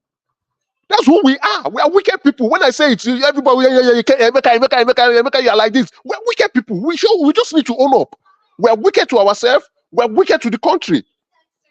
If somebody, a permanent secretary, has bought a house for how many millions of dollars, or somebody is having a former senator has $200 million in an account outside the country, and you say we are nice people or we want good for our country. We don't. We're wicked people. We hate our country. We hate ourselves. We've shown it here on this platform too. Let's be very realistic. We don't like ourselves. So I don't know why we come around and we are dancing and say we want Nigeria to be better. We don't want Nigeria to be better. We only want Nigeria to be better for us. If we truly want Nigeria to be better, we know what to do. We gather ourselves and get to the P2B that is making nonsense, dirty noise left, right, and center. Do you think he wants Nigeria to be better? They say, "Oh, I want for the poor people." You should shut his dirty mouth and get the way you get out. When you're jumping from one political party to the next, you're not any better. Me, I'm not any better too. Emeka. No, I'm being honest. I'm being annoyed. No, it's the fact. I have to say. I will stick to the facts. I'll stick to the facts. I don't know what you're talking about. Emeka, the biggest hate in life is self-hate. You've gone from Obi Kubana to chief priest to no. I'm but never have you condemned the man tell me, can you trace it? I know when listen. You are the greatest hypocrite on this show. I know when people. Wait, there is no need to engage you. Woman, can I answer Joy? I know Joy will not let me speak. Let's talk. Joy will not allow me to speak. Now let's talk about Obi Kubana. I know because you are one of those that have preached hate in this country. You are one of those that if there should be one person that should be jailed for preaching hate on social media within it should be you. You should Which be. hate am I speaking now? Which hate? You preach hate. You have so much hate in you, and you should be jailed. So much hate if there's any person that should be jailed, it should be you. Why? Have I committed a crime? Make your point and let us go on. Joel, which crime have I committed?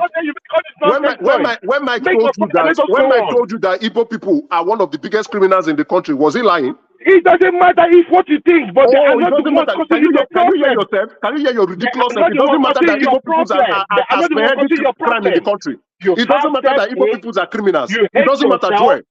Joel, can you hear your dirty mouth? It doesn't matter. You don't have sense. Joel, can you hear your dirty mouth? Joel, because you want to speak. Joel, can you hear your dirty mouth? Joel, can you hear your dirty mouth? Your stinking mouth. That it is okay. It is okay for Igbo people to be criminals. It is okay. It is okay. I should keep quiet and allow Igbo people to be criminals. I should keep quiet and allow Igbo people to be pushing drugs to other countries. I should keep quiet and allow Igbo people to be throwing our country into the mud. The cocaine coming into the country. Are there not Igbo people that are bringing it? They don't have criminals. The cocaine coming in, the cocaine pushers in South Africa. Are there not Igbo people? So dumb. The cocaine pushers, the drug pushers. The shooting in Anambra State. The gangs that were fighting, the drug lords fighting in South Africa that brought the fight to Anambra. They brought fight to Anambra to come and start shooting in Catholic Church. Igbo people, my friend, God punish you, Joel. God will punish you. God will punish you. God will punish you, Joel. God will punish you. You're a criminal. You're a criminal. God will punish you. And I will keep talking about Igbo criminals. Obi Kubana is a criminal. Let him come and explain his wealth. Obi Kubana is a criminal. Let him come and explain his wealth. Obi Kubana is a criminal. Come and explain his wealth. You, Joel. You're a lover of criminals. You're a lover of criminals. You're a lover of criminals. And God will punish you. God will punish you. You these people that are spoiling Igbo land. God will punish you. Punish your generations. You these people spoiling Igbo land. You these criminals. Martin, you these criminals. Killing people in Igbo land. Supporting IPOB. You're a terrorist lover. You're a criminal, you're a drug peddler, you're a thief, and God will punish you, Joel. God will punish you. Igbo land will survive. Igbo land will survive from you criminals. You these drug criminals, money launderers, thieves, gun runners. God will punish you. Punish your fathers, punish your mothers, punish your generations for spoiling Igbo land. You these criminals, all you Igbo criminals, God will punish all of you. All you Igbo criminals, God will punish you, Joel. Punish you for spoiling our land. God will punish you. God will punish you, Joel. Punish you very, very well. Punish your children. Your criminal children, God will punish them. You're a thief. Joel. You're a thief. You're a criminal. You're a thief. God will punish you. For you people spoiling Igbo land, God will punish you. All you criminals, God will punish you. You created bad image for Igbo people, God will punish you. God will punish you, Joel. God will punish your rotten mouth. God will punish your rotten body. For you being a criminal, God will punish you. You will never live long. Your children will not live long. You're a criminal. Our ancestors will kill you people. We speak you out. You people ridiculous people, giving us bad names. Giving us bad names. You these thieves. Drug peddlers, drug smugglers, criminals, money launderers, thieves, gun runners, terrorists, IPOB robbers. God will punish all of you, Joel. God will punish you very well. Punish you, punish your family, punish your generations. God will punish you. I will keep speaking about Igbo people and their ridiculousness. I will speak it very well. I will speak about what the nonsense Igbo people are doing. And I will uplift Igbo people that are doing well. The Igbo people that are righteous, the Igbo people that are upright, the Igbo people that are doing great, I will continue to speak about them. But you, Joel, you cheat, you this criminal, you this rotten criminal, God will punish you. God will punish you very well. God will punish you. God will punish you. God will punish you. God will punish you, this evil, dirty, blood criminal. God will punish you. You're a criminal.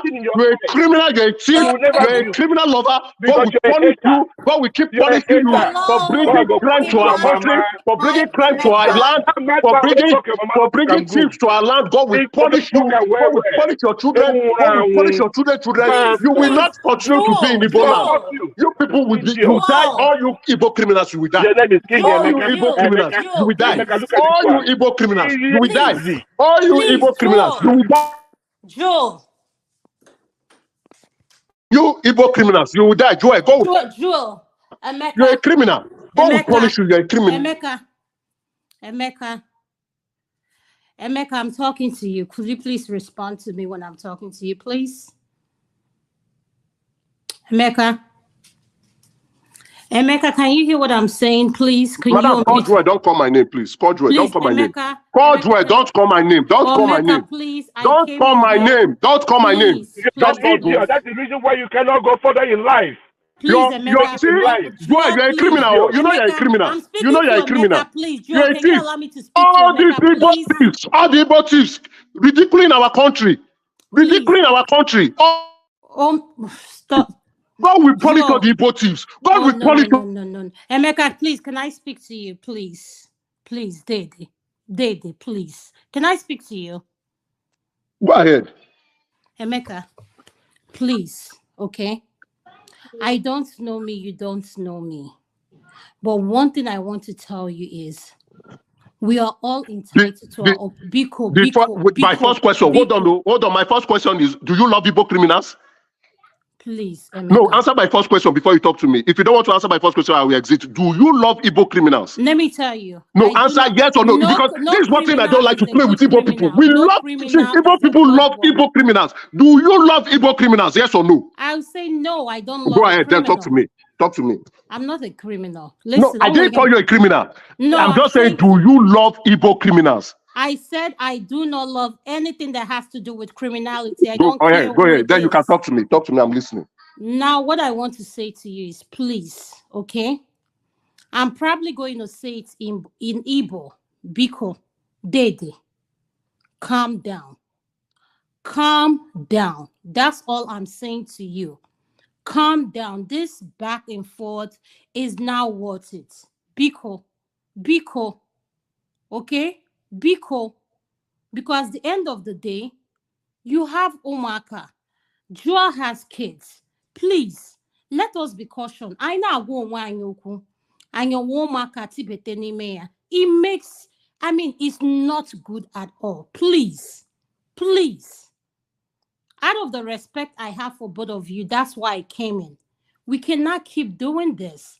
At the end of the day, I hear you clearly. There was clearly no need. But if someone is coming here, you said self-hate, I will not. There's no way I will love a criminal. Let's be very realistic. Mike has said it. It's a slap to us. How do I respond to Mike? Mike is right. The highest crime being perpetrated in the country are the Igbo people. Go to South Africa. Igbo people who are pushing drugs in South Africa, who are pushing drugs everywhere in the country from Nigeria. Go to India, go to China, go everywhere. Even we are bringing the drugs back home. When I mean drugs, prescription drugs, we are bringing expired prescription drug back home to kill our people. Let's be very realistic. Let's call a spade a spade. Let's call a spade a spade. Igbo people, criminals. We are the highest criminals in the country. Okay, Mecca, can I ask you something? Go ahead. You are entitled to your opinion. This is not an opinion. This is not an opinion. Stop it. This is not an opinion. This is fact. This is not an opinion.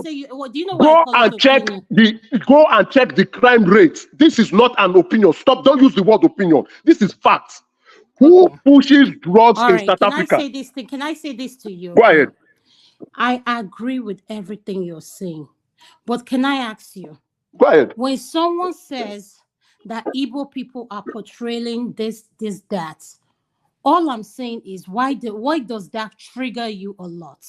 What do Igbo people are portraying? No, what do you mean by Igbo people are portraying what? Let's say if people say that, like, when anything about Igbo comes up, whether they do, I know most of the things. No, you are getting me. You are reading me wrong. You don't join the bandwagon. No. I salute Igbo. I salute Igbo people who are doing excellent jobs. Thank you. Igbo people who do excellent jobs. We have them in the number. Okay, hold on. We have Igbo people doing excellent jobs. We have Igbo people of integrity. There's Madam Ngozi Ikonjo-Iweala who is doing an excellent job. There was Soludo when he was CBN governor who came up with the recapitalization program. There's Kingsley.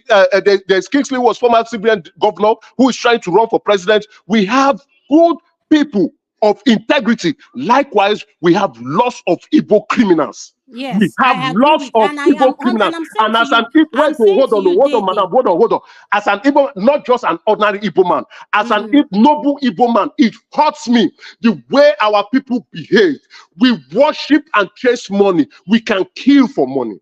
Yes, we can kill for money, and it is wrong. We lost our humanity because of money. No, I agree. Now, my other issue with Igbo people is we don't conduct good politics. We don't conduct good politics. I've said it here multiple times. Okay. Over and over again, and I will say. Can I ask you a question? What you don't realize you're doing? Ask me. This is what you're doing. I have observed you for a while. It's not you don't need to observe me. Which political, and I will tell you with facts. You don't need to see if you take your emotions out, you will know I'm saying the truth. Which geopolitical? Now listen, madam. We are discussing. Listen, you speak, I speak. Which geopolitical zone has, apart from the Northeast, then you have the Southeast. Now, the Northeast, that is terrorists. The Southeast, that we can call them terrorists too. We geopolitical zone in the country is killing their own people, is causing economic depolarization in that country, not allowing things to grow. Look at Chioma's wedding. It was done in Lagos. Should that wedding have been done in Lagos? Flavor. No. Should that wedding? No. Why was that wedding done in Lagos? Because of the nonsense going on in the Southeast. Now, why should insecurity be going on in the country? Why should bad things be going on in my region? And I will keep quiet, and the Joel will come out and tell me that I hate Igbo people. I will keep quiet and not speak the truth. God will punish Joel. God will punish Joel. Now, please, God will punish violent generations. God will punish him very well. And him loving criminals, God will punish him 3 times. Emeka, listen to me. I want you to listen to what I'm saying. When you talk, I keep quiet. My region, on last week, I was talking about Lagos State. I grew up in Lagos. I was born in Lagos. I'm a proper Lagos boy, not just any. I'm a proper Lagos. I'm a proper one. But I can't claim Lagos. I can't. Lagos is progressing. I am fucking jealous. Fucking jealous. And somebody will come here and be talking about nonsense. God will punish Joel. God will punish Joel. God will punish Joel. Please. God will punish him. This is what I want to say to you, please. Dede, can you listen to me, please? Can you listen to me? I'm listening to you. Please, I want to tell you one thing. Everything that is making you mad that you've pointed out about Igbo people, I agree with you. But at the same time, this is what I want to say. It's not how we say something, it's how it comes across, like your delivery. It doesn't need to go. Facts are facts. Whether it rubs you off wrongly or it rubs you off rightly, facts remain facts. If you don't like the facts, that means you are wicked. If you don't like to hear the truth, that means something is wrong with you. If you love what IPOB is doing in Southeast, then something is wrong with you. If you love that poverty is killing our people, I went to the Southeast, then something is wrong with you. If you love that people cannot conduct business properly in the Southeast, then something is wrong with you. If you love that there's no economic growth, well, look at our GDP, then something is wrong with you if you cannot say it. Because I'm saying it, should I not say it? Or if you say it, oh, you're not an Igbo man, God will punish everybody. God will punish the Igbo people that are not crime. The people that are killing Igbo, God will punish them. God will punish them. God will punish them. Igbo criminals, God will punish you. God will punish all of you, including Joy. God will punish you. Please, can I say something? All I'm saying to you is all right. I'm going to set Emeka to the back and leave you, Adama, on the screen. I'll stay at the back as well. So you round up that space and then we move the conversation on. Thank you. All I want to say to both Emeka and Joel is, no matter how we disagree, please don't bring kids into it. Bringing our children into it is a no-go area for me. It's a no-go area for me. You can cuss me out as a mom. You can cuss Joel out as a father. Joel can cuss Emeka. Like, whatever your difference is, please do not bring the kids into it. It's not good, because at the end of the day, we have viewers listening to us. When we are going back and forth and talking back at each other, nothing is being accomplished. When 2 grown men are talking at each other, even if their ideas are great and is making sense, but for the fact that the both of them were yelling, cussing, using words that I can't repeat, it is wrong. It is wrong. That's all I'm here to say. All right, thank you, Adama. So thank you, Adama. So thank you, Adama. So let's bring the board back up. So thank you, Adama. So gas them up. Thank you, Emeka, as well. So gas them up. You're up next. One man. I was meant to be up there before Emeka. No, I was up before. Yes, you were meant to. I wasn't done. I wasn't done before Joy came with his negative energy. I wasn't done. I wasn't done. No, woman, no. I didn't conclude. Joy came and interrupted the section. I wasn't done. I listened for 1 hour to what's his name? My very good friend rational mind. Yes, rational mind. I listen and I kept quiet. Let me express my opinion. Let me express my opinion and go. Yes, you will. But let tonight be the last night. Let me please. No, hold on first, woman. Let tonight be the. Let me mute you for a second. I will give you the floor. But Adama has capped off that little contratone between. No, I'm not going back to that. I was talking on Nigerian stuff before Joel came in with his negative spirit. That's what I will return back to. But can I say, let tonight be the last night that an Igbo man will come up here again. If any Igbo man, especially peasants, if peasants come up here again and try to talk nonsense on me, on my Igbo-ness, on my nobleness, I go. In short, I go. Now my ancestors, I go pray to you. And if this will be the last night and it should end, whether it is Dwell, whether it is man of prestige, whoever you are, the peasants that will come up here, especially the Igbo peasants that will come up here and come and talk to me again on nonsense and tell me how I should talk to ridiculous Igbo people who are creating nonsense in Igbo land, I will go and swear for you. This night, I will naked call my ancestors for you. At least my ancestors are from royal land. I will call them for you to punish you and your generations. Come and talk nonsense again about me. One man, let me continue where I stop. Yes. Please, can I make a correction? I mean, Emeka, can I make a correction? No, I don't know. No, you have spoken. I don't want to go there again. I've just said it. Let this night, let them all hear. Let this night be the last night that peasants, the only people that can talk to me are royals. Only for. Oh, sorry, Emeka, you've had a good go. So, and I think you made yourself clear. Adama, let it lie, because I think... No, that's not what I want to say. I want to tell him this. This is what I want to say. When you use the word, when Igbos, all I'm begging you, use the word some. You can't assume. I'm an Igbo woman.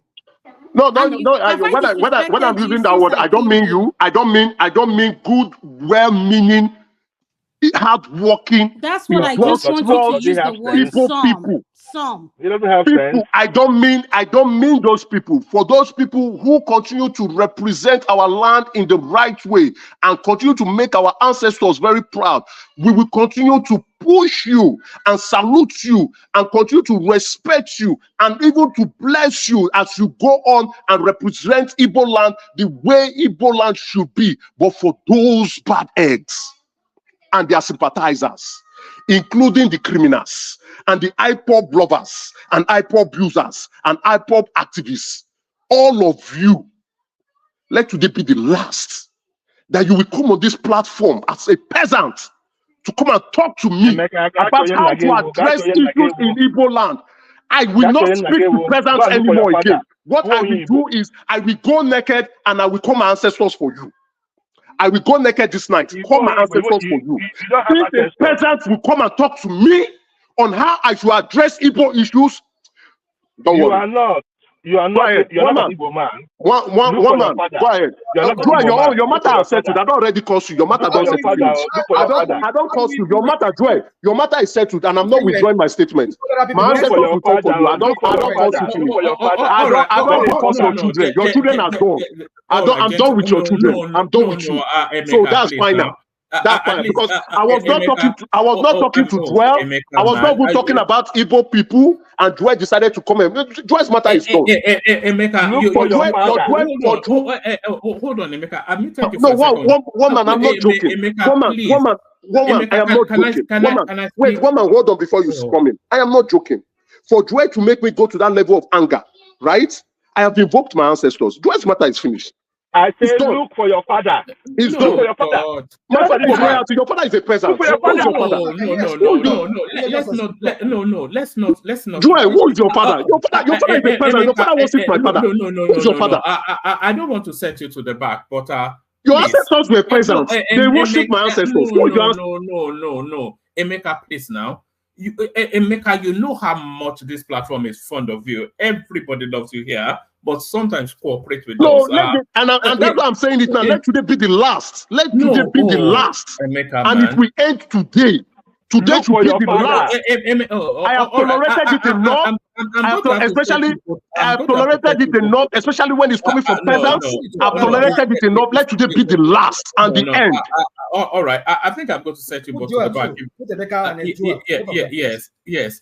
No, I think a cooling off period. Gas them up. You're up next.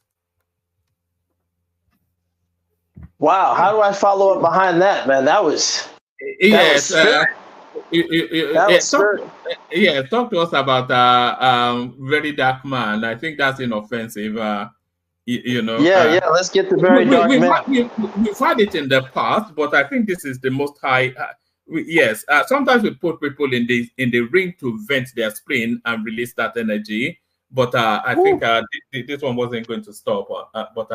Yes. Wow, I loved it. That brought out the inner Bronx in me, man. I loved it. Felt like Brooklyn, felt like Queens, felt like New York. Great energy. Keep this up. But gas them up before you speak. Gas them up before you speak. Can I speak to my boss? Can I say something to one? One man, please. This is one thing I want to. There's a request I want to make. Please, I think everybody that comes on the panelist is an adult. All I would like you to do is please remind people, whenever they have a disagreement, please don't get the kids involved. Please do not get the kids involved. That's all I'm asking for, please. Moving forward, anybody listening to me or people, whoever that wants to come join the panelists, listen, I enjoy it. For me, I'm learning a lot, and at the same time, it entertains me. But we are all adults. But when we come here and start attacking each other personally and we involve our kids, one man, please, all I ask of you is just please remove that person, because I won't be happy if anybody comes after my children they have never met or start placing a curse on my kids. That is a no-no. We all have traditions that we have to maintain, regardless of where we are. Our number one priority as a parent is to protect our children. Our children are not involved in this. So why would people why would someone disrespect their fellow man and bring up their children in it? I do not accept this. This is real bad. All right, well said, Adama. So yes, Adama, and I echo that as well. So they're in the back cooling off. And then we'll bring them back, and then so who's washing plates? Somebody's washing dishes. No. So yes, we'll address. We do that to rings when we clear the screen and we let them both up. That we usually call that the ring. When people are going at each other and we're trying to tell them to pull it back and they don't. Sometimes we put them in the ring and let them vent their spleen. But the understanding is the ring is Queensberry rules, boxing rules, gentlemen rules. So no children. Why would you even? So you can't mention people's children. No wife or parents. Is mano a mano. That's how it's meant to be. Mano a mano. So I fully echo that, and that has always been the rule. In fact, we've laxed a lot of our rules on the platform. We never even used to allow foul words, but yes, 100% with what you just said, Adama, and well said by you. Gas them up. You're up next. So yeah, listen, Very Dark Man. I'm gonna say this. Very Dark Man reminds me of like the Nigerian version of Charleston White. I don't agree with everybody 100%. So I don't agree with everything that Very Dark Man puts forward. But the fact that you have a gentleman who is speaking his piece, calling out celebrities and, morons in Nigeria. I think the last one that has gotten him in trouble, he called out some guy who's running for office who stole some money. And I think that guy is running for office somewhere in Anambra State or something like that. And, that kind of ruffled feathers. It just shows, there's a trend in Nigeria that I really want us to be very careful and cautious of. In the U.S., someone earlier, I believe it was Mecca, talked about, how the U.S. establishment went after Donald Trump. And whether or not, what side of the political spectrum you're on, it does, from my opinion, seem that a lot of it was politically motivated. And there's this censorship mentality now, so much to the point you can't speak your mind, you can't say your truth, you can't say your piece. People get sensitive, they get emotional. And when they do this, not only are they doing that, they're using all kinds of tricks to harass you. One of the tricks that they're using now is they're trying to target, mental health. So if you come on the same way Emeka and Jewel, they had a spirited back and forth, and it got testy. It's okay. They're men. There's testosterone, right? Let them duke it out, and then they can shake hands, have a beer, as long as it doesn't go to a level where people are actually going to really hurt themselves. But men should be able to, and women should be able to iron out their aggression. In today's society, particularly in the West, what's happening is that they're now trying to say, if you even show an ounce of emotion, if you even show an ounce of passion, oh, he has mental health issues. You need to see someone. You need to see a psychologist. You need to see, and they start this armchair diagnosis or prognosis, right? These armchair assessments of people. Is that the word? No, not assessments, pardon me. They do these armchair assessments of people, which is nonsense. And it's just ways of controlling people. And it's a very dangerous thing. The United States did this in the 1950s with McCarthyism. And that's what actually brought W.B. Du Bois from the United States over to Ghana.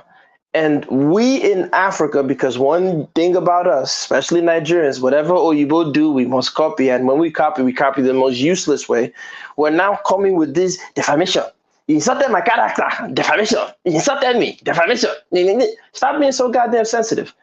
You guys grew up with malaria and typhoid left and right. Your bodies are strong enough. Stop being so sensitive. Stop boo-hooing because somebody talked about you. Get over it. If it doesn't, apply, let it fly. If it's not something that's applying to you, then who cares? But what's happening is, and this is brought by the elite and the fake elite that want to copy them. This is brought by these fake elite of Nigeria and the elite of Nigeria, where because they don't want criticism of their BS, they're now trying to use defamation and other nefarious activities to control discourse and stifle conversation.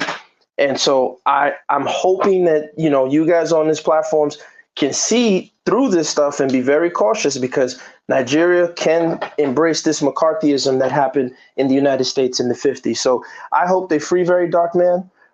He should have his right to, his freedom of speech. As long as you're not in a crowded building yelling fire or something like that, you should have your right to speak and say whatever you want. The next one is the security operatives, the suicide bombing in Borno. Listen, Nigeria is a testing ground for Wahhabism and other forms of Islamic extremism. And the reason why this is happening is because we can't say the truth. Femi Kuti saying, truth don't die. And truth is dead in Nigeria. We cannot say the truth. In the United States, amongst the African-American community, they said you have to be on code, right? Everyone is kind of on code in certain things. There's a code when you when you work in a corporate office. There's a way you have to conduct yourself.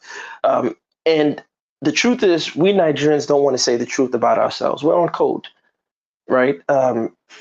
Igbo people have a code, Yoruba people have a code, Northerners, whether you're Hausa, Fulani, whatever, Kanuri, they have a code. And the code often is protect the nonsense, ignore the BS, and support your fellow person from your ethnicity, blah, blah, blah. That's what's going on. What Joy is doing, supporting criminals in Igbo land. Okay, please, Emeka, I'm not getting involved between you and Jewel. I appreciate you guys going back and forth.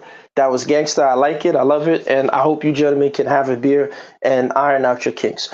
So what I'm saying is there's a code. I don't have beers with criminals. I'm criminal lovers. Okay, sir. If you don't mind, can I just have my space? I'd appreciate that, my brother. So what I'm saying is that there's a code in Nigeria and we can't speak. So I'm glad they foiled this.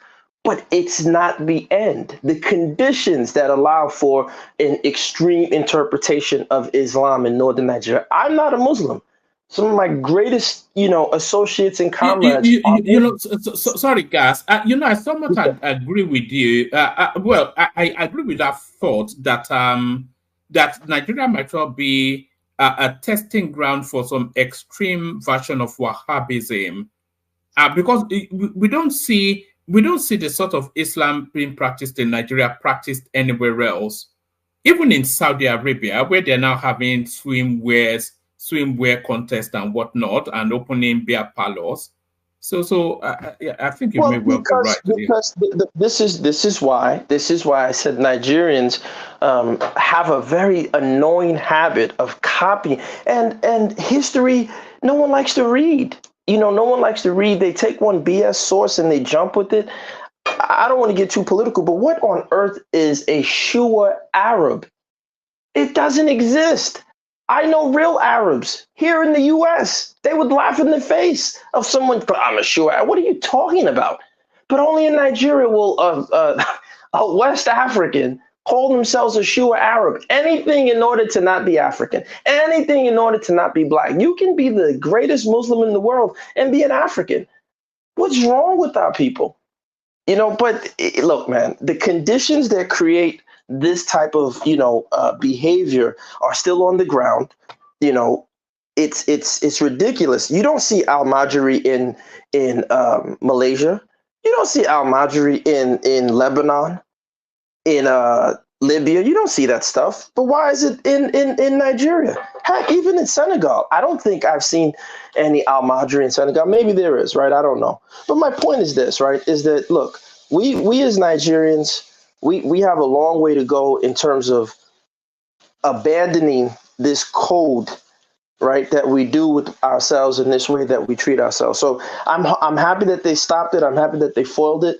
But the conditions on the ground that create that type of environment have not been stopped or settled or solved. And we're only going to see more of this stuff. So, yeah, this EFCC officer assault video, we talked about this at length. I don't want to belabor the point. It really goes back to policing.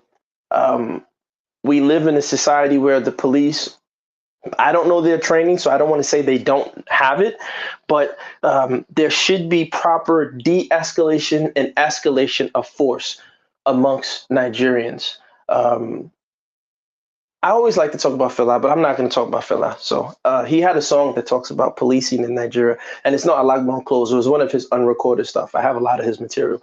But my point is this, is that the Nigerian police force have to be taught how to de-escalate and how to escalate. And part of the problem why they often use excessive escalation techniques is because they're, as Tu Niger always says, they're understaffed. They're understaffed. They're not properly equipped. They're not properly funded. We saw the video where the Mzungu girl, I don't want to use, for those Google Swahili word Mzungu. We saw the Mzungu or the Oyibo girl who was traveling on her bike, and the Nigerian officers asked her for some money, and all the Nigerians got so offended. Oh my God. And then they fired those guys. And I'm just like, really? So all the bribes that I've paid in my whole history of being a Nigerian, you guys never fired. But this one Oyibo girl that comes, now you guys are outraged and you fire. Come on, man, this is nonsense, So my point is this, look, the EFCC should not have beaten that girl like that. They shouldn't beat any citizen, whether it's a girl or a man. That's ridiculous. But it's Nigeria. This is how we treat ourselves.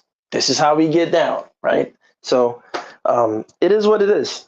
What was the other topic? There was that other one I wanted to touch on. All right. Let me rattle them through. So you've spoken on the EFCC, presidential fleet. Nigeria's president has 10 planes. Leaders in Britain, Singapore. Yeah. So look, very quickly on that. Listen, man. Once again. Do you know why we have corruption? This is my opinion on why we have corruption in Nigeria. When you look at a sophisticated nation state, for example, in New York City, people might not know the term Boss Tweed. You can Google him. He was a corrupt, I mean, he makes some of our corrupt politicians look like choir boys. This is how corrupt this guy was. He once famously said, you can always hire one half of the poor to beat the ever-living crap out of the other half of the poor, right? This is what he said. And so my point is that as New York City as a polity is developing, at the state level, there's excessive corruption because commercial activity is heavily tied to the state. And what that means is it's very difficult for you to get wealthy without having access to the state in a nation state's early beginnings. As a matter of fact, if one studies the history of the free markets, right, laissez-faire, you will see that the term comes from a French meeting that happened with the mercantile class, the merchants in France, who were telling the French statesmen, hey, listen, laissez-faire, leave us alone and we'll make you tax revenue, right? However, as your state becomes more and more sophisticated, you start to create more commercial. I thought laissez-faire means I don't care.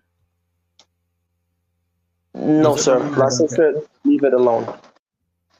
Again, I don't speak French. Check, Google it. Tell me what it means. Right. Okay, carry I thought laissez-faire, leave it alone. That's what it Yeah, let them be, leave us alone. Right.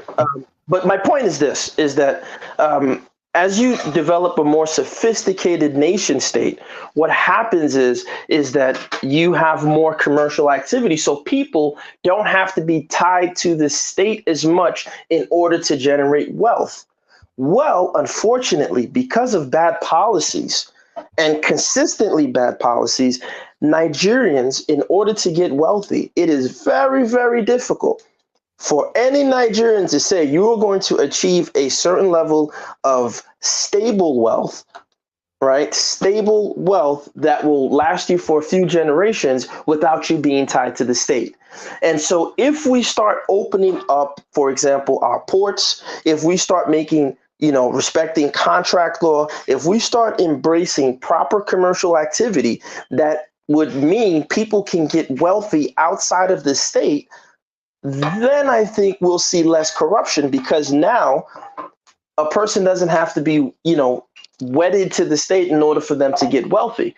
But Nigeria's corruption is tied to the state, and that's just the reality. Tinubu, all of these guys, Obi, look at the Panama Papers. Obi was hiding his money, right? That's not a coincidence, right? You have to be tied to the state in order to get rich in Nigeria. So to talk about the planes, it's not a coincidence that, our president has 10 planes, because realistically, he knows and I know that out of those 10 planes, maybe only 2 are properly working on Sundays.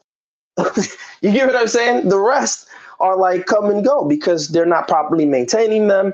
There's a whole bunch of nonsense that I'm pretty sure is behind it. And then also, they don't have the funds. And why they don't have the funds is because they're not focusing a priority on commercial activity. If the Nigerian government becomes serious, they will focus on commercial activity so they can get tax revenue. And they will create an automated tax base whereby whether you start a business today, whether you are a worker, your funds are directly being registered by the state government and your taxes are automatically collected. That is something the Nigerian state has to create as a priority in order to diversify away from just getting oil revenues or mineral revenues. But once again, it's Nigeria, and I know our people. What's the last 2 topics, and I'll let other people go because I know some people. Let me move it on to Joel. I'll still look around to you. Gas them up, unless you are especially keen to speak on our. I think we spoke. Yeah, I wanted to talk on the Peter Obi. Is that okay? The last. Okay, can I all right. Give it a couple of minutes, and then we go on to Joel. I won't even take a couple of minutes. Listen, I am so proud that Peter Obi finally grabbed his nuts like a proud Igbo man and said, "Yo, I'm standing behind Nnamdi Kanu." As I've said before, I'm all for Nigeria, but I'm not a fool. We're all tribalists. Hold on. Does him standing behind the Nnamdi Kanu also stand him behind the Biafran flag? Yes, he is behind the Biafran flag, whether he wants to acknowledge it or not, because as I said, there is a code in Nigeria. Let's keep it real. Let's say the truth, and Gas will say what I believe is my opinion of the truth. The truth of the matter is that the power structure in Nigeria, particularly the northern faction, ever since the first coup, there has been a distrust of Igbos. Not to say that it's warranted, not to say that it's based on any facts, because there was never an Igbo coup, in my opinion. There were some Igbo soldiers who wanted power, but they didn't sit down and have a meeting amongst all Igbo people and say, yo, let's make a coup. That never happened, right? But ever since that happened, there's been a distrust there. Now, you also have your Yoruba faction of power, and that's the MKO, and Tinubu's a part of that faction, right? And he's in power now. So the Yorubas are on code. They know the country's not really functioning so great, but they can't really say too much because you got to support your Yoruba brother. So, apologies, 1 second. No, hold on 1 second. I'm on a roll. No, you're still on that roll. Emeka, check your phone. Carry on, Gas. Emeka, check your phone. Yeah. So what I'm saying is that the fact is that whether Peter Obi likes it or not, just because he's from the East, he is an IPOB member. He can deceive himself all he wants. So my thing is, don't hide from it, embrace it. The truth of the matter is, the agitation for IPOB is cause for a reason. The country ain't working. The movement for the Niger Delta guys is for a reason. Country ain't working. Sunday Igboho, for a reason. The country ain't working. So let's stop kidding ourselves. Let's acknowledge why people are embracing these type of movements and these attitudes, and let's address it as opposed to going after Igboho, going after Kanu, going after Oka that's in South Africa in the prison there. You can throw all those guys in prison all you want. Guess what? There's 10 more guys waiting to take their place, and they're going to be more radical because you never address the issue. So let's address the issue as Nigerians. So I say, Peter Obi, thank heavens you're now a proud Indie Igbo man. Join IPOB, be standing with them. And I'm saying this tongue in cheek, of course. But what I'm saying is that don't be afraid, because he can kiss the butts of the northern faction all they call day. me crying. They shouldn't go to prison. They shouldn't go out there, right?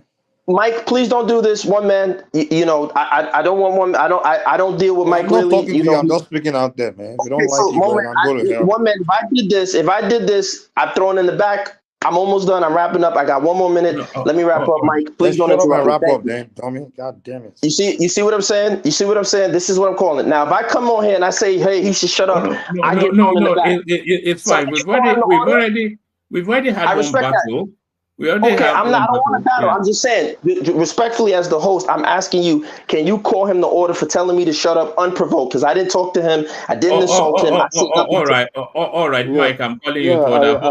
Mike is one of those. On this, I think, Wama, you need to also get so firm. We have people who just come, who are provocateurs, and then they will provocate you, they will instigate you, and they will now say that you are a problem. Like what you sent to me, and he was never speaking on Igbo issues or even Joel. But Joel, out of his nonsense, decided to come and bring me up to talk about me. Joel is a peasant. And Joel is a peasant. I am saying this is fact. Please, Emeka, speak to me on text. Here's what I'm gonna do. Here's what I'm gonna do. My wisdom was cut short. It is what it is. Obviously, Mike is triggered by me. This is what he does. But I know he's the host of the show. But there's still decorum because once again, I'm showing. You need to tell these people to stop it. Everybody coming here to instigate others. They should stop it. Let the man speak. If you don't like his opinion or you want to kick back, you can say, okay, this is it. Just go after his opinion. Stop it. But coming after me, and that's why I said today should be the last time. I have invoked my ancestors. Joel is a peasant. He should know. You can't speak to me.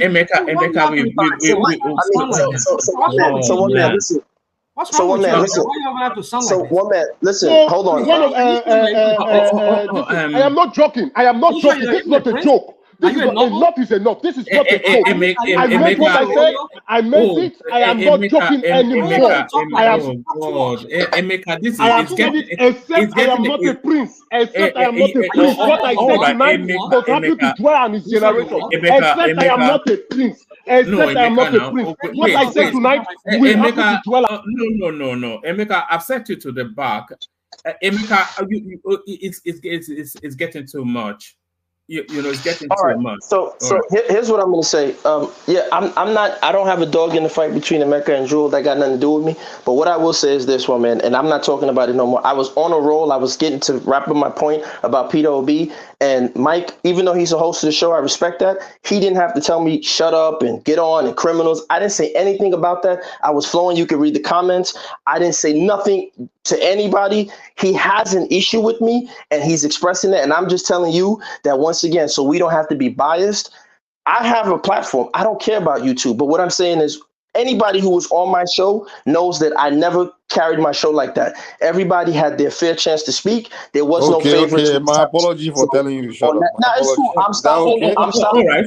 So leave it there. If it's apologized, just leave it there. All right. Thank you. So I'm almost reticent to go to Joel now. So Joel, I'll come to you, but just hold fire. Hold fire. I want you to listen to this before I come to you. So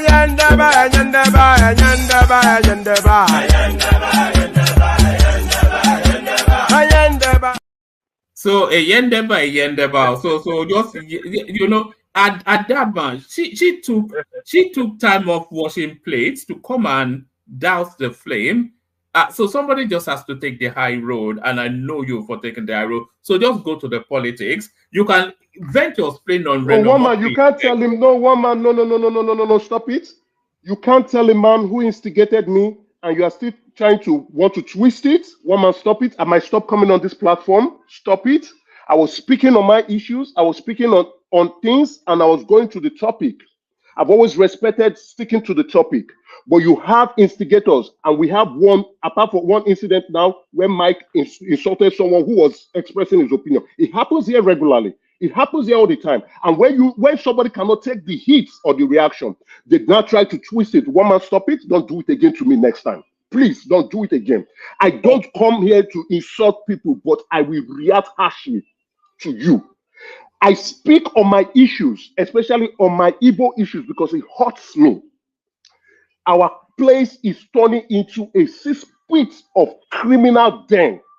We are ridiculing our place, our zone. And if people, we turn the blind eye and say, because we are brothers, we should not criticize what is happening. We should not say what is happening in our land. Or when somebody who is saying it, you are not saying you are not an Igbo man. I am more Igbo. I am a higher Igbo man than the people who are saying it. And I have said it tonight. This level of anger that I went into, I have never gone into this level of anger on this platform. And that is why I've invoked my ancestors, except I am not a prince. Except that, then what I have said will not come to pass. If I am from royal blood, what I have said must manifest. It must manifest. A peasant cannot talk to me anyhow. A peasant can't talk to me anyhow. Enough is enough. I have invoked my royal ancestors. A peasant cannot talk to me anyhow. So everybody who is trying to come out, and I say this is the last time. This is the last time anybody will come here and come and say that nonsense to me again. I will go. Leave them alone. I will go to the extreme for you. This should be the last time, and I'm giving everybody on this platform, including the panelists, a warning. This should be the last time that it should happen again. If I am speaking on Igbo issues and you don't like it, just respect yourself. Respect yourself. Emeka, let me say this. Are you happy for us to draw a line under it and move on so that the audience can get to hear about the talking point? As a matter of fact, you can see that I'm even losing my voice to let you know the level of anger I've gotten to. So that is why I am putting a disclaimer. Now, I will not. I am not one. Hold on, one man. Hold on. Let me express my opinion, and I can leave the platform. And even if it takes me 2 months or 6 months not to come back, that's fine. But I will not go out looking for people's trouble, and I don't do it. I only return fire for fire, and I return heavy fire. What are we doing here? But like this, and I'm saying, can you say rational man has no dog in this fight? Rational man has no dog in this fight, so you should just say quiet. You're sounding like a rational man has no dog in this fight. Hold on. So this should be the last time. Hello. One man. If you do not like what I speak, if you're an Igbo man and you don't like what I say about Igbo issues, the criminality going on there, you can come with your facts. But if you dare again, speak ill of where I am from and how hot, if anything happened to you, make you take up. Except I know be pleased. Good night. All right. Thank you, Emeka. So, Joel, and Emeka. So hold on, Joel. You get the first to answer the question. Are you happy for us to draw a line under this, or do you want us to cycle for another 1 hour? Because we are an hour and a bit into it now. Nobody is going to yield. So shall we just draw a line under it, or do we go at it again? One man. Let's zip it. One man. I think it's enough. Joel, move on to the topic. It's enough. Yes. It's all right. Thank you, Joel. Just go to the topic, please. I beg you. Thank you very much. There's a reason why, if I get offended, I speak on issues and I let it go. One man, you have seen that the infeminization of black men must stop.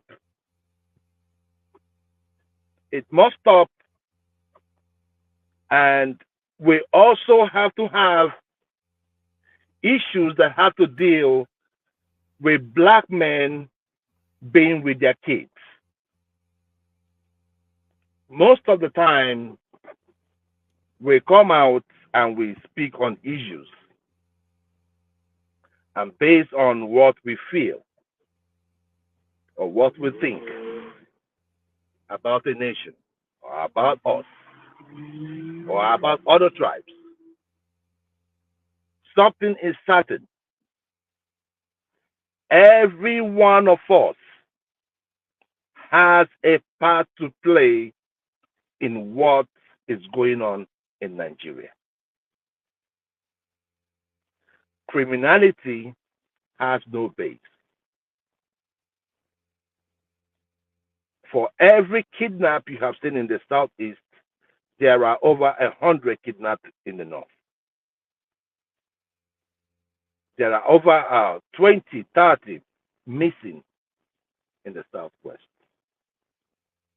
Why am I saying this? I am not trying to come here to put a me against you kind of scenario. No one boasts in ignorance. No one boasts in failure, in insecurity. We cannot boast in all of that. That is where I was coming from. And that's the reason why I'm putting my face to it. On that note, good morning, afternoon, evening, wherever you may be listening from, Joel of Nashville on the One Man Show. So One Man today, it has been a heck of a conversation between me and Emeka.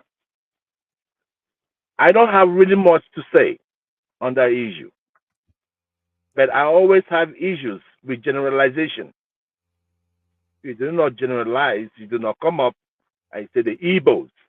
You don't say that. In every tribe, like I have said in the past, there are criminals. If you want to talk about what has happened to the economy of Nigeria, you cannot say per se that the Igbos were involved. Yeah, they could be part of the government, but the buck stops on the man leading. And who are those who have been leading Nigeria since 1966? It has been 70% northerner, or I would say 80% northerners, and 20% southwest. The Igbos are not in there. The South can take about 2% or 3%. What does that tell you? If you were running a company and these were the options that were available to you, would you rehire them? Definitely not. But you see, Nigeria is no man's business. Nigeria is a cash cow for everyone that feels like they want to make money. No one is thinking about nationhood. What we always think about is what we can get. One man on this show, you said that the power between the Northwest and the Southwest should just be going for the next 60 years because you guys are enjoying it. Unfortunately, you're not doing a good job at it. There's no reason why. When did I say that? No, you have said that a lot of times.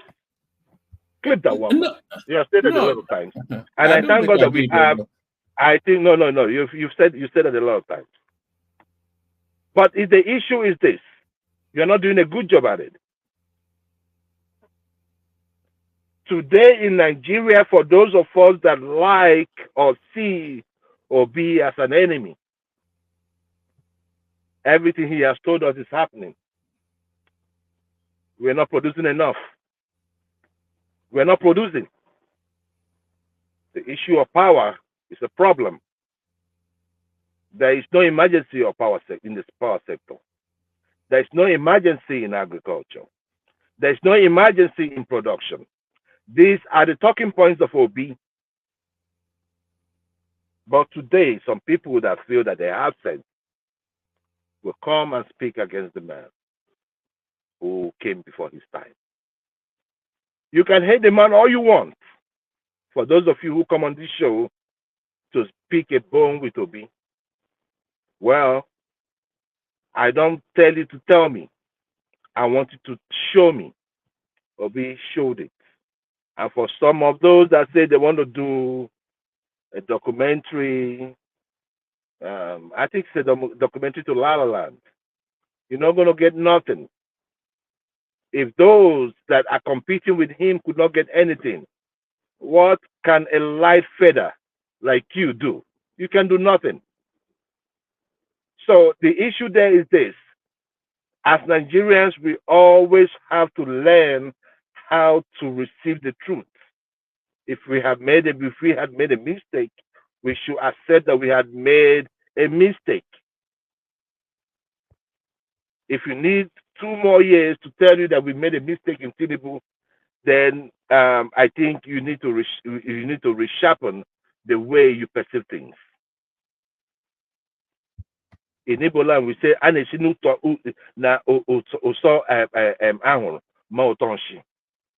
from the taste of from the smell of the fat, you can detect the taste of the poop. It didn't start on a good note. The president came in looking for the next win, which is 2027. He did not come in as a leader. And that's the reason why we saw the nepotism in the way he gave out positions. If you had come in to say, I want to build Nigeria, you would have spread those things out. And everybody will be able to see it. Everybody will take responsibility. But for most people today, they see it as a Yoruba. And I'm not referring by enemies to all Yorubas.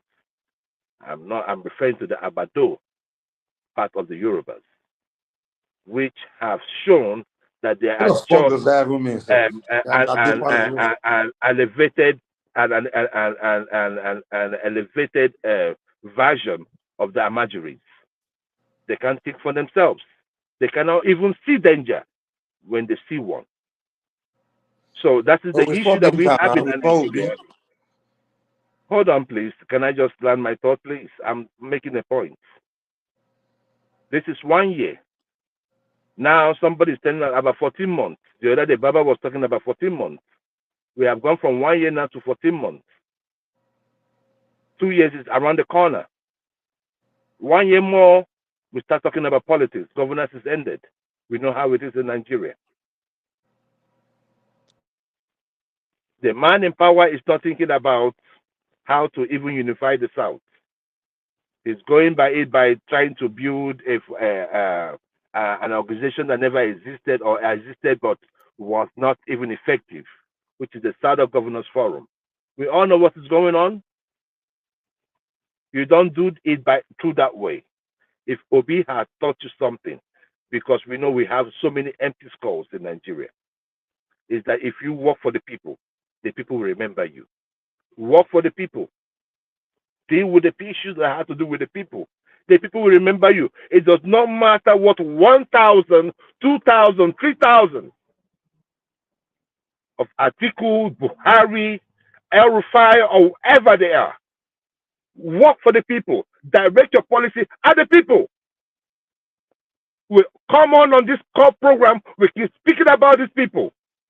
Every time they go back to power, they keep making the same mistake. We have close to redundant ministers in Nigeria.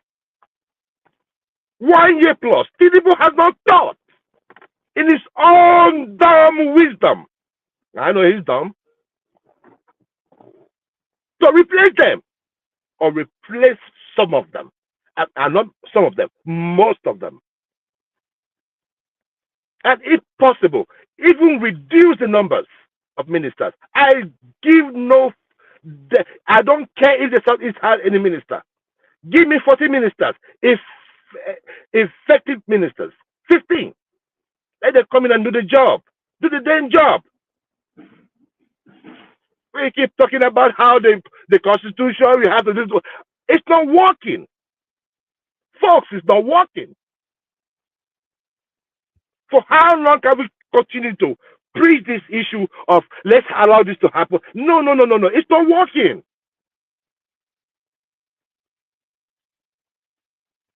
Well, one man, I just decided to just speak on issues that are general because I already have some issues with Emeka tonight. And I don't want to even take it more. I don't want to take it further. But the issue in Nigeria today is that if you have self-hate, it is dangerous. If you have the brain only to generalize, it is dangerous. But in your entire life,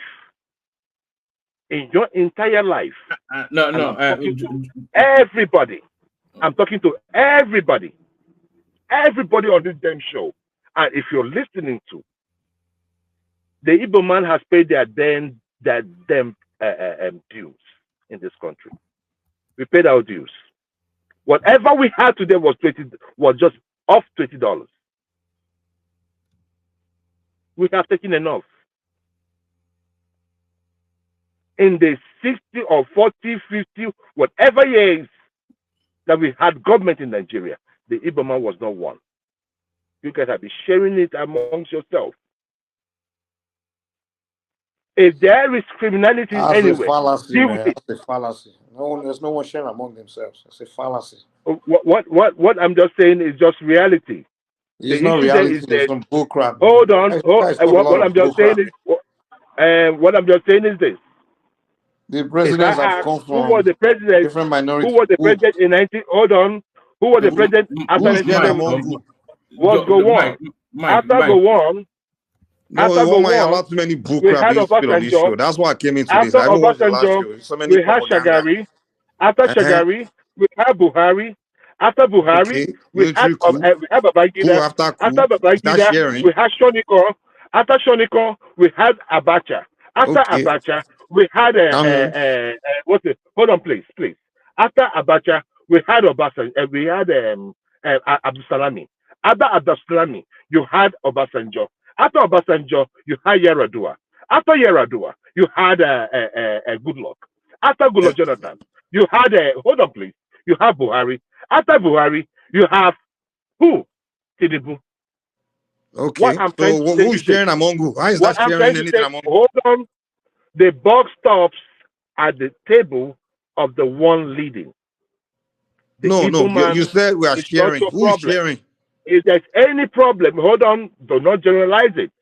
If there's any Igbo man committing any crime, like every other Nigeria, deal with it. So Igbo are not the only tribe that hasn't produced president in how long? If you have any issue, what about the other 300 tribes that hasn't produced president? Will not assimilate unless you just want to go on rambling.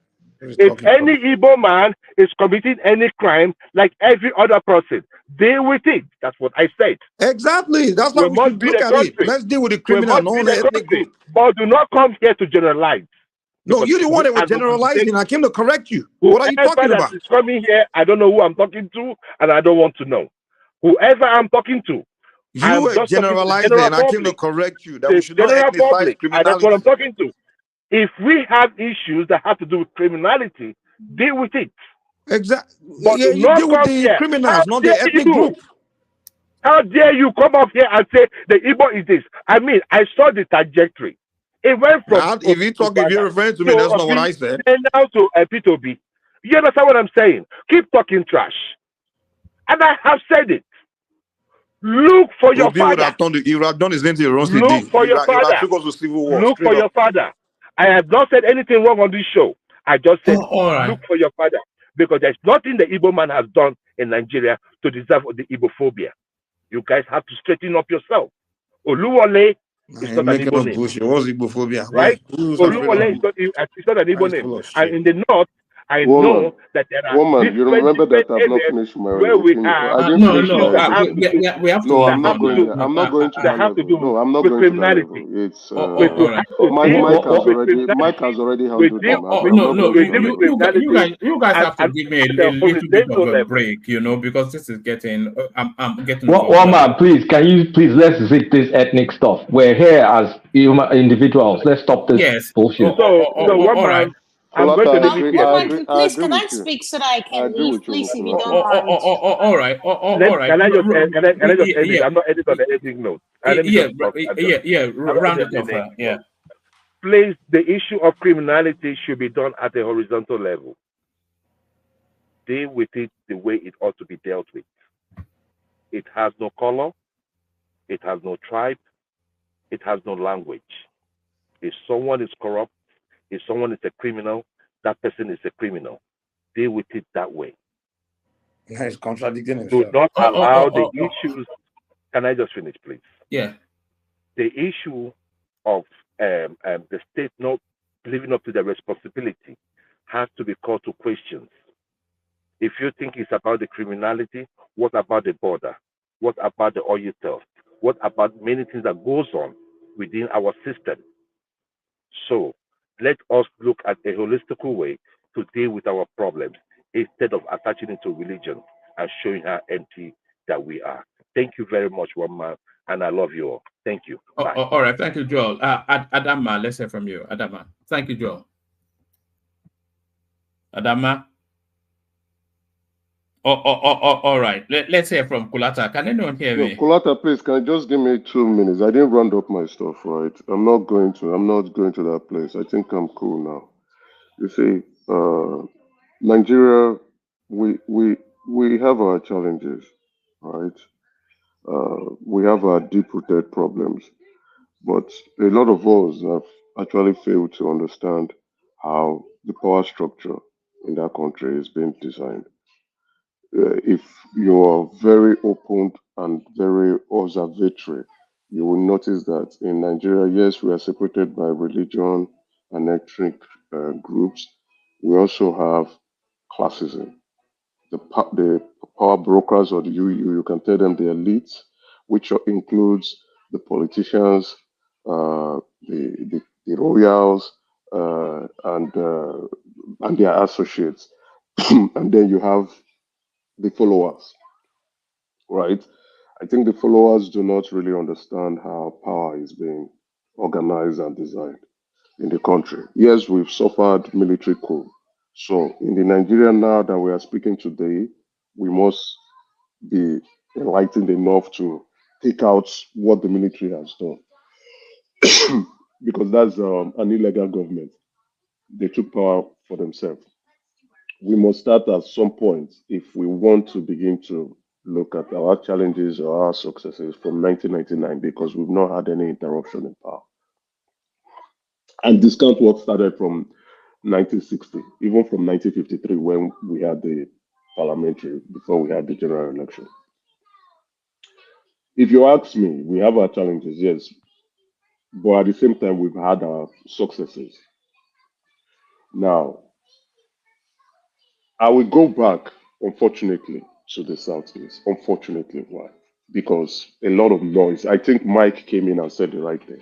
The Igbos are not the only ethnic group in that country, but it appears like we are the loudest. We make a lot of noise. If you don't like generalization, please close your ears, but I will speak on the truth. We make a lot of noise. We have over 300 ethnic tribes broken down into 6 geopolitical zones. And so, sorry guys, this issue made me lose my voice. I don't know the level of anger, but I've said what I said this night. If anybody tries me again, I will go there and I'll go to the extreme. Now, what the Igbos, is not like we've been out of power. During Jonathan's time, we enjoyed power. We've also been Senate president, which is the number 3 most powerful man in that country. And I want the people you think you don't like it, you can come to correct me. Being a Senate president is a very powerful position. We've also been deputy Senate president. And that guy held that position for quite a long time. Unfortunately, he's now cooling off in UK prison. We've been involved in one way or the other in all government, even in the military government. We have been involved because we make a lot of noise, and rightly we should. We are one of the major or one of the big ethnic group in that country, except during the Buhari's period that we did not gain enough prominence in government, but we were there too. We were in government. So now, if we are now saying, oh, we have never been president, that is unacceptable. We've never gone to become president. We've not produced a president in the country. And it's not like we will never produce. It's just that we have never been able to get ourselves organized in-house. What we need to understand, and I think I am not speaking not just for others to listen, but for evil people on the platform to hear clearly now. I would say I belong to that elite group because I understand. At least I am part of it. I know, I see, I hear. When my elders are speaking, I know what they're saying. We are not organized. We cannot insult our way into power. And let's be honest, we do not even have the numbers. And like what, who said it? It was one of the northern elites that said it. What was his name again? I think it was the former governor of Kaduna. He said power can continue to rotate between the northwest and the southwest. They have the numbers. They can decide who become president. And the other geopolitical zones will be unable to stop that decision. But for equity and fairness, they can all sit and say, okay, I think this power rotation has gone through this northwest and southwest for quite a while. And if you see it clearly, it is between the northwest and the southwest. Why? They have the numbers, they have more delegates, they have more electorates, they have more voters. So whatever we do, whether we like it, whether we make too much noise, whether we hit our head on the wall, whether we take stone and stone ourselves, though that geopolitical zone controls the power structure and power dynamics in Nigeria. So if we are looking for equity and fairness, which it is okay, we must come to the table to negotiate. Have we, the Igbos, conducted ourselves properly in the politics of Nigeria? No. Have we expressed ourselves that we can be trusted with power? Currently, now, let's be honest, I think if I am wrong, I will not expect an Igbo man to answer this, but another person from another tribe to answer this question. Have we expressed ourselves that we can be trusted with power? Have we conducted ourselves properly in the politics of Nigeria? Have we organized ourselves in the right way to show that we are equipped enough to lead Nigeria? Do we have the people? Yes, we may. But let's be honest, I keep saying it. Let others, I will say one man don't answer the question. Let no Yoruba man answer the question. Let an Edo man answer it. Or let who else? A Kwara man answer this question. Has Peter Obi post-election conducted himself that he understands the power dynamics in Nigeria? To me, I think it is no. I don't hate Peter Obi as a person. I hate his politics. And because I understand the power dynamics, the power structure in Nigeria, and I know power must move from southwest to northwest, and there's nothing we can do about it.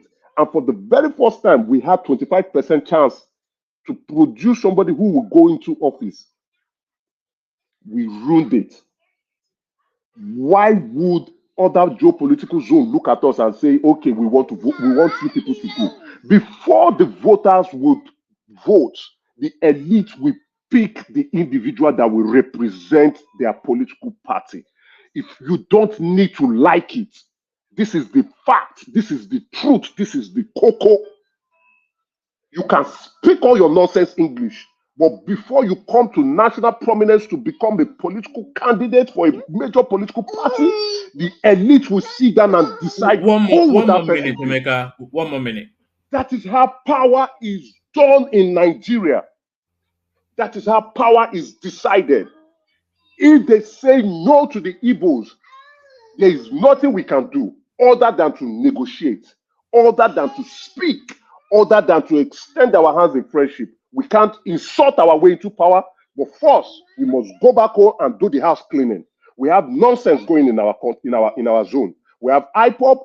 How will you give power to people who say they want to leave? How will you give power to people who is destroying themselves?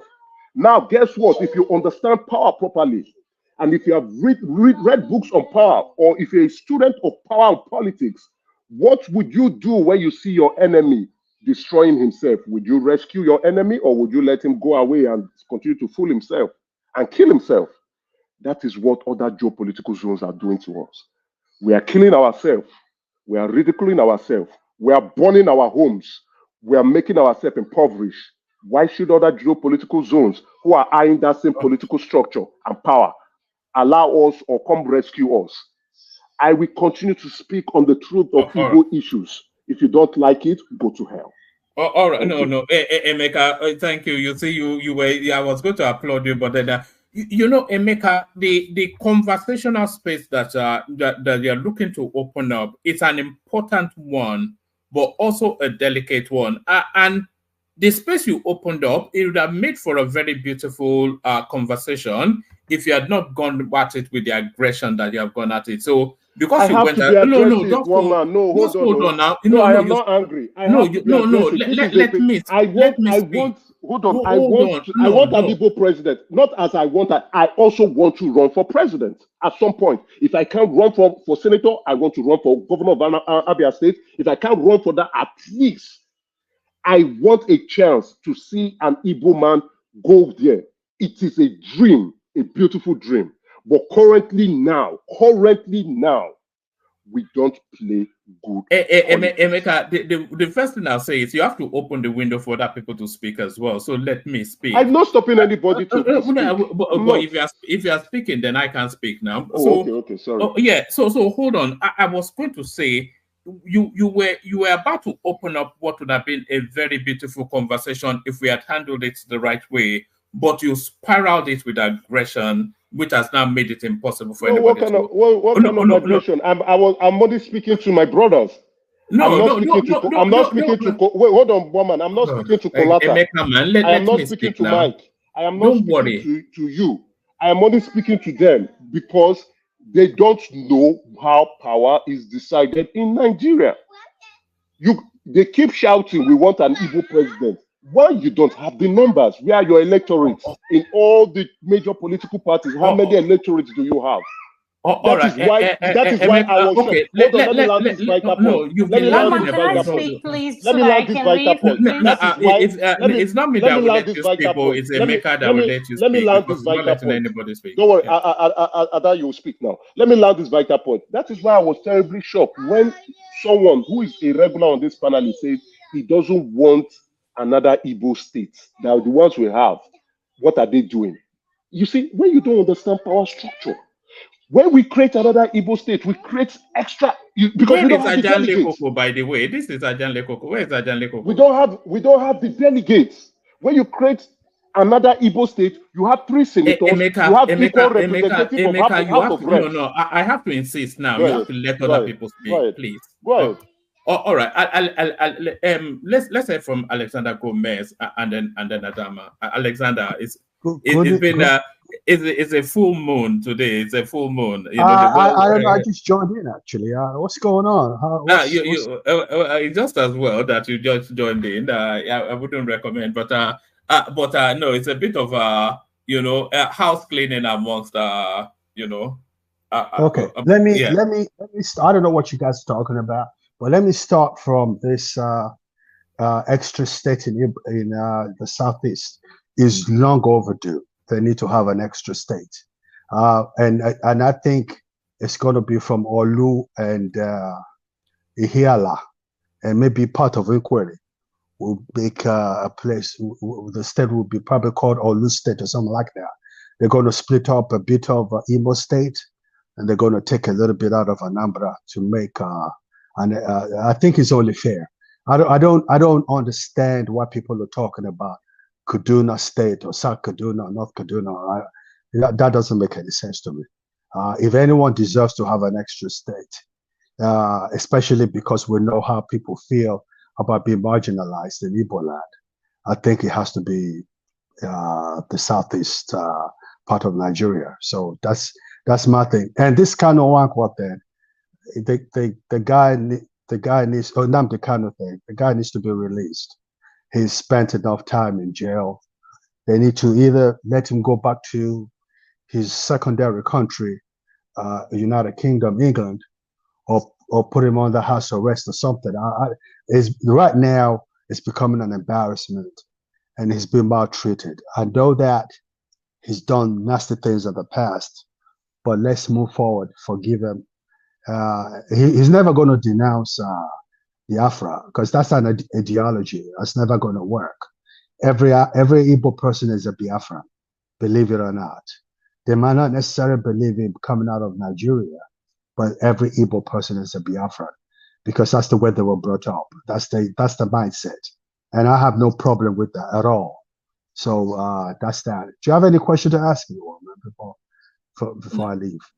No, it's just really to say because we didn't even have sufficient enough of topics to. But you can speak on. Did you see a viral clip of the DSS busting into a hotel and someone really beaten? Yeah. So they're now investigating those people, and we were having conversations around policing in Nigeria that is too heavy-handed, even though Nigerians are notoriously unruly. Yeah, but hey, that's Nigeria for you, isn't it? Oh my! That's never a very quick question. Yeah, go ahead. Do you believe in justice? Yeah. Oh, this is Mike. Of course, I believe in justice. Okay, so if somebody create an organization, and that organization is responsible for murder, do you think that person should face? Do you think the family of those people killed, do they deserve justice? I don't think there's any justification for what he's done in the past, but they should give him amnesty. What about the family of those that have been killed? That's what I'm asking. Do they deserve justice? Well, what about the people that were killed unjustly during the Biafra War? Well, what happened? Let's be sensible. Justice as well. How? That's not going to be. That's not possible. We can't use injustice to justify another injustice. That's what I'm saying. Well, sometimes you need to consider the peace of the country, and let's move on as a people.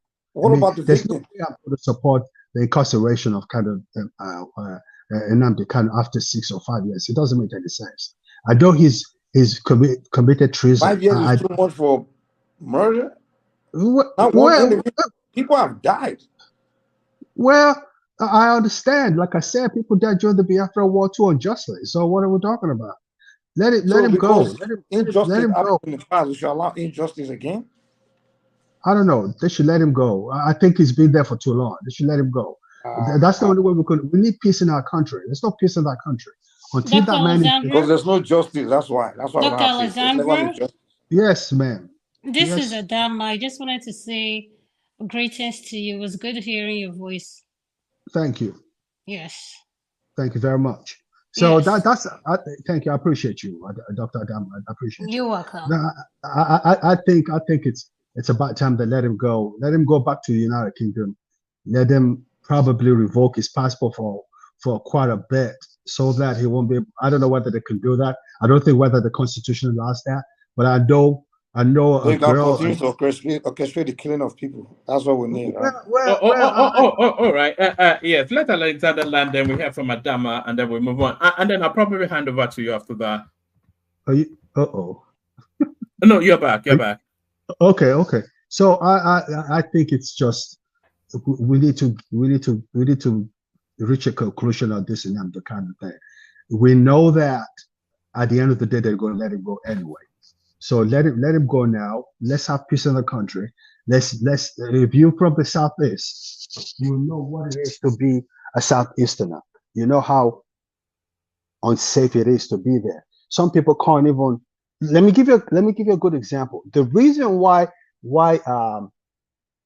Chioma and Davido's wedding took place in Lagos, which is unlike an Igbo thing, is because there's no peace in the Southeast.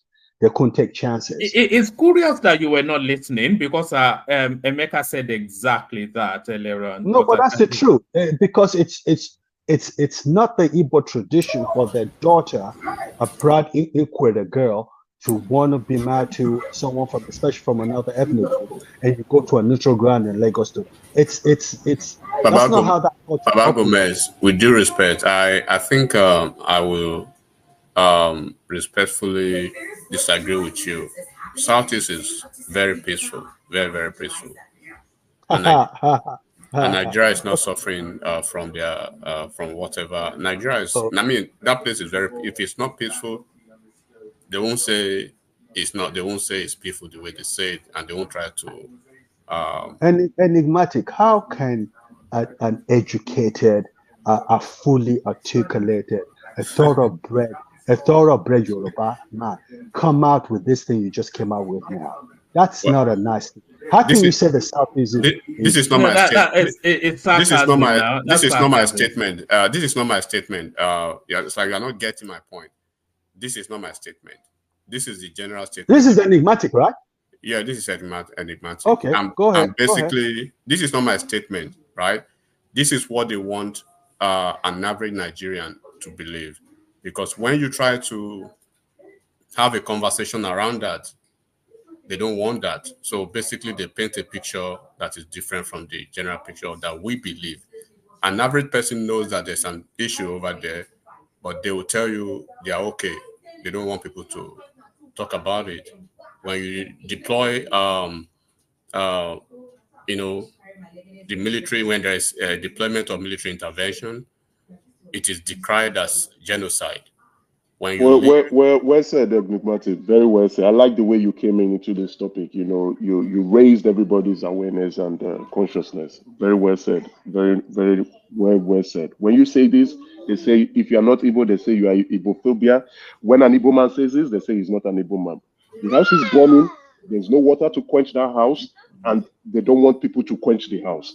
Continue, Enigmatic. You're always a delight to listen to. Yeah, so when you leave them to their own vices, they will label it as marginalization. When the unrest arose the other time in some region, and particularly in Oyo State, they rose up and the populace actually collaborated with the government to swiftly suppress the situation. So we saw what happened in Abia State the last time, right? They piled our soldiers, and you could see the governor was even very tacit. He couldn't vehemently come out to reprimand those. He did, though. He put a bounty on them. Okay, but you can only help. I say even help those who help themselves. As long as we want to believe that we are all Nigerians, look at what is happening in the north, for instance, in Borno State. Because of politics, they want to resume genocidal bombing or whatever it is. That they are, terroristic attitude. But they can as well bomb their entire region. That will not stop what will happen in 2027. So this is just what I'm trying to say, Baba Gomez. You can help people who want to be helped. But when they say they are okay, their region is okay, no Mondays shut down and everything is okay, let's believe it's okay and let's move on. And Nnamdi Kanu does not deserve to be released. He's a terrorist. He's going through the legal processes. Let him go through the entire gamut of that. And you cannot actually have a political discussion around that. You can actually say it should be pardoned by the president. As it is now, for you to have a pardon, you must have a conviction first under the law. So when he has a conviction, then the president can step in and say, I have a presidential pardon on him. He won't go to prison. We can commit his sentence, and then we can actually do this and that. But until he has a conviction, nothing can be done. So I just want to let you to understand that as long as we believe that they do not have any problem, we believe that they are safe. So let's move on. Nothing is happening in Southeast, but peaceful Christmas every day. Thank you. I want to state it for the record that I totally and absolutely disagree with what you just said. Let the record reflect that. I think it would be rather insensitive for anyone to come on this platform to tell me there's no problem in the Southeast. You know Southeast very well. I do agree with you. I have investments in the Southeast. I have a wife that's an Igbo woman. I have a wife that's from Imo State. I know what we go through every time she goes to Nigeria. So I would totally and unequivocally disagree with what you just said right now. But you're entitled to your opinion. So I respectfully, yes. Me, that's in you, but I have to say one thing because I really don't like touching this. Your entire premise is based on peace in the Southeast when this guy is released. So what if he's released and there's no peace? Then what's your recourse? I can't guarantee. You have a good point. I agree with you, Kolata. I agree with you. I can't guarantee or put my last money on it that when he's released, he won't start his shenanigans again. I can't say that. But how do you know that he would or would not? I have no dog in the fight. I'm just questioning your premise. I don't have a horse in the race too. But that said, Mr. Gomez, he's once been released, right? That was the first time he was arrested, where things didn't even get to this level. Yes. And people cried for the release. Even I remember your fire Shea came out, he cried for his release. Many people cried for his release, and it was released. Yes. And what happened? I mean, like literally, if he hadn't been released the first time, I don't think people would have lost their lives. All these people we would never have. We wouldn't even have the terrorism going on in Southeast right now because that first time there was no problem in Southeast, or there was not even big terrorism going on. Which that first time I thought he should have been released, to be honest, because that time all he did was just talk trash. He shouldn't have been arrested. I get it, but yeah, he was released. But then what happened? It got worse. So we didn't learn from the Dr. Gomez, I disagree with you. You have a dog in this fight. You are our in-law. You married our woman. Omar, can I say what I want to say, please, so I can leave? Go ahead, Dr. Adama. Go ahead, Dr. Adama. Thank you so much. Sorry, Adama. Yes, let's hear from Adama. No, thank you so much. I really appreciate it. Let me start with Emeka. Emeka, I'm sorry. The way I'm going to say this is not an insult. I'm just trying to tell you, from a viewer point of view. Like if I'm someone watching, how you come across. All I want to say to you, please tone it down. Like don't come across, you come across so aggressively. And that makes it sometimes, even though your points, you're making valid points, nobody wants to hear what you're saying. That is how I feel as a viewer watching from the outside. At the end of the day, this is to everyone listening and to all of us at this panel. Let's stop making everything we discuss about tribal. Let's stop it. Think about our children. If my daughter comes back home tomorrow with a Yoruba man, I will embrace that man. I married a man who grew up in Ijebu. I don't, this is me. Let's stop this tribe. I'm tired of it. When I go to Dr. Damages, that's what I hear. When I come here, that's what I hear. I mean, it's becoming too much. Because before we say anything or look at things at a certain way, we need to think about our kids. Our kids are going to get married tomorrow. They don't care about this bickering, north, east, what. They don't care about that. So please, as a parent, I am pleading to every one of us. Before we make any topic tribal, let's think about it twice. Because all it creates is more division among us. And with the way we're going and the way we speak on this platform, and at the end of the day, we say we want a better Nigeria, and we live in the diaspora, we're exposed and still acting this way, I am so disappointed. I am so disappointed. With that being said, yes, you see, yes. You've spoken well, right? Unfortunately, you see, there's what we want, an ideal situation, and the practical situation, or what is going on. There is no way we can excuse. This is a political platform. If we want to talk about social issues, most definitely we will not be dwelling so much on tribes. Yeah, I blame Madam and Dupsy. We try to pivot to lighter things, and then they bail out on us. So what do we have to do? We have to start fighting again. Exactly, Wama. I'm available. I've told you that. You canceled on me twice, so don't make it on me and Dupsy. Yes, I mean, Dupsy is traveling around the world, but that's what I'm saying. I could have hold it down for her, but you said you had other things that came up. So I'm an Igbo woman. That's true. I'm an Igbo woman. I come to this platform. I speak with you all because I have respect for you guys. I enjoy listening to you guys. But when you guys start making it toxic, then is a problem for me because I don't want to hear that.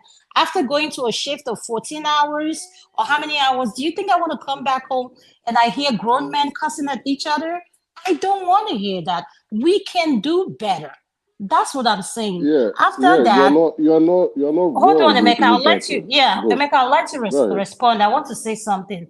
Rational Mind. Good evening. This is Adama. I know you know my voice. Baoni. Mongbadu no. And Kulata, what's up? She was she malotemu momo Mike, are you there? Mike, are you there? Yeah, I'm hearing you. Yeah. Okay, yes, Mike, listen. Mo ní iṣẹ́ kan tí mo fẹ́ kó bá mi ṣe àwọn tó wà lórí platform yìí. Mo ní kó bá Ifá sọ̀rọ̀. Mo ní àwọn couple of people tó wà ní platform yìí. Mo fẹ́ kí Ifá bá wọn forí wọn nítorí something ò wá. Okay, ṣó yé nǹkan tí mo ń sọ. Okay, no problem. Ṣó yé Mike? Ṣó yé Mike nǹkan tó sọ. Okay, ó ní pé kò fi Ifá kó bá wọn kó fi fọ́ orí wọn. Máàkì gan nídìí láti fi Ifá fọ́ orí ara ẹ̀. Ó fẹ́ dá Ike Mike kò gbádùn. Àbí ká fi Mike wùgọ̀ ká fi wùgọ̀ bọ̀ fá. Where that's the solution? Ká fi Mike bọ̀ fá. Wow. Can you guys hear me? Yes, yeah, we can hear you. My dad insisted that all his children must hear Yoruba, so I had no choice. Even though I've lived in the States, I grew up here, I still maintain it. Yeah, I can speak my language, Igbo. You know, it's just like when I want to be professional, I be professional. So, Adama, you said something, right? About, Yes, sir. yes, if it's social issues, yeah, definitely. Why should we, like we're talking about marriages, of course, definitely we will not be hinging it on ethnic group. Uh, but if you look at the realities on ground, right, I see some funny comments. Someone was saying one man is tribalistic and making me talk about, No. That laughing guy at is me. notorious for that. Yeah. I've banned So, and unbanned but him several times. So his name, but yesterday TV. You know, he does that every single time. Yeah. the main stuff, right, is we marry each other. We eat the same food. Let's be very realistic. One of my favorites is amala and the wedu, right? I enjoy it.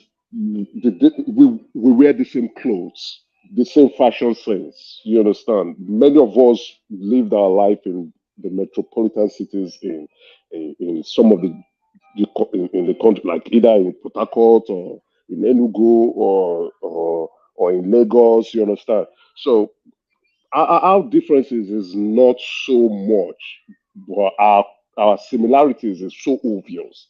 But when we come to politics, we cannot rule that out. Unfortunately, we cannot. Emeka, Woman, let me get that. I need to go back to sleep now. All right. Adama, you've made my evening actually. God bless Thank you you, all. sir. Thank Okay? you, sir, Dr. Alessandro Oh. Gomez. Thank you. I appreciate you, sir. Thank you, sir.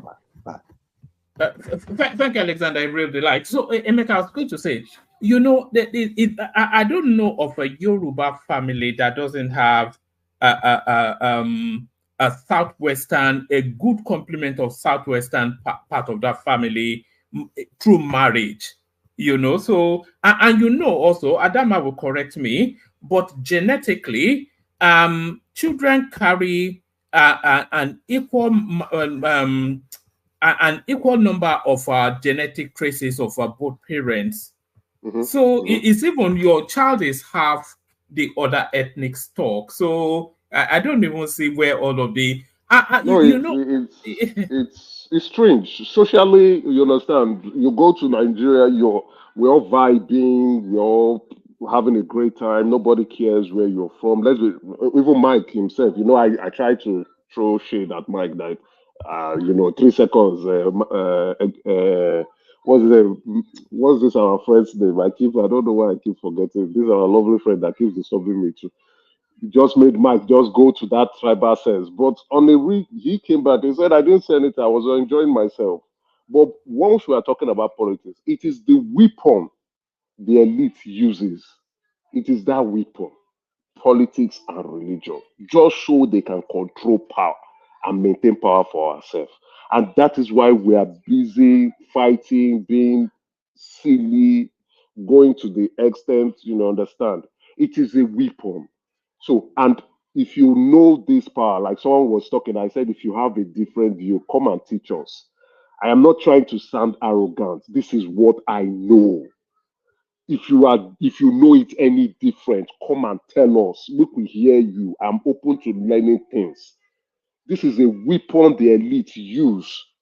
Don't you see them marrying from the southwest or marrying from the southeast or even other places or marrying amongst themselves? But once it comes to that politics, that is when they will tell you I'm a Fulani man or I'm a Hausa man or I'm an Igbo man, because they want to use that as a controlling weapon or tool to gain power.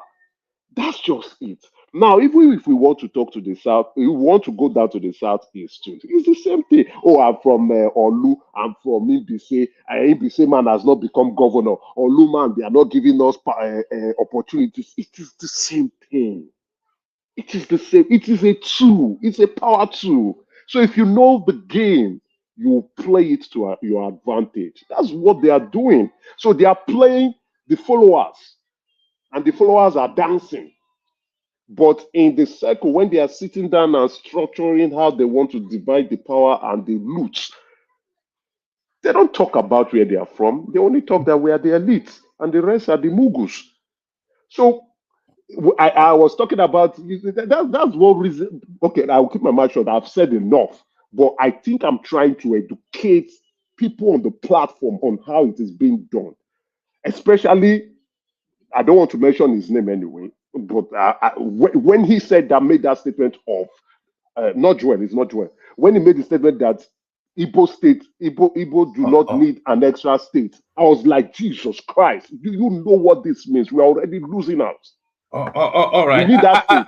I tell you what, this is what we'll do. And Emeka, we must move on now. But what we will do is from tomorrow, we're going to start a GoFundMe for anger management sessions for Emeka. so we do that. We start a GoFundMe for anger management sessions. I don't need the body. I don't need the body. I don't need the body. And if you need someone to evaluate him, I'll do that. And I believe no, it's not. It's not. No, not even Sigmund Freud. Adama said I come out aggressive. Of course, I come out. You could say aggressive. You could also turn it to say passionately. I am passionate about issues in Igbo land. I am passionate about what is going on. Like what Enigmatic has said, we don't want people to talk about our issues. Our house is burning. We don't want to talk about it. Then how do we solve it? Okay, let me keep quiet. I've spoken enough. All right, brilliant. Thank you so much, Emeka, for answering my question. Woman, I do appreciate you.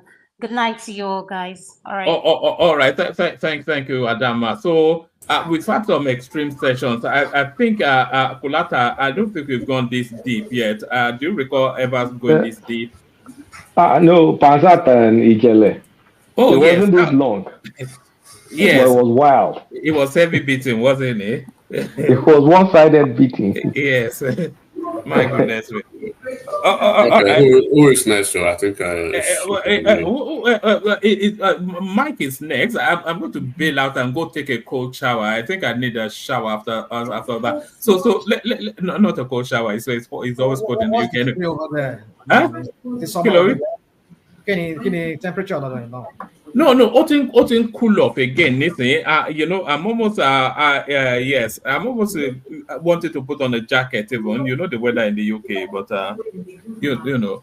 All right, let me acknowledge the super tatas. Bosun, so that's Bosun right there. Regular, not with the regularity of Ayo, of course. That's Ayo right there. That's Tope O, who always passes by and does that often. She acknowledges Ayo, and Ayo acknowledges her back.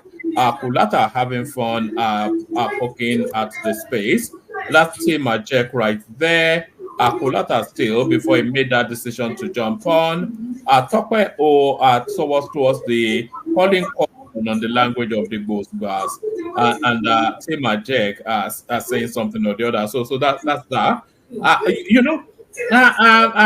Rational mind, were you aware of this ghost bars as a phrase? I never even, it was only over the last 2 months that I ever Kulata Shomokoko don't get ghost bars until you came onto the internet. It's Gbasgbos. Gbasgbos, all right. It's from internet culture. I learned it. Yeah, it will go worry, you know. Britico English here at Yoruba. It won't go Gbasgbos really, or famous Not a new phrase. It's not a new phrase. No. You want to pretend like you are down with the kids. So they category conduct all our message one. You they pretend we all right. Who wants to go next? Whoever wants to go next. One man. I thought I was the first. Let me go next. Hold on, Enigmatic. Prince. Yeah, Prince. We've called you severally. I know that's okay. You hid away because of the war zone, Abi. Yeah. It was something like that. Anyway. Yes. Well, so apologies for all that, but it gets like that sometimes. So do you know what we're talking about? Do you just want to free flow to it? Sorry, Enigmatic. Prince had been here. He started actually. No, let Enigmatic go. Let him go. All right. Later. Yeah. All right. Enigmatic up next. I'm out. Mike takes charge. Thank you to the super tatas. See you later. Good to see you safe and back from Nigeria, Mike. But Mike, please, we've tackled the ethnic stuff, so just let them. See you tomorrow.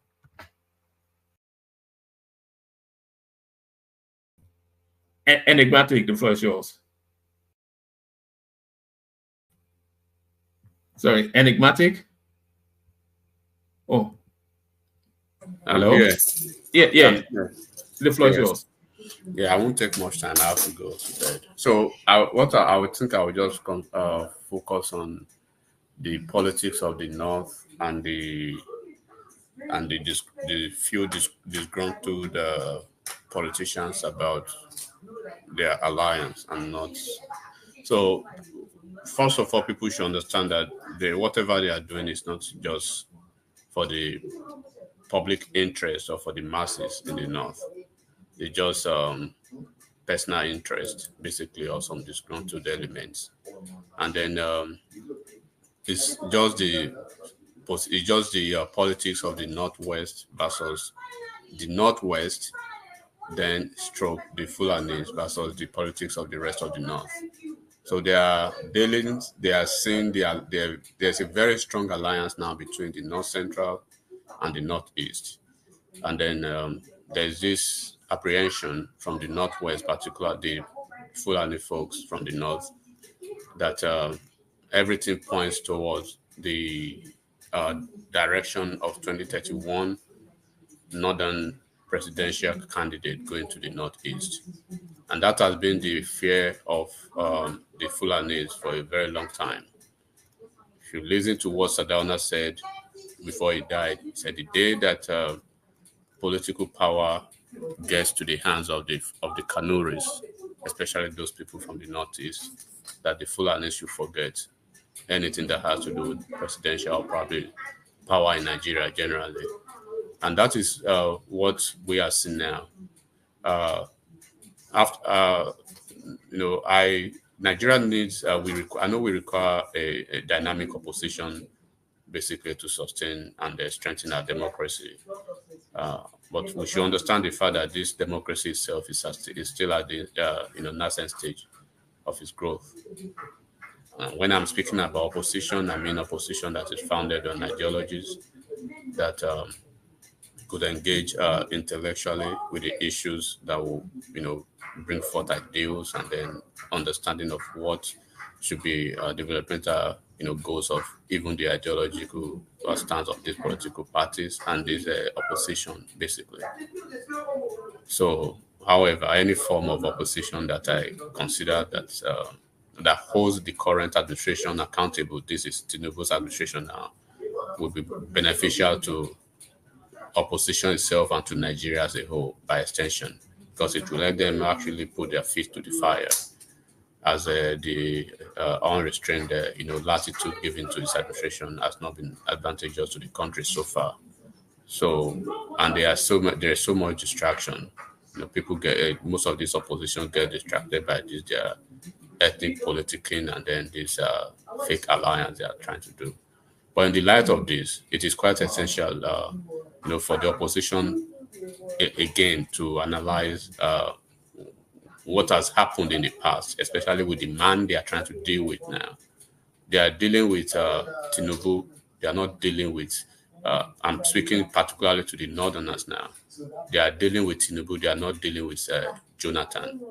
So it is very important for them to study, particularly the election in 2003 and 2007 in Lagos State, as well as both the electoral victories and defeats of Goodluck Jonathan in 2011 and 2015, respectively. So if they are able to take a cursory look and study of these political trajectories, they will or they should be able to identify the critical factors that influence those outcomes, and then they will be able to find a way, if there is going to be any way, to defeat this man in his political game. So, like I did say earlier, the concern among the Northwest politicians is quite understandable, and we can actually, say it's a superfluous one for that matter. With the indications correctly pointing from what some people know, some of us know that it's pointing towards the Northeast in 2031. So it remains to be seen if the Northeast now, being the bride being the bride now, the baby of the 2021 political game now, will risk an alliance with the Northwest. So it is in their it is in their fate now to either see if they will actually reach such an alliance with the Northwest, considering the strategic importance of the North Central region to them, with the same alliance that we are seeing, which holds significant influence as well. So the question arises that which of the southern parts of Nigeria will forge a further alliance with those two regions in the north now? Because I'm trying to take northwest out of the equation now from the north. So now that we are seeing the strong alliance between the northeast and the north central, northwest being the major opposition now to those two regions in the north, because in the past the northwest has been like the political leader of the north. They've championed the cause of the northern politics. You can say, they've. Edrimati, sorry, can I just quickly? You see, it's always a delight when you speak, right? You truly understand the power dynamics in that country, and you're right with your position on the Northwest leading, which I have actually mentioned. What you have said is very true, and it is what the Southeast should be doing with the South-South. But as you can see, the South-South is abandoning the Southeast because we are not coordinated. But go ahead. I enjoy always a delight listening to you. Keep saying what you say, right? Someone was busy saying that you should not bring Peter Obi, and by all means, if you want to bring him in, flog him again, please do that. No, but Peter Obi is a politician, so if I bring Peter Obi to the conversation, that is his terrain. I'm bringing Atiku, I'm bringing Kwakwanso, I'm bringing Tinubu. Why wouldn't I? Exactly, and he's a crooked politician too.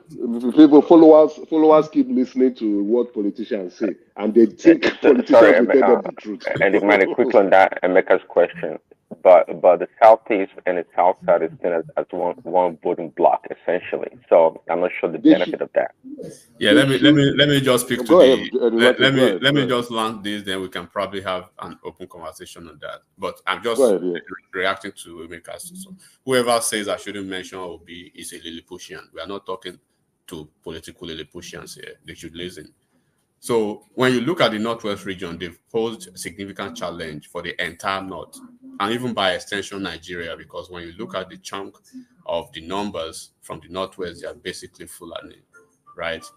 And then they've managed and successfully been able to monopolize projects and major appointments, shifting resources disproportionately, that is meant for the entire North to the Northwest, basically. But despite this, they still nurture this, they still often exhibit this sense of entitlement and superiority over the North Central and the Northeast. So this behavior as those two regions now, those two, so to say, the minority regions now, the North Central and the Northeast, they've seen it as being too short-sighted on the part of the Northwest and too greedy. And they've come to the realization that each time a southern person is the president, they always want to form this alliance against a southern president. But when you look at the equation now, I said the last time I came, I said people should go and Google. When you look at the natural portfolios, political portfolios and appointments that the Northwest considers, right, their entitled positions, is switched now to the Northwest, to the Northeast and to the North Central. So that's why they are very scared and very agitated. When you look at the vice president for the first time, vice president is coming from the Northeast. The National Security Advisor, Ribadu, Northeast. Minister of Education, Northeast. Minister of Agri, Northeast. Minister of Minister of Health, Alipa, the Northeast. Director General of NIMASA. So they have all the political. Well, what about defense? Defense is Northwest now. The two defense portfolios, the senior and the junior, they are from Northwest. But when you look at the portfolios that goes now, SGF goes to the North Central, and a number of political that's true. That SGF is a powerful one. Goes to the North Central. So the only power equation that they have so far from the Northwest is the Speaker of the House, right? Is the Speaker of the House. So this is the first time this is happening, at least from 1999. They are either top three, and after having that top three, they will still corner all the major political appointment that goes to the North. Go and check the entire Buhari's cabinet for 8 years, right? Go and check this man that died to Yaradua. Go and look at his appointment. The major appointment from the North always goes to the Northwest. So this is the very first time you are seeing the two minorities from the North. Enigmatic, sorry. Okay. On the same line of thought, please.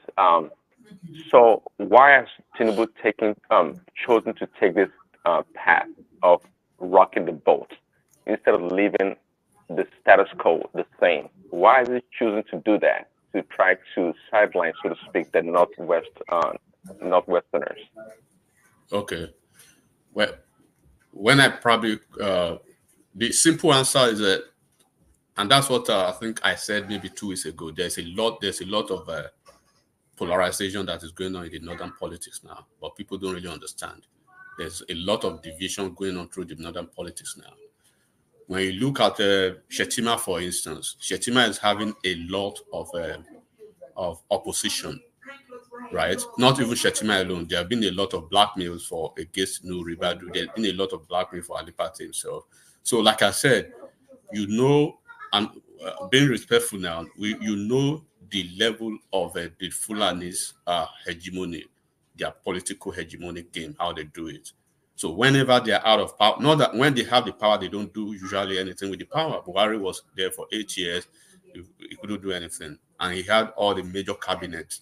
At least 80% of the northern appointments, not even northern appointments, at least 70% of the national appointments goes to the Northwest. Go and look at the security portfolios, from the Inspector General of Police to the army chiefs to everything. There was a time that I think the entire South, when I mean entire South now, South, Southeast, Southwest, they do not have even a single representative in the entire security architecture of Nigeria for almost 6 years under Buhari. That's where you see people. Malami was in office for good 8 years at Attorney General of the Federation. So when you look at those powerful positions that go to the North, go and look at where they come from. They usually go to the Northwest. So this is the first time they are seeing this type of power dynamics, and they know for a fact. I don't know if you people really know more about the Kanuri people. Kanuri people, they are very smart, they are very intelligent, and they are very Machiavellic with politics.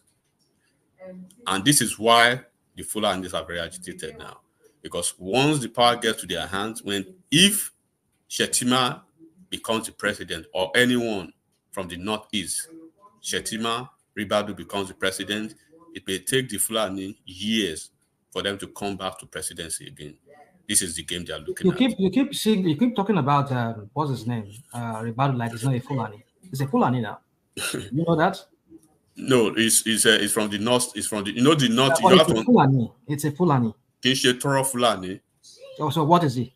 Is Kinshe Toro Fulani, sure, but they don't really consider him. No, I've never had. It's not a Toro Fulani. He's a Fulani man, from what I know. What's his name? His father, former. But what you know is from the Northeast. When you look, I know it's from Northeast, like from Adamawa State. I know, but Yeah. the point is, he's in Fulani. So this thing you're saying, I don't think it will hold water when you talk. I can understand the Fulani beef with the Kanu'S. That's given. I understand that. So, but then, what is it? This is what because I may not really go into, but this is the thing that is happening now, right? Because even when you look at the memo that was released by the is it the Aga two people, the North Central, like their own Afenifere, like their own regional whatever that they released almost 2 months ago, right? You will see what they are trying to do, trajectory. So what I was speaking to the other time is that what part of the Southwest, of the South now, that will actually work with the South, with those two alliances now from the North Central and the Northeast, and which part of the South will probably work with the Northwest Alliance. So do not forget the Northwest Alliance is an alliance of the opposition against the two minorities, the two regions that they considered the minority in the North. So the minority in the North now, all things being equal, the North Central and the Northeast, they will collaborate and work with whoever, right, the party is trusting forward from that region. So leaving out the Northwest. But are you factoring Atiku from the Northeast as well? Are you factoring it in this merger with the North? I mean, that Northwest arm that you're talking about that is seems to be ostracized by Tinubu and his people. Yeah, when I mean Northwest, go and look at the core Northwest, right? Look at the core Northwest and look at the core Northeast and core North Central. So you should go and look at those things. And then the thing now is that which part of the region, which part of the southern region is going to work, right, with those two minority groups in the North Central and North East, and what part of the South is going to probably work with the Northwest, because the Northwest is going to be an opposition to the Northeast ambition and North Central support. So now, sorry to break your thought. I just wanted to have this in mind. If we're to go by all this you've said, which I think it makes sense to be that there's a coming together of the Northwest here, because we're seeing videos of what is the El-Rufai, which I think is even a political featherweight for me at this point, because I will cap my conversation with El-Rufai's chapter and I will close it. Yeah. So real quick, let me just say this. So because even the Kaduna state, which could be said to be another very heavyweight state in the Northwest, I mean, El-Rufai does not even control it because it's under an APC government that is even hostile to El-Rufai. So remember the last election, it was even hardly won, even though the Magomago they did. But let's leave that. I don't want to go into all the details. Yeah. The point is that I don't think Tinubu should worry about Kaduna, the way Kaduna is, because it's an APC governor that is loyal to Tinubu. So I don't see any string that El-Rufai can pull from there, say he wants to, move it to whatever candidate they might have after that, either a northern candidate or they later setting for another southern candidate to be their major flag, whatever it. But my point is this: I don't see all these things you've just said to be a reason to be worried about, even not for the issue of this bombing that is going on. That is a concern, but I think they are trying to do something with that. Okay, so, let me just on the issue of the bombing, I will join it with the El-Rufai, and I will probably we can talk about that. But now you've seen the game that is going on in the North now, right? And then the question, like I said, is which Southern alliance will be forged? Now, there's this thing that of course the Northeast and North Central will join the Southwest with the alliance, because whoever, for instance, I'm talking about APC now, whoever APC, right, considers the successor to Tinubu will be very influential in picking that person. So technically, North Central and Northeast will work together. Automatically, they will have to work in alliance with the Southwest, right? But I also think the South too, they will want to produce a VP because of the Tinubu. Because of the Tinubu's because Tinubu will probably lead that pack anyway. Lead that pack. So definitely Southwest will be in that alliance for North Central and Northeast. And then who will be the VP? So this is where the South will come into play. And this is why South. This is where they've been getting strategic ahead of time. Yeah, thank you, Enigmatic. Very well said. I saw the writing. You could see the move with the Senate president, what he's doing, right? Organizing his house. Now, back to my problem. You know my problem. Hold on, Emeka, before you go to that problem, let me... You know my problem. You know my problem. I know, but hold on. So now you see now how it is being around. They've seen that already. If you have time, probably people should go and read Omasheye's. I think he wrote something about the 2023 election and how Tinubu survived. You will see the role play of most of the. I wanted to buy that book. Is it out on Amazon now?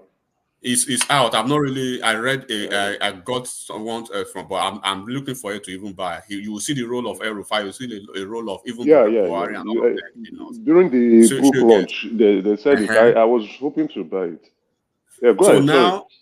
Now you can see that Tinubu trying to take the power to the minority northern partner that have never had the privilege and the opportunity to have the presidency, basically to break the Fulani and the Northwest hegemony in the north. When I say Fulani now, I know Fulani, there are Fulanis in the northeast, there are some, right, in some part of the north central, but the real Fulani we know they are from the northwest, so you should understand what I'm saying about that. So he's trying to break that hegemony now. So now the southwest will be in the back, will be in the back for them. Then south will strategically position themselves as they are currently doing, right, to have the VP position. So in the northwest, they already have, maybe they will throw up a certain El-Rufai or a certain Kwakwanso, right, or a certain very maybe Balama or any popular guy from northwest now, right? Then that is where you will see southeast, because automatically anything that has an APC imprint or Tinubu's imprint, southeast will not be part of it. So technically they'll be part of what it will be an opposition to APC and to Tinubu's game now. So this is where you will see. But why do we always want to be in the losers group? Yeah, you should. Nnamdi, if you ask me now, I go ask. I don't get it. So this is where you will see the southeast. So southwest will hold on. Sorry, Martin. Okay, go ahead. Yeah, southwest will be the. The question was which of the southern part we have this alliance. So southeast will possibly, right, have an alliance with the northwest, and when they go into that election, it will be a blowback at the end of the day, because south will keep. Imagine if south person is on the ballot as the VP. Do you expect south to lose because south will be mad already that even PDP, let's assume now that the Northwest alliance with the Southeast alliance are using the PDP platform, right? And then south they have their son on the ballot as the VP, and they have a certain Shetima, a VP who is trying to become the president now. So you can do the equation for yourself and look at what will happen. So at the end of the day, it is also noteworthy to study, why Buhari failed in his presidential bid 3 times, bro, and why an Ijaw man like Jonathan succeeded, right, almost once. So this underscores the importance of the strategic planning and the alliances that Nigeria politics at the presidential level requires. And if you really want to play in that, it means everything I've been saying does not involve emotion. You have to detach emotion from it and see where it will land you. So what you are seeing Shetima and the Northeast and the Ribadu they are doing now. So let me quickly speak on the El-Rufai saga now and how then we can open it up. So on the El-Rufai stuff, right? Tinubu and El-Rufai, they do not. El-Rufai has a bigger problem that people do not know, and I want you guys to know what El-Rufai is going through now, because somebody who is almost even who is bigger in the Nigeria factor, who has the military patronage, is one of those people that El-Rufai is having issues with. So El-Rufai was never betrayed by Tinubu, right? Tinubu has been in politics for over 3 decades, right? Without a single record of betrayal. If you guys are quite aware, you understand that the problem of El-Rufai, they are primarily local. They are originating from the factions of APC in Kaduna State itself, and as well as from the local and regional politicians you know, of other political parties. He has issues with people in PDP and some other political parties in the north. And the APC in Kaduna State is factionalized. And he made so many errors while choosing his successor. So the question of whether Tinubu has protected El-Rufai enough, that could be debatable, and that is complex. Protected him enough against the onslaught of the governor now and the northern oligarchs or the northern big guys who are trying to punish him, right? So due to the non-confirmation by the Senate, El-Rufai made a big mistake by trying to opt out of this administration, and then which I consider a very big risk, you know, which actually has further left him exposed. So now he has left himself exposed to the hands of the local politicians in Kaduna State. For instance, take a moment, maybe a second, to think of if Wike, as it is now currently, you know, was not part of Tinubu's cabinet, he would have lost a lot of mileage, political mileage and leverage, right, to challenge Sim Fubara. Because either we like it or not, Sim Fubara seems very frustrated now. He's frustrated at PDP. He called PDP out the last time. He's frustrated at some politicians in Rivers State. He's making mistakes after mistakes. He called out... he even called out this guy, the former Amaechi, Amaechi just yesterday. So he's taking too many fights, right? So now, Tinubu has and when you look at Tinubu's body language, now I don't know if Emeka or people who are studying peace policy very well knows what Tinubu is. Tinubu has generally avoided meddling, involving himself in local politics. Yes, you are right. He's not involving himself in local politics. Yeah. Exactly, to avoid accruing more, enemies. You know, and this is a stance that's actually shaped by his past political experiences. If you look at how he had his political issues, right, with Aregbesola, then it was because of his political meddling political meddling in the local things in Osun State. The same thing with Fayemi. The same thing in the local. So he has basically avoided. That's why he left Edo people to do their own thing. Ondo election to do their own thing. If you lose, you lose. If you win, you win. So, and then Tinubu did not actually accept El-Rufai's ministerial avoidance, because when El-Rufai notified him that he was going to step away from it, he told him, no, hold on and let's see what we can be done. Then the next thing, El-Rufai traveled out of the country. And El-Rufai nominated Jafar Sani. You know Jafar Sani now, Emeka. So El-Rufai nominated Jafar Sani to replace him. Yeah, to replace him.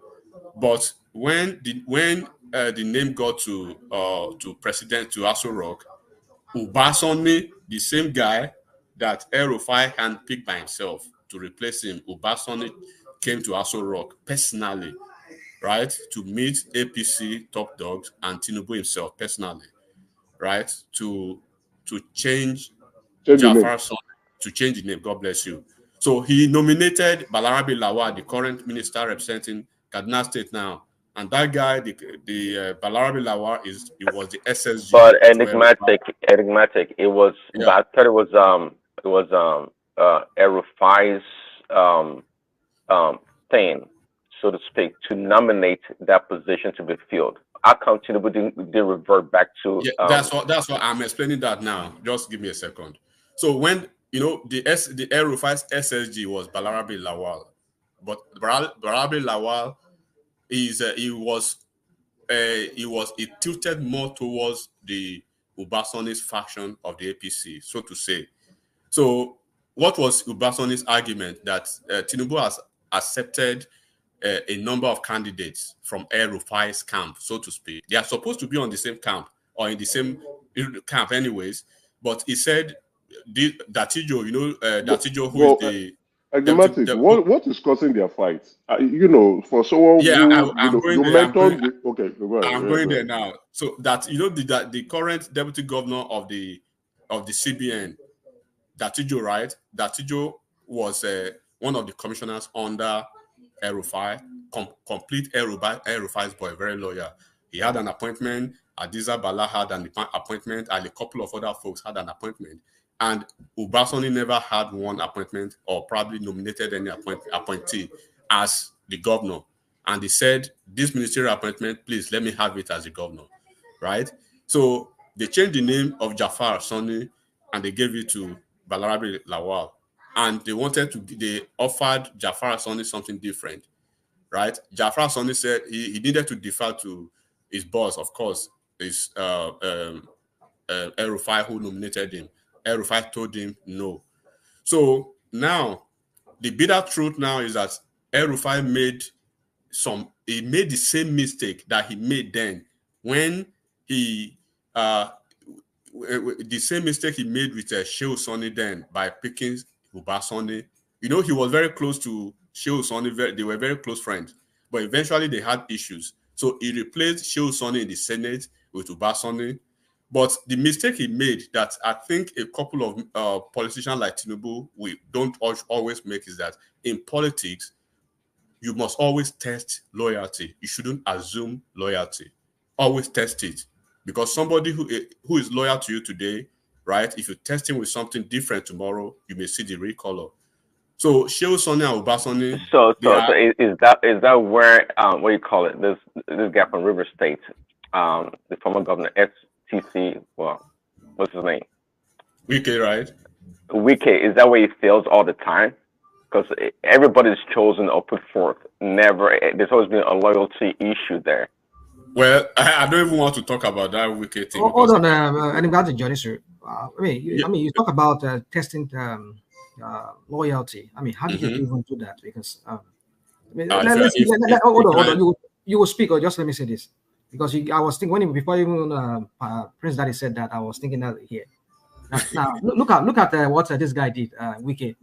You know what? Do you know the bullets this guy collected for him? This guy is there. The present governor. He did not collect any bullet. That's why I said I don't want to talk because I know some things over there. He did not collect any bullet. Hold on. He collected bullets. Then you will speak about what bullet he did not collect, but this is what I mean by collecting bullets.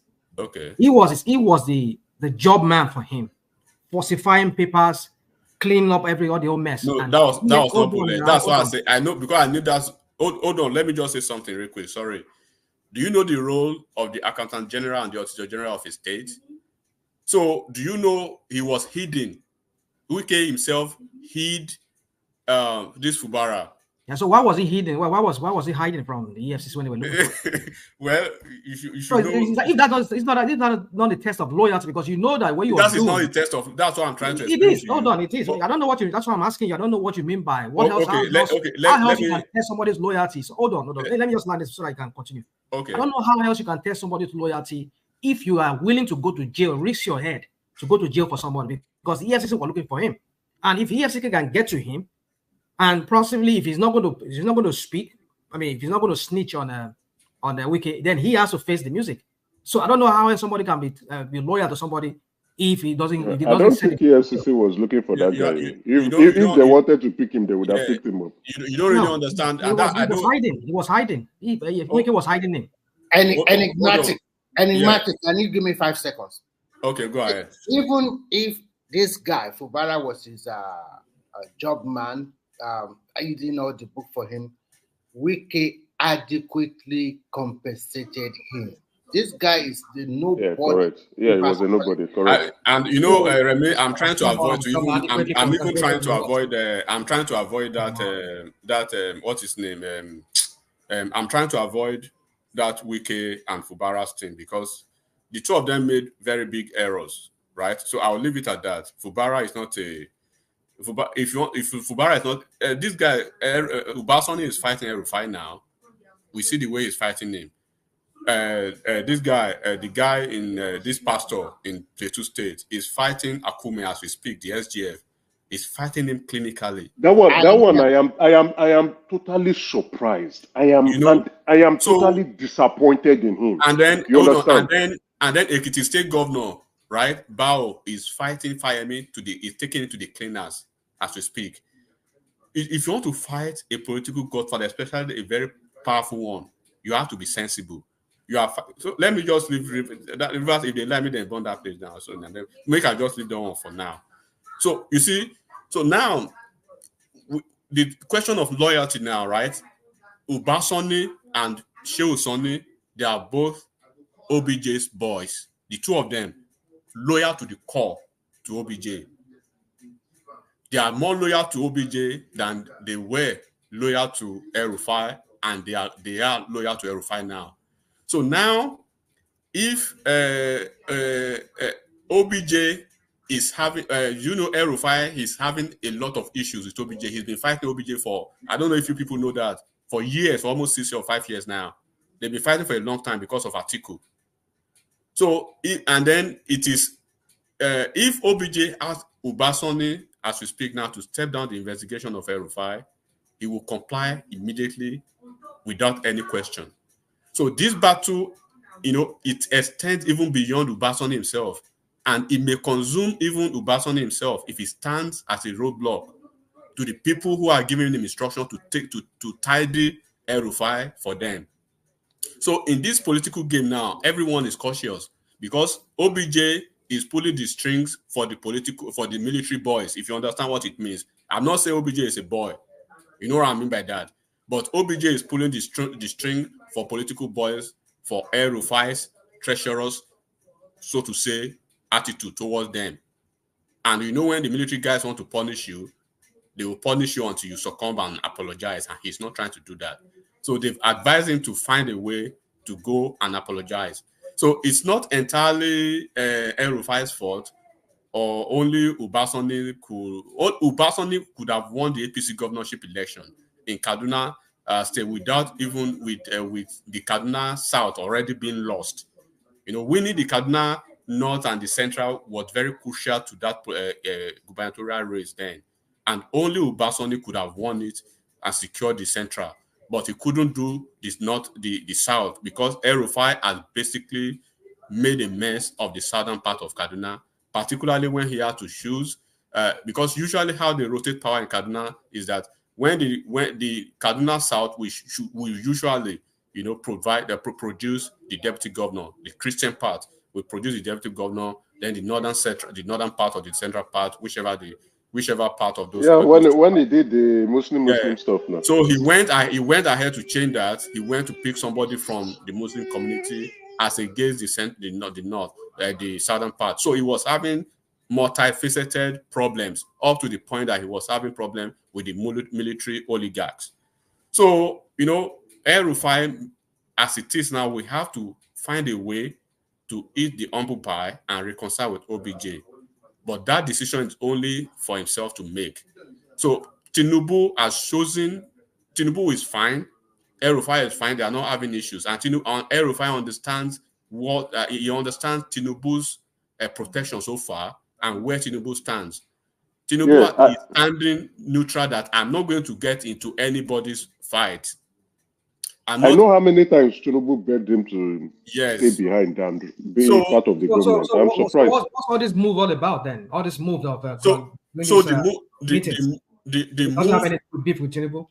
No, the move is for El-Rufai, is for political relevance, right, and to grandstand to the administration that he can do some things, but they know his limit, because in where your base itself in Kaduna State, do not forget, as we speak now, rational mind, Kaduna State lost, the APC lost the entire senatorial, they lost all their 3 senators, one out of I think 12 or 13 House of Rep positions. I think they won only 2. And Ignati, I just want you to quickly consider this. Don't you think the gathering of Atiku and El-Rufai going to Gwari and the rest, don't you think it's a reaction to the new movement of Obasanjo towards Tinubu? Look, it's a big political game. As it is, right? The military guys, so to say, they are working towards they want power when it goes to the north to go to the minority group. So on the part of the central, D.Y. Danjuma is pushing for Northeast, right? Because the North Central, they are very they have how would I say But it? wait, so They have political. why would Danjuma be pushing for the Northeast instead of pushing for his own North Central? No, he knows North Central will They not. cannot put for North Okay, Central. North Central won't win. He Because won't vote it. they don't have the numbers. Yeah, it's part of the strategy now. It's part of the Apart strategy. from the number, they have the number of years rule Nigeria. Talk about Yes. IDB, Abdul Salam, so many of them leaders from that side. So Okay, and I think we're probably going to need like an hour or two more on that bombshell. I guess you just dropped that the military is behind pushing the power to the Northeast. That's quite interesting. I didn't know that. Yeah. So when you look like I started by go and look at the positions to the Northeast and North Central. North Central for the first time and Northeast for the first time. They are representing. They are taking the natural positions. The positions that are usually considered the exclusive preserve of the Northwest. Now, right, and in the ambassadorial list that is almost being released, you will see a lot of northeastern folks too, and North Central, right, having very good mission.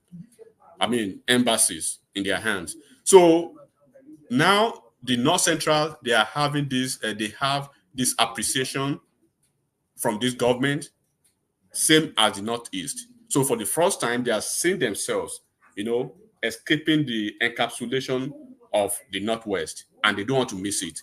So now the question for them is that, are they going to submit what they are planning for them and their alliance for the Northwest with their silliness? So what you are saying, Atiku, so to say, Atiku is done politically, even because the military folks don't even want to see his face, right? And then do not forget too that Buhari had some issues with a couple of the military oligarchs.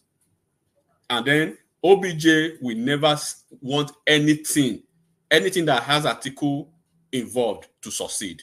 So it's a very big game that is even beyond Atiku or El-Rufai.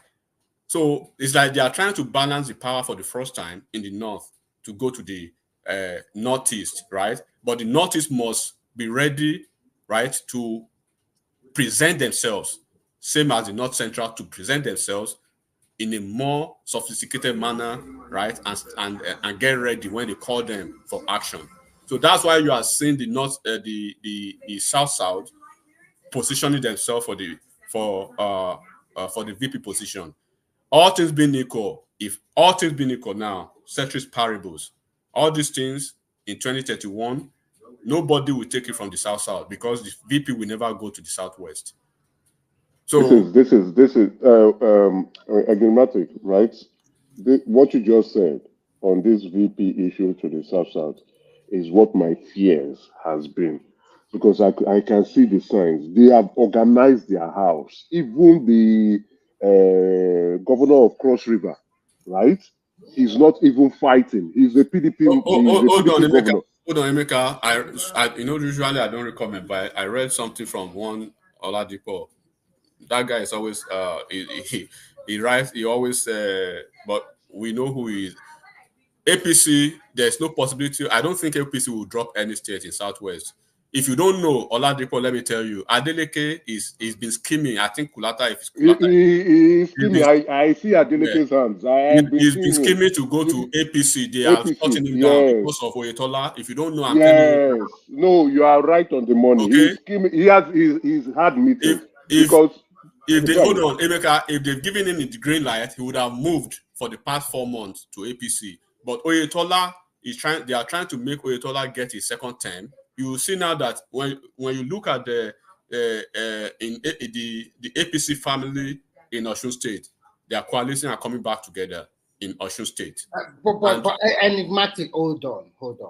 For that Osun State, I don't think APC should push for Oyetola again. I think they should push a neutral candidate. APC is not. Oyetola is, of course, Oyetola will still push to complete that 4 years. But I think I would like them to push. They are trying to use Baba Femi. They are trying to use this Baba Femi guy, right? No, I think what about Ajibola Bashiru? That one is very popular. No, Ajibola Bashiru self. What they want to do is that once they go into the election this time around, Baba Femi, when it comes to popularity and then that's gubernatorial politics, he will probably be the best guy for them if they don't want to use Oyetola. Baba Femi what? What is the family? I think it's something Baba Femi. So, but because of Tinubu's neutral attitude, right?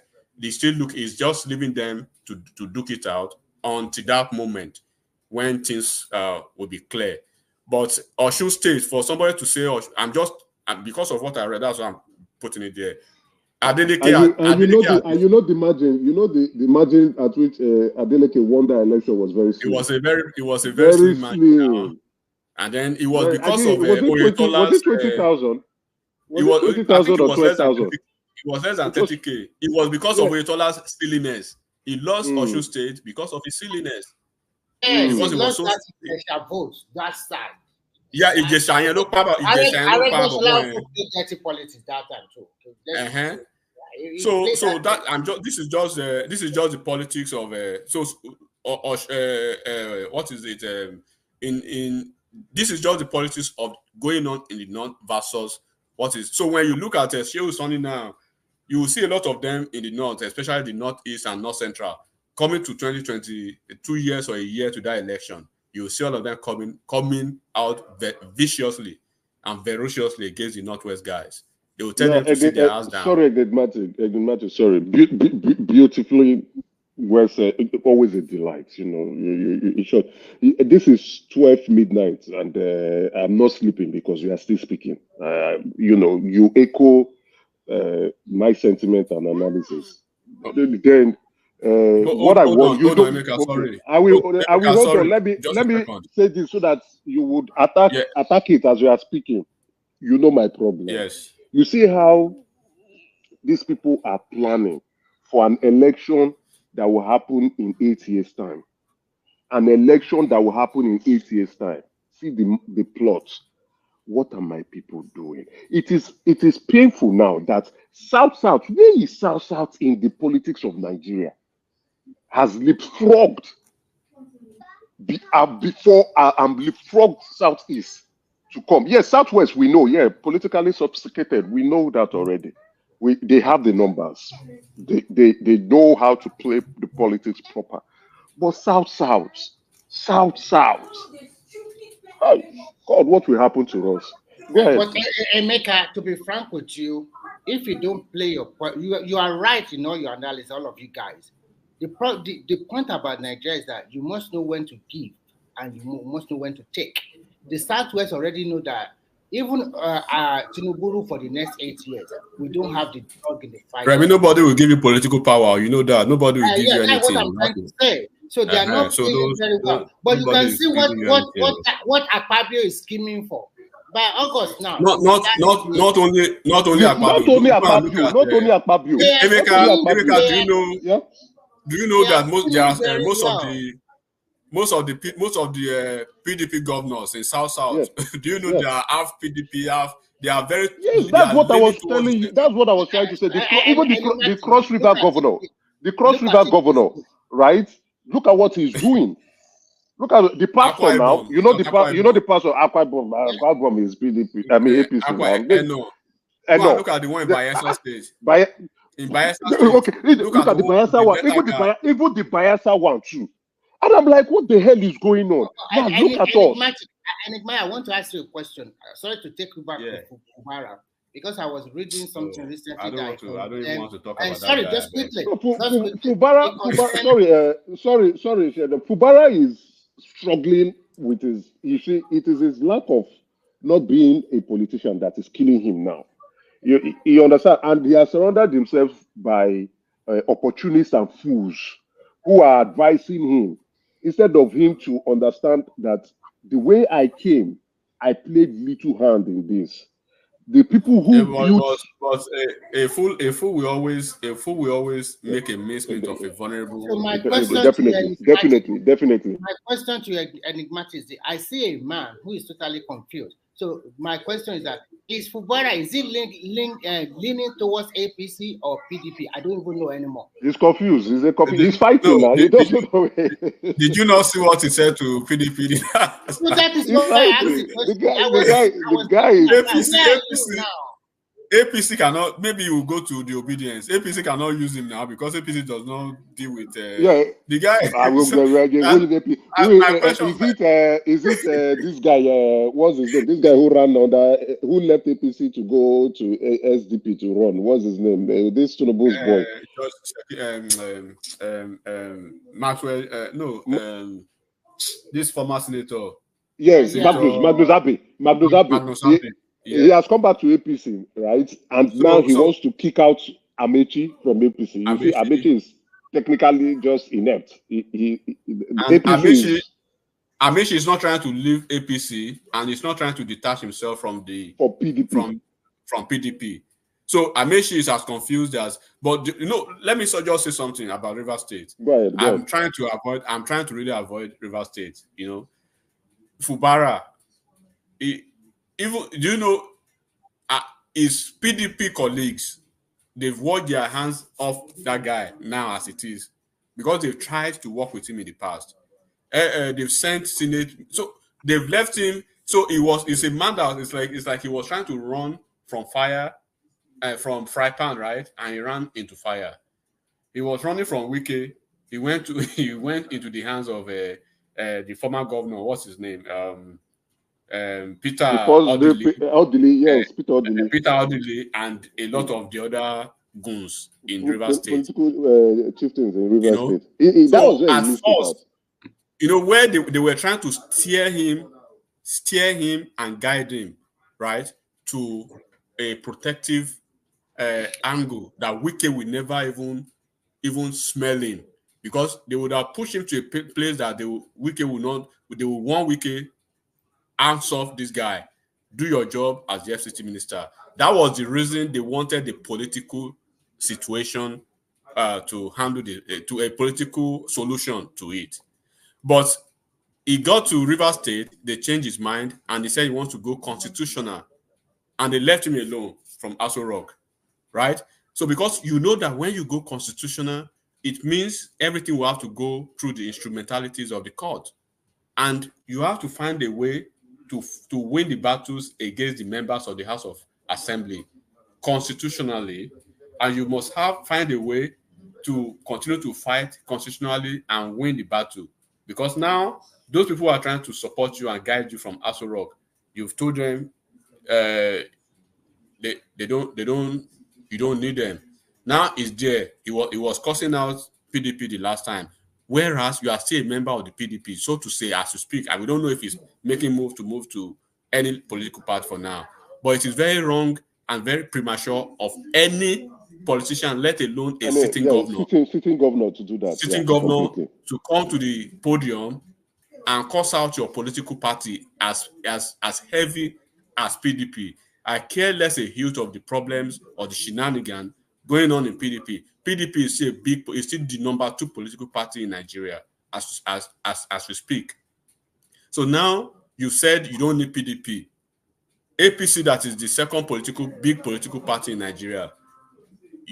I don't think you need them or they need you. So Labour Party. He's an obedient. Okay, he said he's leading a movement. You said you are moving. That's what he said. That's what obedient talk. They say that. That's what obedient say. What movement are you leading? Because even the movement that obedient are leading in Edo State, they can't even share the movement now. They have a gubernatorial election in Edo State. They are not supporting their governor. They are supporting the PDP governor, the PDP guy in Edo State. So when you look at this politics, you see a lot of confusion from Fubara, and I wish him well. I agree. I wish him what he wish himself. That is what I can wish him. But in Osun State, Adeleke then did not need anyone to win an election. PDP, I love the way he even won Oyetola, because that guy was just too dull for me. and he's too tight-fisted. For a politician at your level, you are supposed to, when you want something, you know how to go about it. You have the wherewithal, but you are too stingy. One, I wanted Adeleke to win him. Then Adeleke won. Number two, when Adeleke went to the Senate, APC played an own goal, because that time when Sherubawon died, his older brother, Sherubawon was his older brother. Was the potential APC candidate for the gubernatorial election, Correct.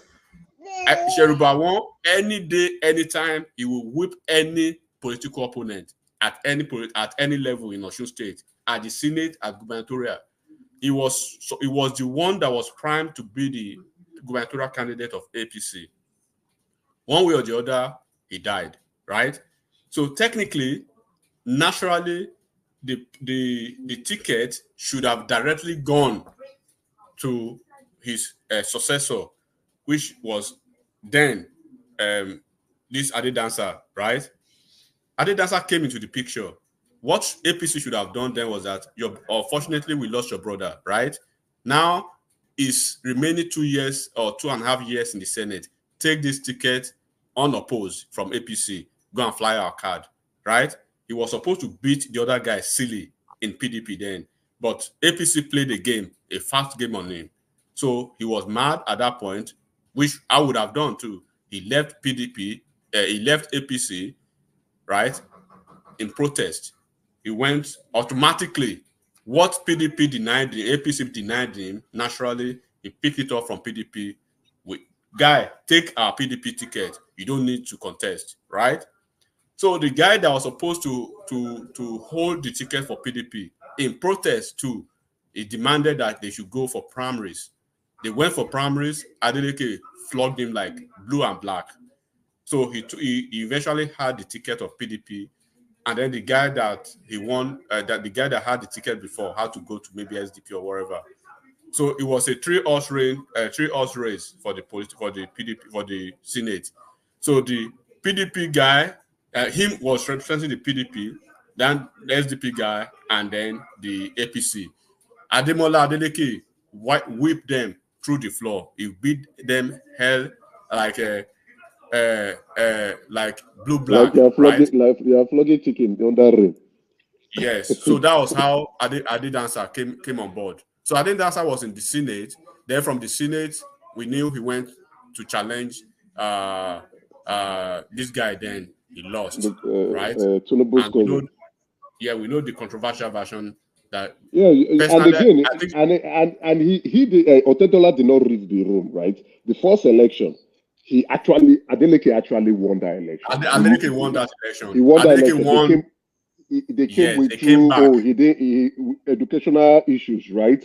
No, even not even they just let's just say they rigged him out. Educational. We know he's a dunce. He has F9 parallel. Good. He has nothing in brain. And you see, has nothing in brain now. But we are talking about the politics, right? So now you've rigged. Let's say, quote and unquote. Now you are in the office. What are you supposed to do?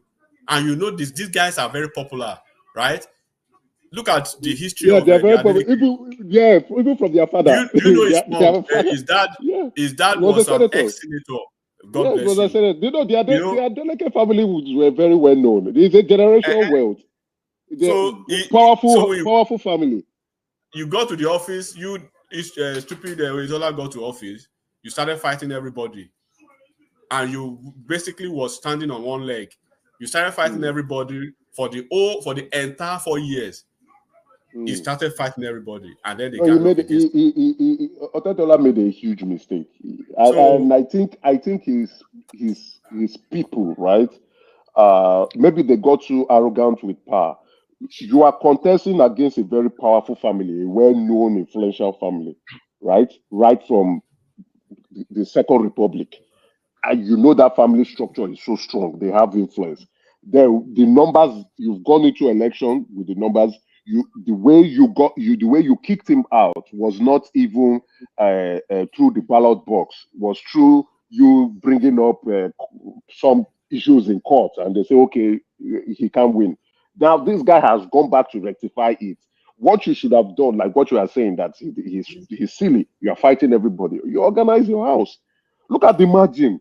I followed that election. I was like, wow. Emeka, let me just leave the floor for Prince Adis. Conclusively in Osun State now, his second term. Let me just be very fair. In second term, Osun State, right? Their politics is very different. They don't care about project. They don't care about development. They don't care about anything. Just pay them their salaries.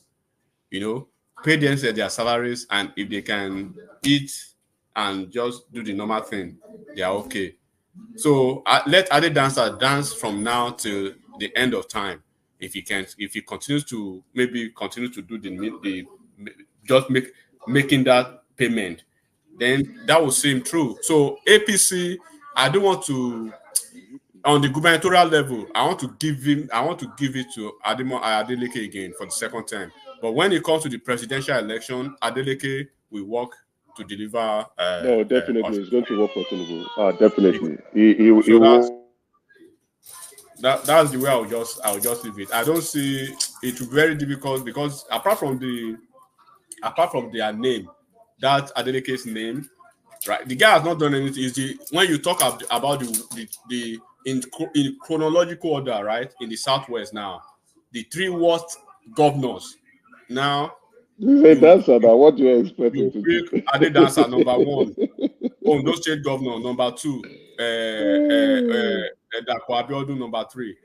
Ondo State Governor, that one he has not even done anything since. What do you expect him to do now? Only how many months left to go for? Well, he's making over 10 billion every month. So he's been there for almost 8 months. So he has almost 80 billion. But Ondo people like him, they don't like him. Okay, are you saying he's going to win? They don't like him. He's going to win. He's going to win. They don't like him. Listen, they don't like him, but he's going to win the election. Let me explain to you why. Because he has taken over that political structure. He has taken over the structure. The next 4 years, only 4 years. So the guy in PDP is not better. Is as useless as the guy was Aida Tiwa himself, right? So the guy in PDP he was Aketis. The guy that the governor that he was the deputy governor before. He was the deputy governor. So and then it is their region now, the Rational Minds region that is producing the governor now. The governor. So okay. It's like you are having Biden and Trump, right? But of course, Biden is good in the head, but he's old. Yeah, but these two people is like you are having Ade Dancer and another version of Ade Dancer, 2 failures. so the two of them they are bad candidates. Who's the worst? So now people are blocking their nose to pick Aida Tiwa because he will just do 4 years and get out. So they've already and the guy native, as in if you know his history in the UK, you will know that he doesn't have it. So even from the Aso Road, they don't even send him. They don't even like him. The guy they actually wanted in APC, Remy, the guy they wanted in APC, the APC's candidate, Aso Road's candidate, he was murdered 2 days to the primaries. Wow. That was the guy that was murdered 2 days to the primaries. Wow. So unfortunately, Ondo State will have to deal with an idiotic vagabond for the next 4 years. So nothing is going to happen. So then the next the other contestants. Sorry, I've not followed this Edo State politics well. I've been very busy anyway. Those ones are confused. They are very confused. Leave those ones. They don't want. They say the Edo people. They say they don't want. They don't want outsiders. That's why they don't want obedience, because they think obedience are Igbo people, right? Now they don't want outsiders, but the guy that all of them are going towards, the PDP guy, right, is a proper Lagos boy, Lagos boy, and his mom is a proper Yoruba lady. So the only person who is a proper Edo guy is the one in APC, but they don't want that one. They don't want the guy. You can imagine. The one in Labour Party, they say he's not that a one is proper. Even the Oba even embarrassed himself. The Oba embarrassed him when he said I the think guy at came and he said, the end of the day, I think maybe that Edo guy, the one in APC, will win. At the end of the day, I think the APC guy will win. I think the APC guy will win. Because in my view, they have this animosity against Obaseki, and they are going to show. And Obaseki has spoiled a lot of things. A lot of PDP guys are really because what you need, what this guy needs now, the APC guy, right? But let me just put it a proviso, right? So unfortunately, so when you have Ayedatiwa in those states, a very poor candidate, and you have Ade Dancer, a very poor guy, then this one is the Oga Patapata of the poorest of them, the one in APC in those states. So there's a possibility that we'll have poorest in Ekiti, in those states, in those states, and in Osun states. But enigmatic. All these things you have been saying about Adeleke. Now that Kulata is on the comment section, is not here. But people say that Adeleke is performing wonder in Osun. They said I know you are gaslighting. You are just gaslighting. I'm not gaslighting. Hey, what's his name, man? Remy? I was just in Osun as of even 2 days ago. The guy is only building Ede, where he's from. That's the only thing he's doing. Every day, I'm all complaining. Adeleke, let me tell you, eternal politics, they play eternal politics too much. Forget eternal politics. Southwest now, they are trying to coalesce to have, but look, on those states, right? Unfortunately, may God continue to rest his soul. What is his name? Akeredolu did not, even himself. He did not do anything also. He was baff. He was just baff for the entire 7+ years. The only significant achievement you can write about him was just the Amotekun thing. Period. Yeah. That was just it. That guy was a big disappointment, to be frank, because that was just it. So unfortunately, we're going to have the same problem in the Southwest, in Osun State, in Ondo State. And then leave Osun people alone, because they deliberately played that eternal politics very well. Now they should there's no way because they are still part of they are still part of what they are still part of Southwest. I even pitied them recently because they are going to start the continuation of the standard gauge rail from all the way from Ibadan to Ilorin. It's not going to pass through any Osun State now. So let me just leave you to continue with maybe you can talk about Edo State, but those Edo people, they are the most confused. I don't know anything about Edo. Very, very confused. I don't want even talk. I didn't follow because I didn't follow the politics. I was sympathetic to Shuaibu, right? And the way this guy, the governor, was treating him. Mike, don't be sympathetic to him. Don't be Mike, time Bobo, Remi, Oladipo, no, leave them. Just ignore them. Enigmatic, ignore them. You see. Sorry, which Ilesha road is he talking about? I was in Ilesha in January now. Yeah, somebody Oladipo say Ade Dancer is doing so well in Osun State. Me, I know Ade Dancer does not have the capacity. He's not doing anything. He's only paying salaries, not doing anything. So I've said it all now. But Kulata, there's a possibility that he will win the second term, right? Even with that. They like him now. It's because of his family now. That Adeleke family. No, that family is very powerful. No. Apart from that, he's very personable. They like him. They have at their university there. They just like him. So they like him. If APC makes the mistake of choosing Oyetola again, I want him to whip Oyetola to whip him like a But the signs are there now. You see that Oyetola is too focused on the Osun State politics than his ministerial position that he has. No. That guy is a kind of reserved person. APC should not pick him again. If they pick him, he will lose. They should find a homegrown politician, probably a Muslim, that were resonating in all the other of the states because they are Sorry, predominantly religion doesn't carry water in Oshun. Nobody cares. Nobody cares. It's not about Muslims. Oyetola has a personality of a doorknob. Yes, it's true. Yeah, God bless you. Remy, Jackson is a Christian, is a Muslim, is a traditionalist, is everything. Is an you just like him naturally. No, but on a serious note, right? On a serious note, forget about him being governor or not performing. He's a likable person. I like him as a person. You understand? The guy knows said. The guy knows said. If they do it, they go. Oshun, I like him. in the next just cancel Oshun for the next 8 years, and then cancel Ondo State for the next 4 years. Ogun State, Dapo Abiodun is the most useless. I just confirmed that Dapo is the most useless governor in Southwest. Even my own governor is better than Dapo. He's going soon, so we will have another new governor. Dapo is so useless. There's one northern chick that's been pestering him on what's it called, Twitter. She's just taking pictures. If you see the roads coming out of Ogun State, you would think Dapo Abiodun, the only thing he knows is to wear Tom Ford glasses and be doing like Agbada Kaki.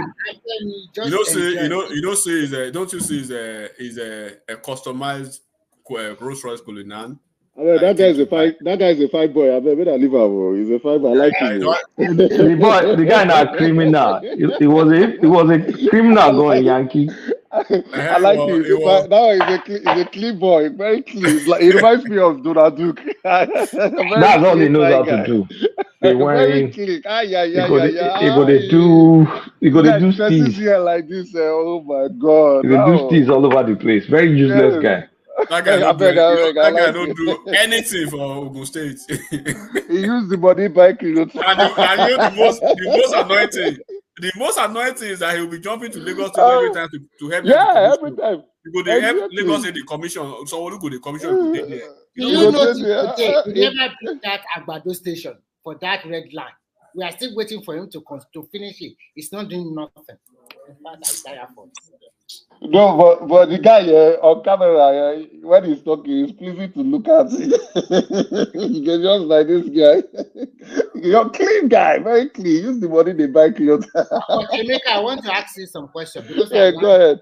Enugu State Governor Umba is doing a wonderful job. He's practically, doing things that are like he's progressing. I think right? in the Southeast state, I think Enugu State fairly always have good governors because they have. Your governor in Abia, that Abia governor is a big bad guy. He's a Bajwe guy. That's why now he's just PR. Exactly. He spends money on PR. You are very spot on that. And again, it's because he's on a party that is not the mainstream party. Right? It's because it's an obedient governor. Yes, he's an obedient governor. Let him you will see the hatred. They will quickly. Technically, yeah. The only thing that we count for him if he moves to APC, which I think he may do, right, is if he now starts to produce the goose, right? Technically, if he doesn't produce the goose, because he has borrowed more than where you borrowed. How much has he borrowed now? More than 100% of the budget. So you have borrowed so much, and then you are not increasing revenue, right? So what are you doing? Which means you are putting my state into more debt, and then everything is just bad. One guy for X. He talks a debt now revenue. The guy named Kanu'S. He's a debt now. No, Kanu'S is a stupid guy. I told him that he's a very stupid guy now. That guy not funny guy now. The guy is a clown. The guy will celebrate. He will celebrate Julius Berger's this thing. He did. So I think if you ask me, with that guy, he will rubbish other places. I think he's trolling now. He's trolling because he sees that when he says nonsense, a lot of APC people will come around. So it gives him more impression, right? And more Mox money. So he's basically trolling. But there's this other guy who, from Abia State too, who has done an analysis on this our governor and showed that everything is red. I have not watched the complete video, but I was laughing over it, which is true. You've borrowed so much. What are you doing? I'm not basically seeing much, but you are doing PR and it's working for you. He's going to finally catch up with him. There's a couple of people on the comment section. I just laugh at those people. And Martin, I don't know if you paid attention to them. There's one guy, one TV, whatever. He say you are saying a lot of nonsense when you are giving sound analysis for them to learn and understand how this thing works. They always, like I said, you have to always detach your emotion when you are discussing Nigerian politics, or else you hate.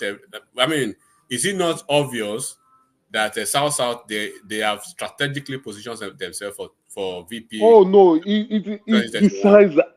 You see, I saw that sign immediately after the election. Not after the election. After Akpabio won the Senate president, because technically that Senate president was our slot. It was supposed to be Orji Uzor, but Orji Uzor messed it up. How can you go and be telling people, oh, you don't care how they vote for presidential election, but they should vote for him for Senate? How can you do that? How can you do that? And then you want to position yourself to become Senate president. In short, it was technically yours. You brought the president to come and see your mom. The president prostrated before your mom. You have technically, you lobbied for it. It was yours. All you needed to do was to give the president a fighting chance in Abia State. Result came out. Nonsense. You know, they would have when they saw the handwriting on the wall that Southeast was gonna lose that in a presidency.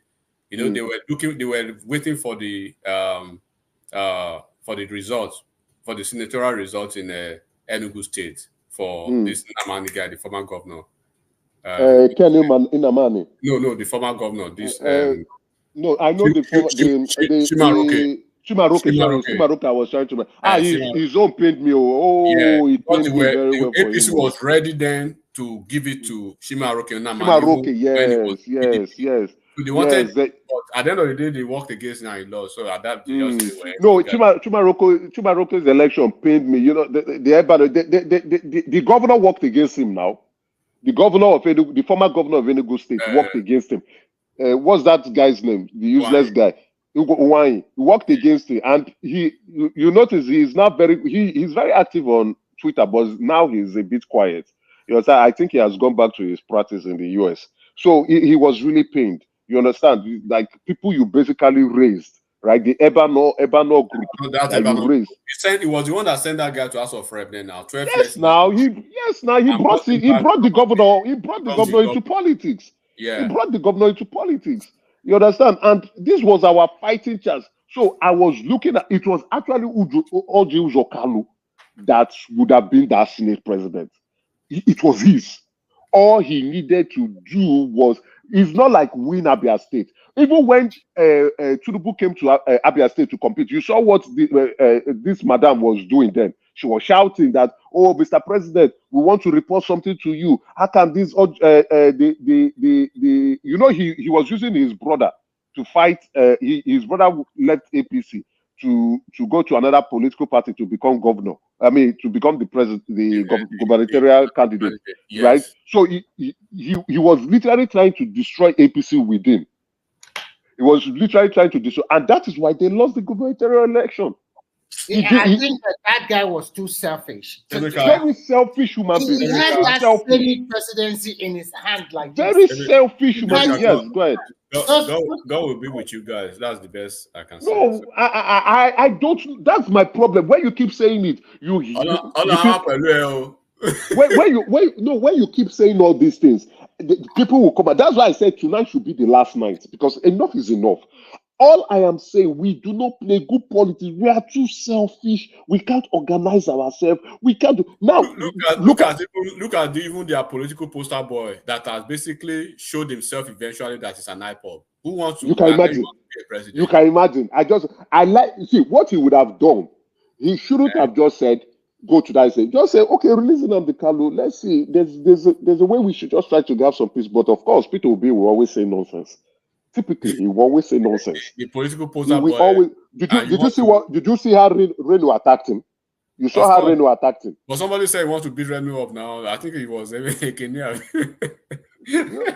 No, that's my now look at 2030 wait, no, we are very funny. 2031 BP slots, right? In the southern Nigeria, it is the southwest, all I have ever known. Yes, we are not politically astute than the southwest, but after the southwest, it is the southeast. After the southeast issue, then the south comes behind.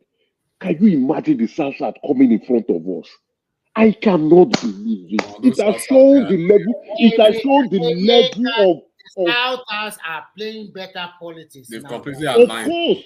Of course, they are playing better politics. We have completely gone politically backward.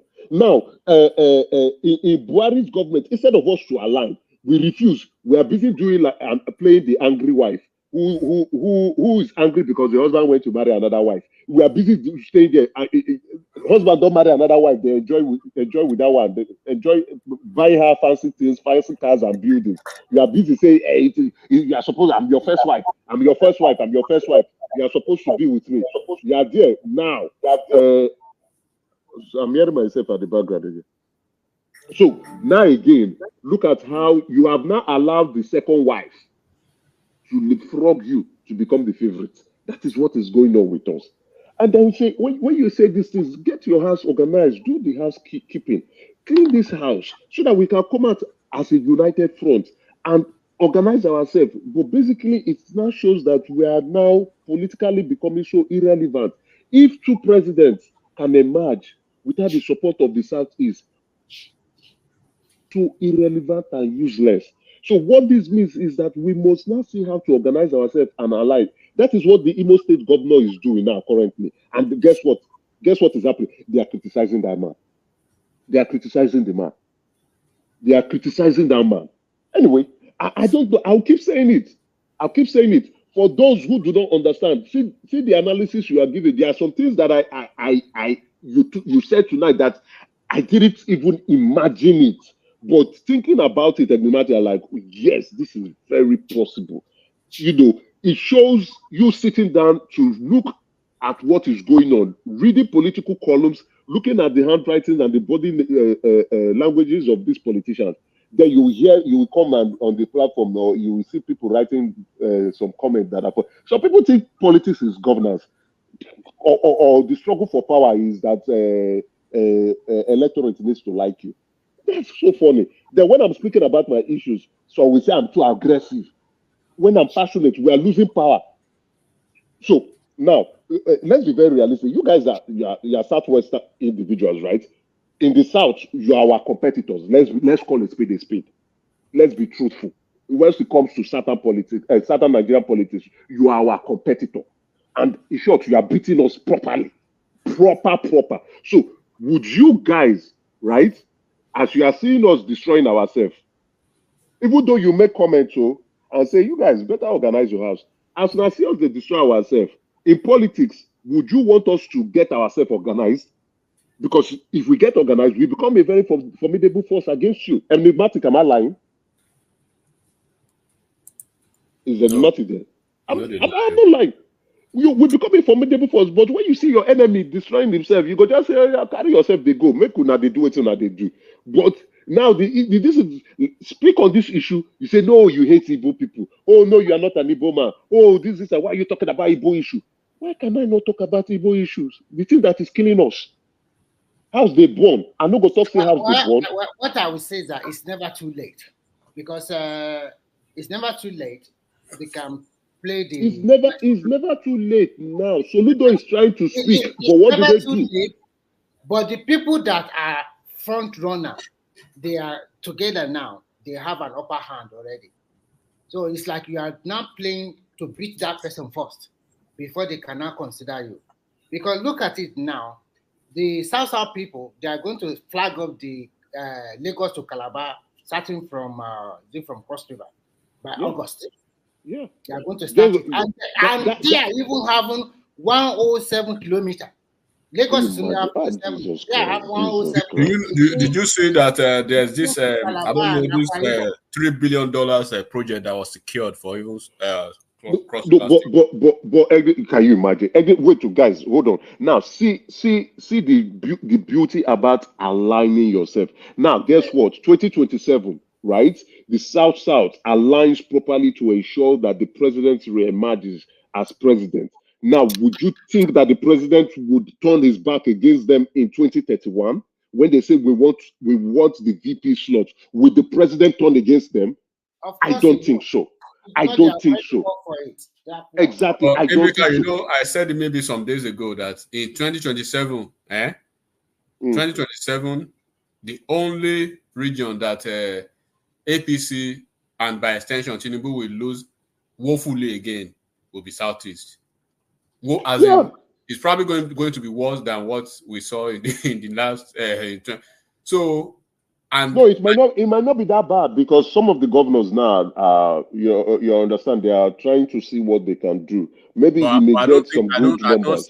I don't think they won't win. I don't think it will be that bad. It'll be better. Enigmatic, you are wrong.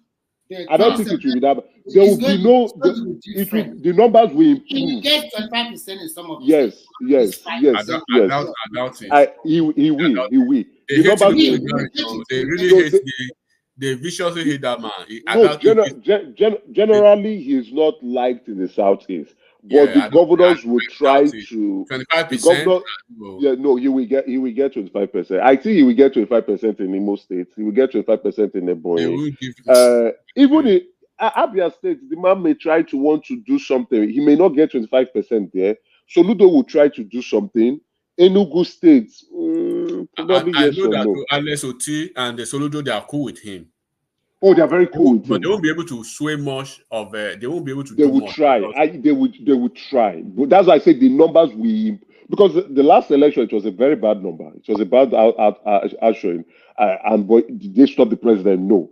He's not liked. He's still not liked. Where do you think APC will probably muster 25%? I don't see any state. Ebonyi and Imo State. Imo State. No, Imo State. I don't think they will be able to muster. No, I think so, but I'm not so confident. But I think so. I'm not so confident of Ebonyi State. Ebonyi State will turn up with 25%. After Ebonyi State, no other state.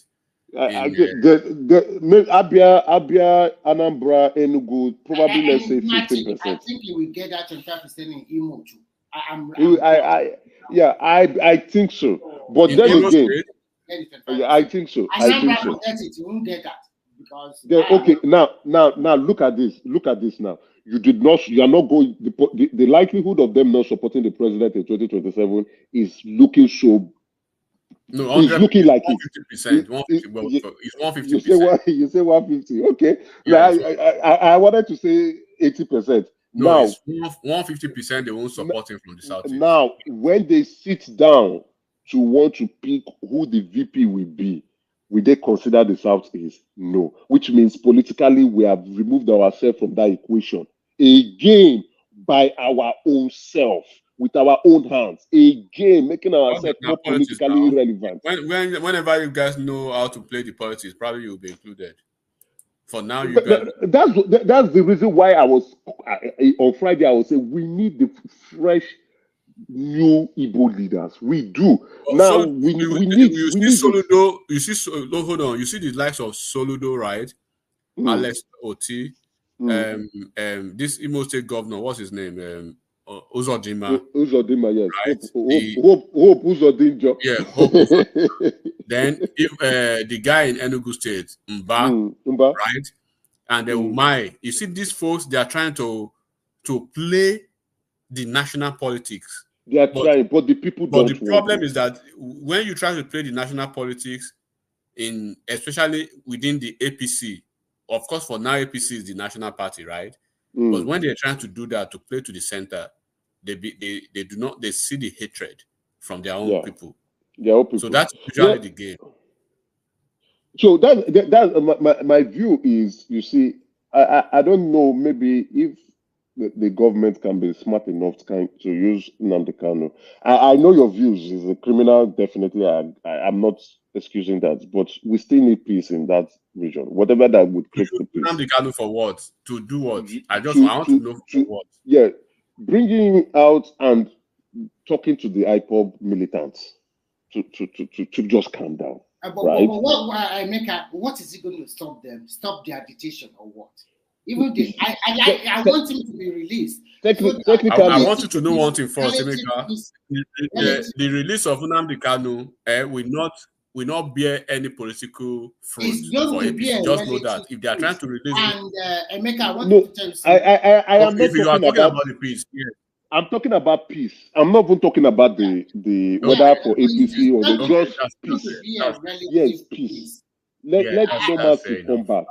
Let normalcy come back first, so that then with normalcy, development and progress will come in, right?